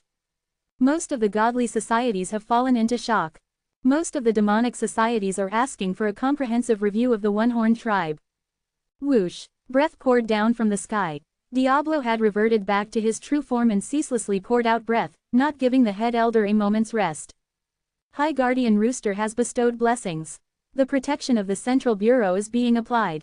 The blessing of the Central Bureau is being applied. The status, Mania, has been applied to those who have received protection and blessing. Lapis Lazuli cast a wide area of effect spell using the magic principles that made her known as a great mage. With the Central Bureau's authority and the tower's protection, her magic amplified severalfold. The eyes of the players who received the protection and blessing opened wide, burning with enthusiasm once more. The additional power made one feel like one could do anything. The unyielding confidence blinded them, and observing the change, the head elder drew in his holy power, which had been stretched out in all directions. He grasped the condensed aura and holy power in his clenched hand. It won't be easy this time. Although he managed to kill Rocinante after achieving exuviation, it would not be easy to deal with both Diablo and lapis lazuli at the same time. The system was also constantly trying to interfere with the head elder, and he had to clear the way for Ananta and Hyang. His hands were full. There was a saying that many hands triumphed over one, meaning that it was difficult for an individual to stand against others. For a fleeting moment, the head elder considered his options. Do I need to transcend too? It would not be too difficult for him to achieve transcendence. However, the problem was what would happen right after that. Would it be possible for him to defeat all the pursuers after he became a divine being? If not, what could he do next? And if he did defeat them, what would happen after? Would he continue to exist? For an unknown reason, Alpharon had abruptly stopped acting 2 years ago and remained silent on the 77th floor. The head elder was certain that Alpharon would not appear to stop him from transcending, but the head elder still had a duty and responsibility to protect the one-horn tribe until the Fant had fully developed. Naturally, the head elder was reluctant to make a rash decision. However, it would be impossible to contend with Diablo otherwise, so the head elder decided to attempt transcendence. Only then would he be able to break free from the tower system's constraints, even for just a moment. An unknown force is encroaching on the stage. The message popped up above the heads of all the players and High Guardians. SS's. Many of the players who were part of the encirclement around the head elder and Ananta suddenly became startled and started swinging their swords at their fellow comrades. Why are you doing this all of a sudden? Wilson, what are you doing? Many of the players were either stabbed to death or seriously injured. The shadows of those in the encirclement shook ominously. An unknown force is attempting to dominate on all privileges and authority of the stage. The firewall has been destroyed due to an unknown cause. The stage's authority has been violated due to an unknown cause. Caution, a bug has occurred. Caution, a bug has occurred. The system's protection has been suspended due to the bug. All effects have been terminated. The blessing has been cancelled. The protection has been cancelled. The status, mania, has been downgraded to confusion. The area of effect magic has been cancelled. Penalties shall be applied. Lapis lazuli crumbled to the ground and vomited a lot of blood. Now that her system authority was blocked, all of the penalties crashed down on her. The large number was sure to cause such a terrible shock that her magic foundation would never recover, and her power would inevitably collapse. Crackle, crackle, lapis lazuli's body made so much static that it seemed she would die at any moment. Open hollow corner bracket lazuli. Diablo only just noticed his suffering comrade and stopped raining down breath. However, it was already too late to save Lazuli. The system repeatedly sent out messages about an unknown force and unknown causes, making a chill run down Diablo's spine. The responsible force was so unexpected and unknown that it immediately crashed the system and caused this tragedy, and the High Guardians hadn't done anything. Since he didn't really know what was going on, Diablo grew flustered. It's him, that being that I sensed in the crowd. Even though the being Diablo was referring to was not a High Guardian, anyone who could cut off a High Guardian's system authority would be a greater threat because the beings meant that there was no longer a need for the Bureau. The being's existence also meant the Sea of Time now had an enemy. However, Diablo could not find the being who had brought all these misfortunes to them. Whoosh! Suddenly, a dark shadow covered the ground and rose high into the air. Warning! An irregularity has appeared. Warning! An irregularity has appeared. Warning! An unknown force is exerting a powerful influence. An unknown force has dominated the stage. Chapter 636-8. The yin sword that Yianwu had mastered was on a completely different level from the numerous skills and powers that existed within the tower. The tower's system recognized each player who entered as data. Whenever this piece of data achieved something, it would receive a commensurate award and its stats would be adjusted. This process strongly influenced a player's growth and made a player more dependent on the tower's system. This meant that the closer a player was to transcendence, the more that player would become exposed to their dependence on the tower's system. Yianwu wanted to tear this dependence relationship apart. However, his master the Martial King had never completely escaped from the system's influence during his lifetime, and in the end, the Martial King could not surpass Alpharon. Overcoming this dependency was not as easy as it sounded, and Yianwu had chosen to take a different approach. He would start all over from scratch. The Martial King had achieved a power level similar to an Emperor level through exuviation and transcendence and yet could not overcome the system. That implied that it was impossible for players to become independent of the system through traditional means. Yi and Wu had to come up with a different method that entailed a complete departure from the system. In other words, the data recorded in the system's cloud would be deleted and a completely new being would be born. Yi and Wu had boldly dismantled and disposed of everything he had accomplished. His skills, powers, divinity, legends, as well as his own ego. Yi and Wu's cold and calculating personality, which made him see his own life as a tool to achieve a purpose, made him choose this drastic path. Of course, simply dismantling his achievements and identity without a plan to re-establish himself would have been meaningless. Thus, Yi and Wu had controlled his consciousness and made sure to leave his will intact. Although he had taken a huge risk, Yi and Wu succeeded, and once he achieved the Yin Soul, Yi and Wu succeeded in completely breaking away from the system. However, there was one caveat: if the tower's system doesn't recognize one's data, it actively rejects the unrecognized data. Since the system operated according to certain rules, beings that did not fall under the system's categories had two options: forced subordination to the system or removal. When he achieved the Yin Soul, Yi and Wu also faced removal at the same time. The system saw him as an irregularity and deprived him of all qualifications and authority to stay within the system. If he were forcefully kicked out of the tower, then Yi and Wu wouldn't have a chance to overcome Alpharon. Even if he found a way to get back into the tower, Yi and Wu wouldn't be able to climb the floors, so his situation wouldn't change. Yi and Wu had to change his approach once more. Even if I am free from the constraints of the system, I need to keep one foot within the system. My data must not be completely erased. Yi and Wu had gotten a clue from Laplace, a king of the demonic sea, who had qualified as a player. The demonic sea originated from an otherworld god, so it possessed a property that the tower's system would not allow. The crawling chaos tried to expand its influence within the tower, but in the end, Yi and Wu managed to block all of the crawling chaos efforts. However, Laplace had used an idiosyncratic approach to overcome the restriction, so Yi and Wu simply copied what Laplace had done. I must maintain my qualification as a player but free myself from the system's limitations whenever necessary. I need to be a being that can utilize either identity. Warning: the powers currently being used are based on data not recorded in the system. If the user utilizes a bug, the user may be penalized. Warning: the powers the user is currently using are based on a foundational model that is not recognized or allowed. It is a rule that irregularities are excluded from the system. The user is being warned to immediately stop utilizing these powers. Warning: the system has designated the user as a bug and attempts removal.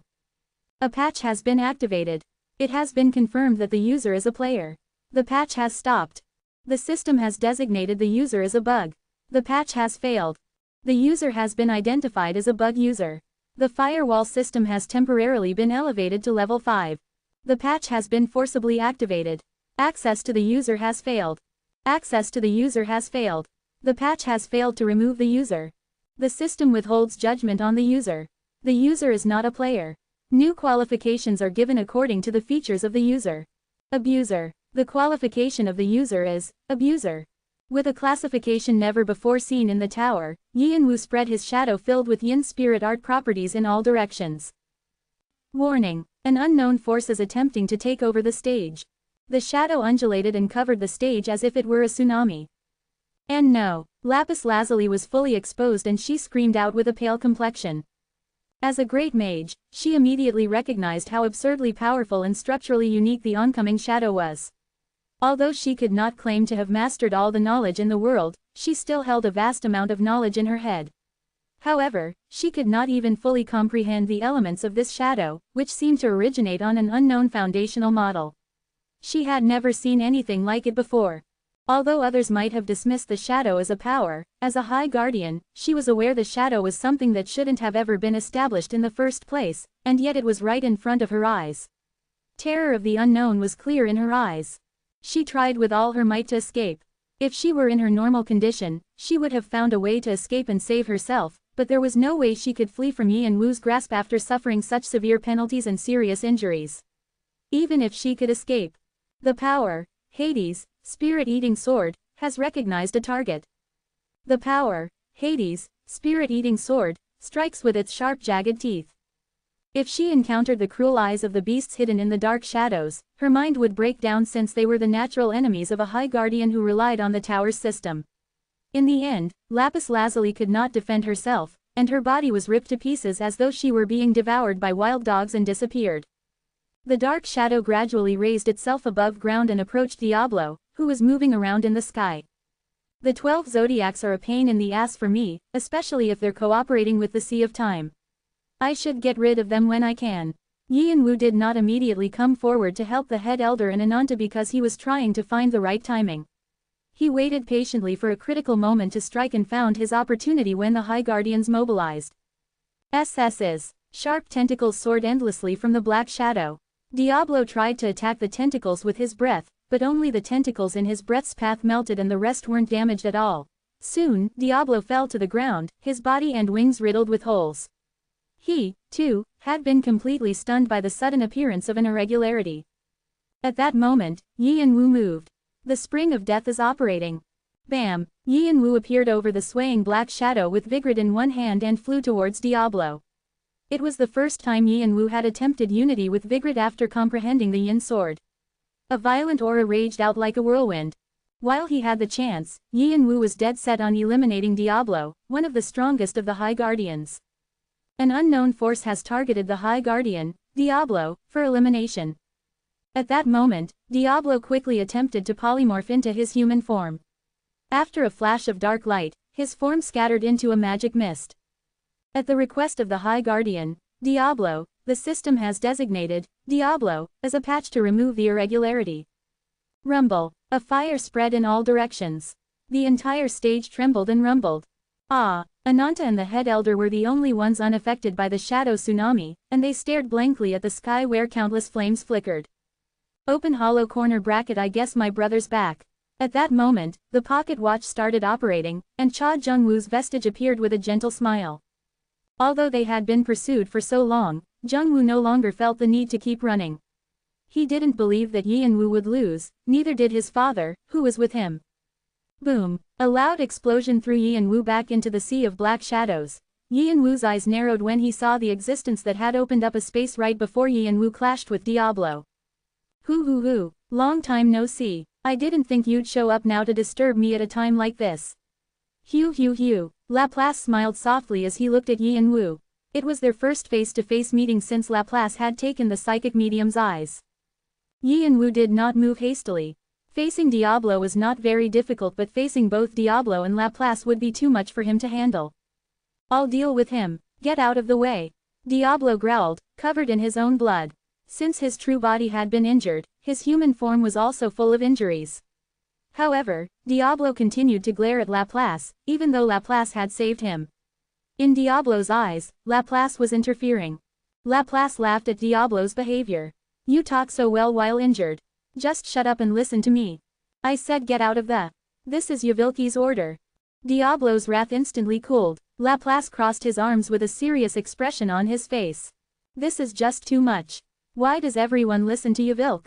Well, I guess I follow all of Yavilki's orders as well. Hugh. Yavilk was a huge figure to those who had pushed out the other High Guardians and taken over the Central Bureau. He was beyond a mere leader and was almost like a lord. There was no other choice but to follow the commands of an entity like him. Diablo ground his teeth to quench his wrath. As he glared at Yian-Wu, Diablo resolved to get back at the being who disgraced him on this day. Laplace pretended to be sympathetic and patted Diablo's shoulder before facing Yian-Wu. I'm sorry for disturbing you again, but it seems that our side is in a disadvantageous position, so we'll be going now. That makes us even, so there's no objection, right? Before Yian-Wu could reply, Laplace answered his own question and opened up a space to leave. However, although he didn't speak, Yian-Wu's answer came in the form of his actions. Draconic eyes, fiery golden eyes, black Gubatera, philosopher's eyes. Yian-Wu searched for their weakness using his golden eyes. The spring of death is spinning at a furious speed. Many cogwheels are mashing together.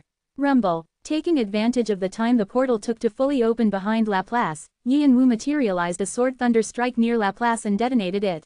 The Yin sword was an art that allowed the caster's will to affect the physical world. Yian-Wu no longer had to follow the laws of physics, and he could place his sword thunder anywhere he liked. A plane of blackish-red light flashed diagonally across Diablo's face. This time, Laplace did not even have a chance to react. I'm sorry, what did you say? The dead inside, Hades, spirit-eating sword, greedily devour the existence. The remnants of Diablo's soul were torn to pieces and sucked into the dark shadow. Hades' spirit-eating sword has successfully devoured the High Guardian, Diablo. Do you think I'm going to let you go back so easily this time around? Yin Wu materialized another sword thunder strike and detonated it as Laplace stood with wide eyes. Chapter 637-9. Boom. Laplace arced through the air before hitting the ground. Though the sword thunder explosion did not rip Laplace apart like it had Diablo, Laplace was covered in blood and suffered quite a few wounds. Is. An emptiness opened in front of Laplace, and Yin Wu appeared. Yin Wu thrust Vigrid forward, its blade crackling with blackish-red thunderbolts. Rumble. Yin Wu's 8 extremes of sword thunder had already reached the powerfully destructive 5th extreme. Laplace's face was filled with anger. The skinhead had always been full of smiles, but it seemed like he was finding it difficult to do so at the moment. Since you're my benefactor and all, I was going to go easy on you. Laplace was serious because 3 High Guardians had succumbed to Yin Wu. This was quite a loss for his side. In particular, even though Laplace was protecting Diablo, Yin Wu still managed to kill him. It was a tragedy caused by Laplace's arrogance. I'm so annoyed that it's hard to keep going easy on you.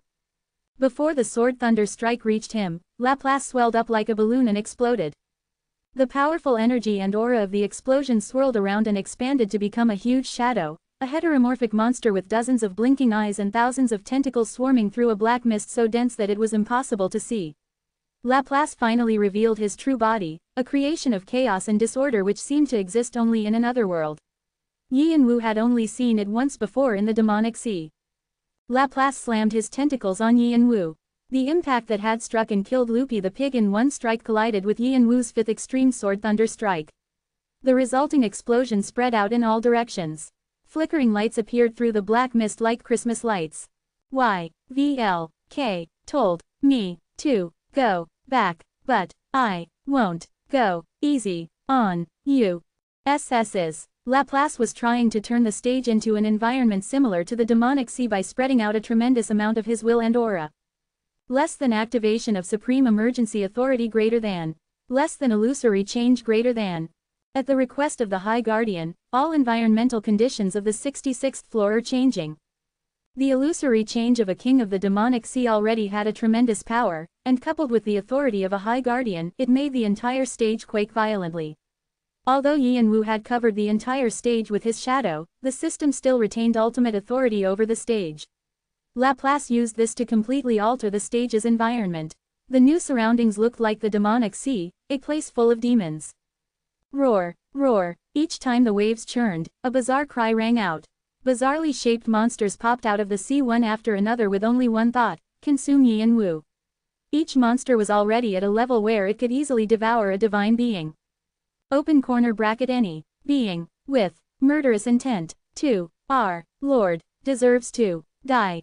The space behind Yin Wu split as inferno sights appeared. Pockets of emptiness opened up in various places, and Yin Wu's familiars started pouring out. Shannon, Hanryong, Rebecca, and all the beings who represented Yin Wu. After Yin Wu achieved his yin soul and took a step closer to his concept of death, his familiars took on a darker, more deathly aura. Yin Wu's familiars jumped into the demonic sea without any hesitation. The sight of Yin Wu's troops of death battling the demonic monsters was like a painting depicting the end of the world. It was surreal, intense, and even beautiful. The spring of death is spinning faster. Determined to catch Laplace, Yin Wu accelerated the speed of the spring of death. Crank, crank. Yin Wu could hear the metallic sound of cogwheels mashing together. The interlocking cogwheels are rotating at a higher speed. More cogwheels are turning due to a chain reaction. Current number of cogwheel teeth engaged, 666. All the gods of death are with you. All the demons of death are with you. The concept of death is operating. Come here, Yin Wu commanded. The cogwheel represented the gods and demons whose divinity came from death. Both the cogwheels and the spring formed a mechanism that represented a concept, and it was no exaggeration to say that Yin Wu had become death itself. All the gods of death and demons who worshipped the Black King now accepted Yin Wu as the representative of the Black King and not merely a successor. They volunteered to be his subjects. The cogwheels and springs that united around Yin Wu formed a concept, filling Yin Wu with enormous power. Sixth step dragon body awakening. Power fully unlocked. Less than sky wings greater than. Crack, crack, as Yin Wu's skeleton twisted around, a pair of dragon wings combined with parts of his sky wings appeared on Yin Wu's back. Furthermore, Yin Wu's dragon scales, which reached up to his chin, glistened with darkness. As his eyes and scales glittered, Yin Wu's aura not only shook the stage but the entire space, creating distortion fields everywhere. Whoosh!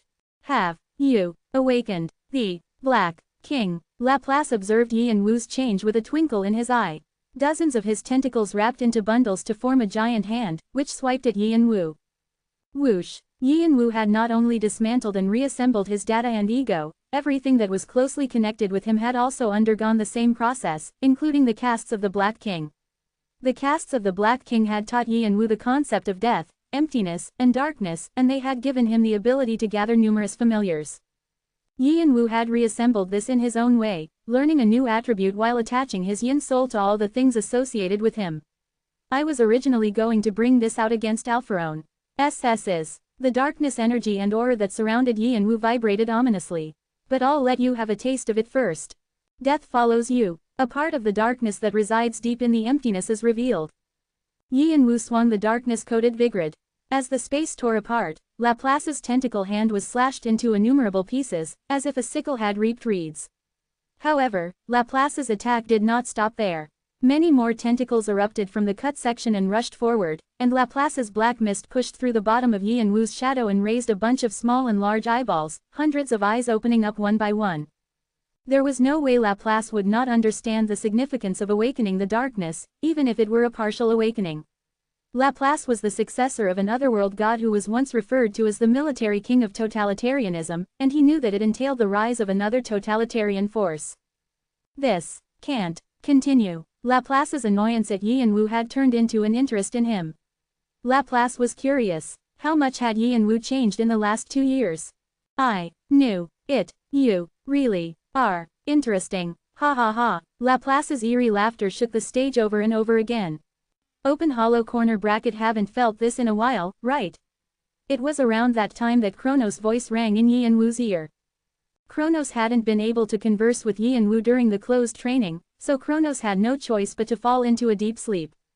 Now that he was stimulated by the power Yin Wu brought into the unity, Kronos awakened, observing the battle between Yin Wu and Laplace with great interest.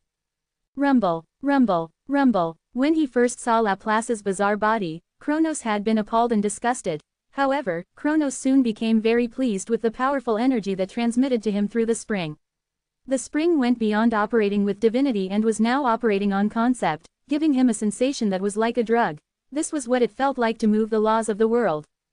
Rumble. That meant only one thing. The spring of death spins at an even fiercer speed. The speed at which the spring of death can spin has reached its limit. The spring of death has overloaded. The heat from the friction is wearing out the cogwheels, teeth. Caution. A critical point has been reached. Caution. A critical point has been reached. Maintenance work is being done to prevent damage to the spring of death. The spring of death has been strengthened into a new form. The spring of death is fully operational. The presence of the spring is expanding. The spring of death, which had once only supported Yin Wu, was now the engine that drove the concept of death. Kronos had been the king of gods on par with the old gods and conceptual gods, and now he would finally recover his long-lost powers. As the spring of death takes on a new form, Vigrid transforms into a new true name, Kronos. Rumble. A sixth extreme sword thunder strike ripped away all the fog and tentacles that stood in front of Yin Wu. Since the spring of time was not fully restored, Kronos had not yet reclaimed his true self. However, the power of death he now held meant that he had largely returned to his prime. The general flow of the world, which some called the heavenly flow, was slightly distorted by Yin Wu's presence. This small distortion changed the heavenly flow's direction, which also greatly affected the natural laws. By expanding one's microcosmic inner world into the outer world, one could affect the flow of the world based on one's will. It was not simply implementing one's ideas into the world but visibly affecting the existing world. Yin Wu had taken a step forward in controlling his consciousness. He's achieved the Yin sword. If Kronos had knees, he would be slapping them silly right now. He had always believed that Xiaohao Jintian, who developed an art that could alter the world without borrowing someone's power or divine position, had been amazing. And the martial king, who developed the art and delivered it to Yin Wu. Open hollow corner bracket. How can I not be a happy and proud father with such an outstanding youngest son? As Kronos laughed out loud, Yi and Wu let Kronos' words pass into one ear and out the other. Brother-in-law. Ananta looked at Yi and Wu and threw something. Yi and Wu caught the object and connected it with the chains that were wrapped around his wrist. Connected with the spring of time. The spring is very damaged. Many of the features are unavailable. Imbued with divine power, some of the spring's functions have been restored. Tick-tock, tick-tock, the hands of the clock spun rapidly. The clockwork is operational, fast-forwarding at double speed. The speed of light has been achieved. Whoosh, bam, Yi and Wu opened a space and passed through at once. He could see Laplace's giant eyes trembling in the thick black mist. Boom, Vigrid stabbed above those eyes. Yi and Wu's own eyes glittered fiercely through his bangs and the particles of darkness. Devour. With those simple words, the devouring process began. SS's Hades' spirit-eating sword is attempting to devour the player, Laplace. The darkness that spread from Vigrid to Laplace's body greedily exposed its serrated teeth.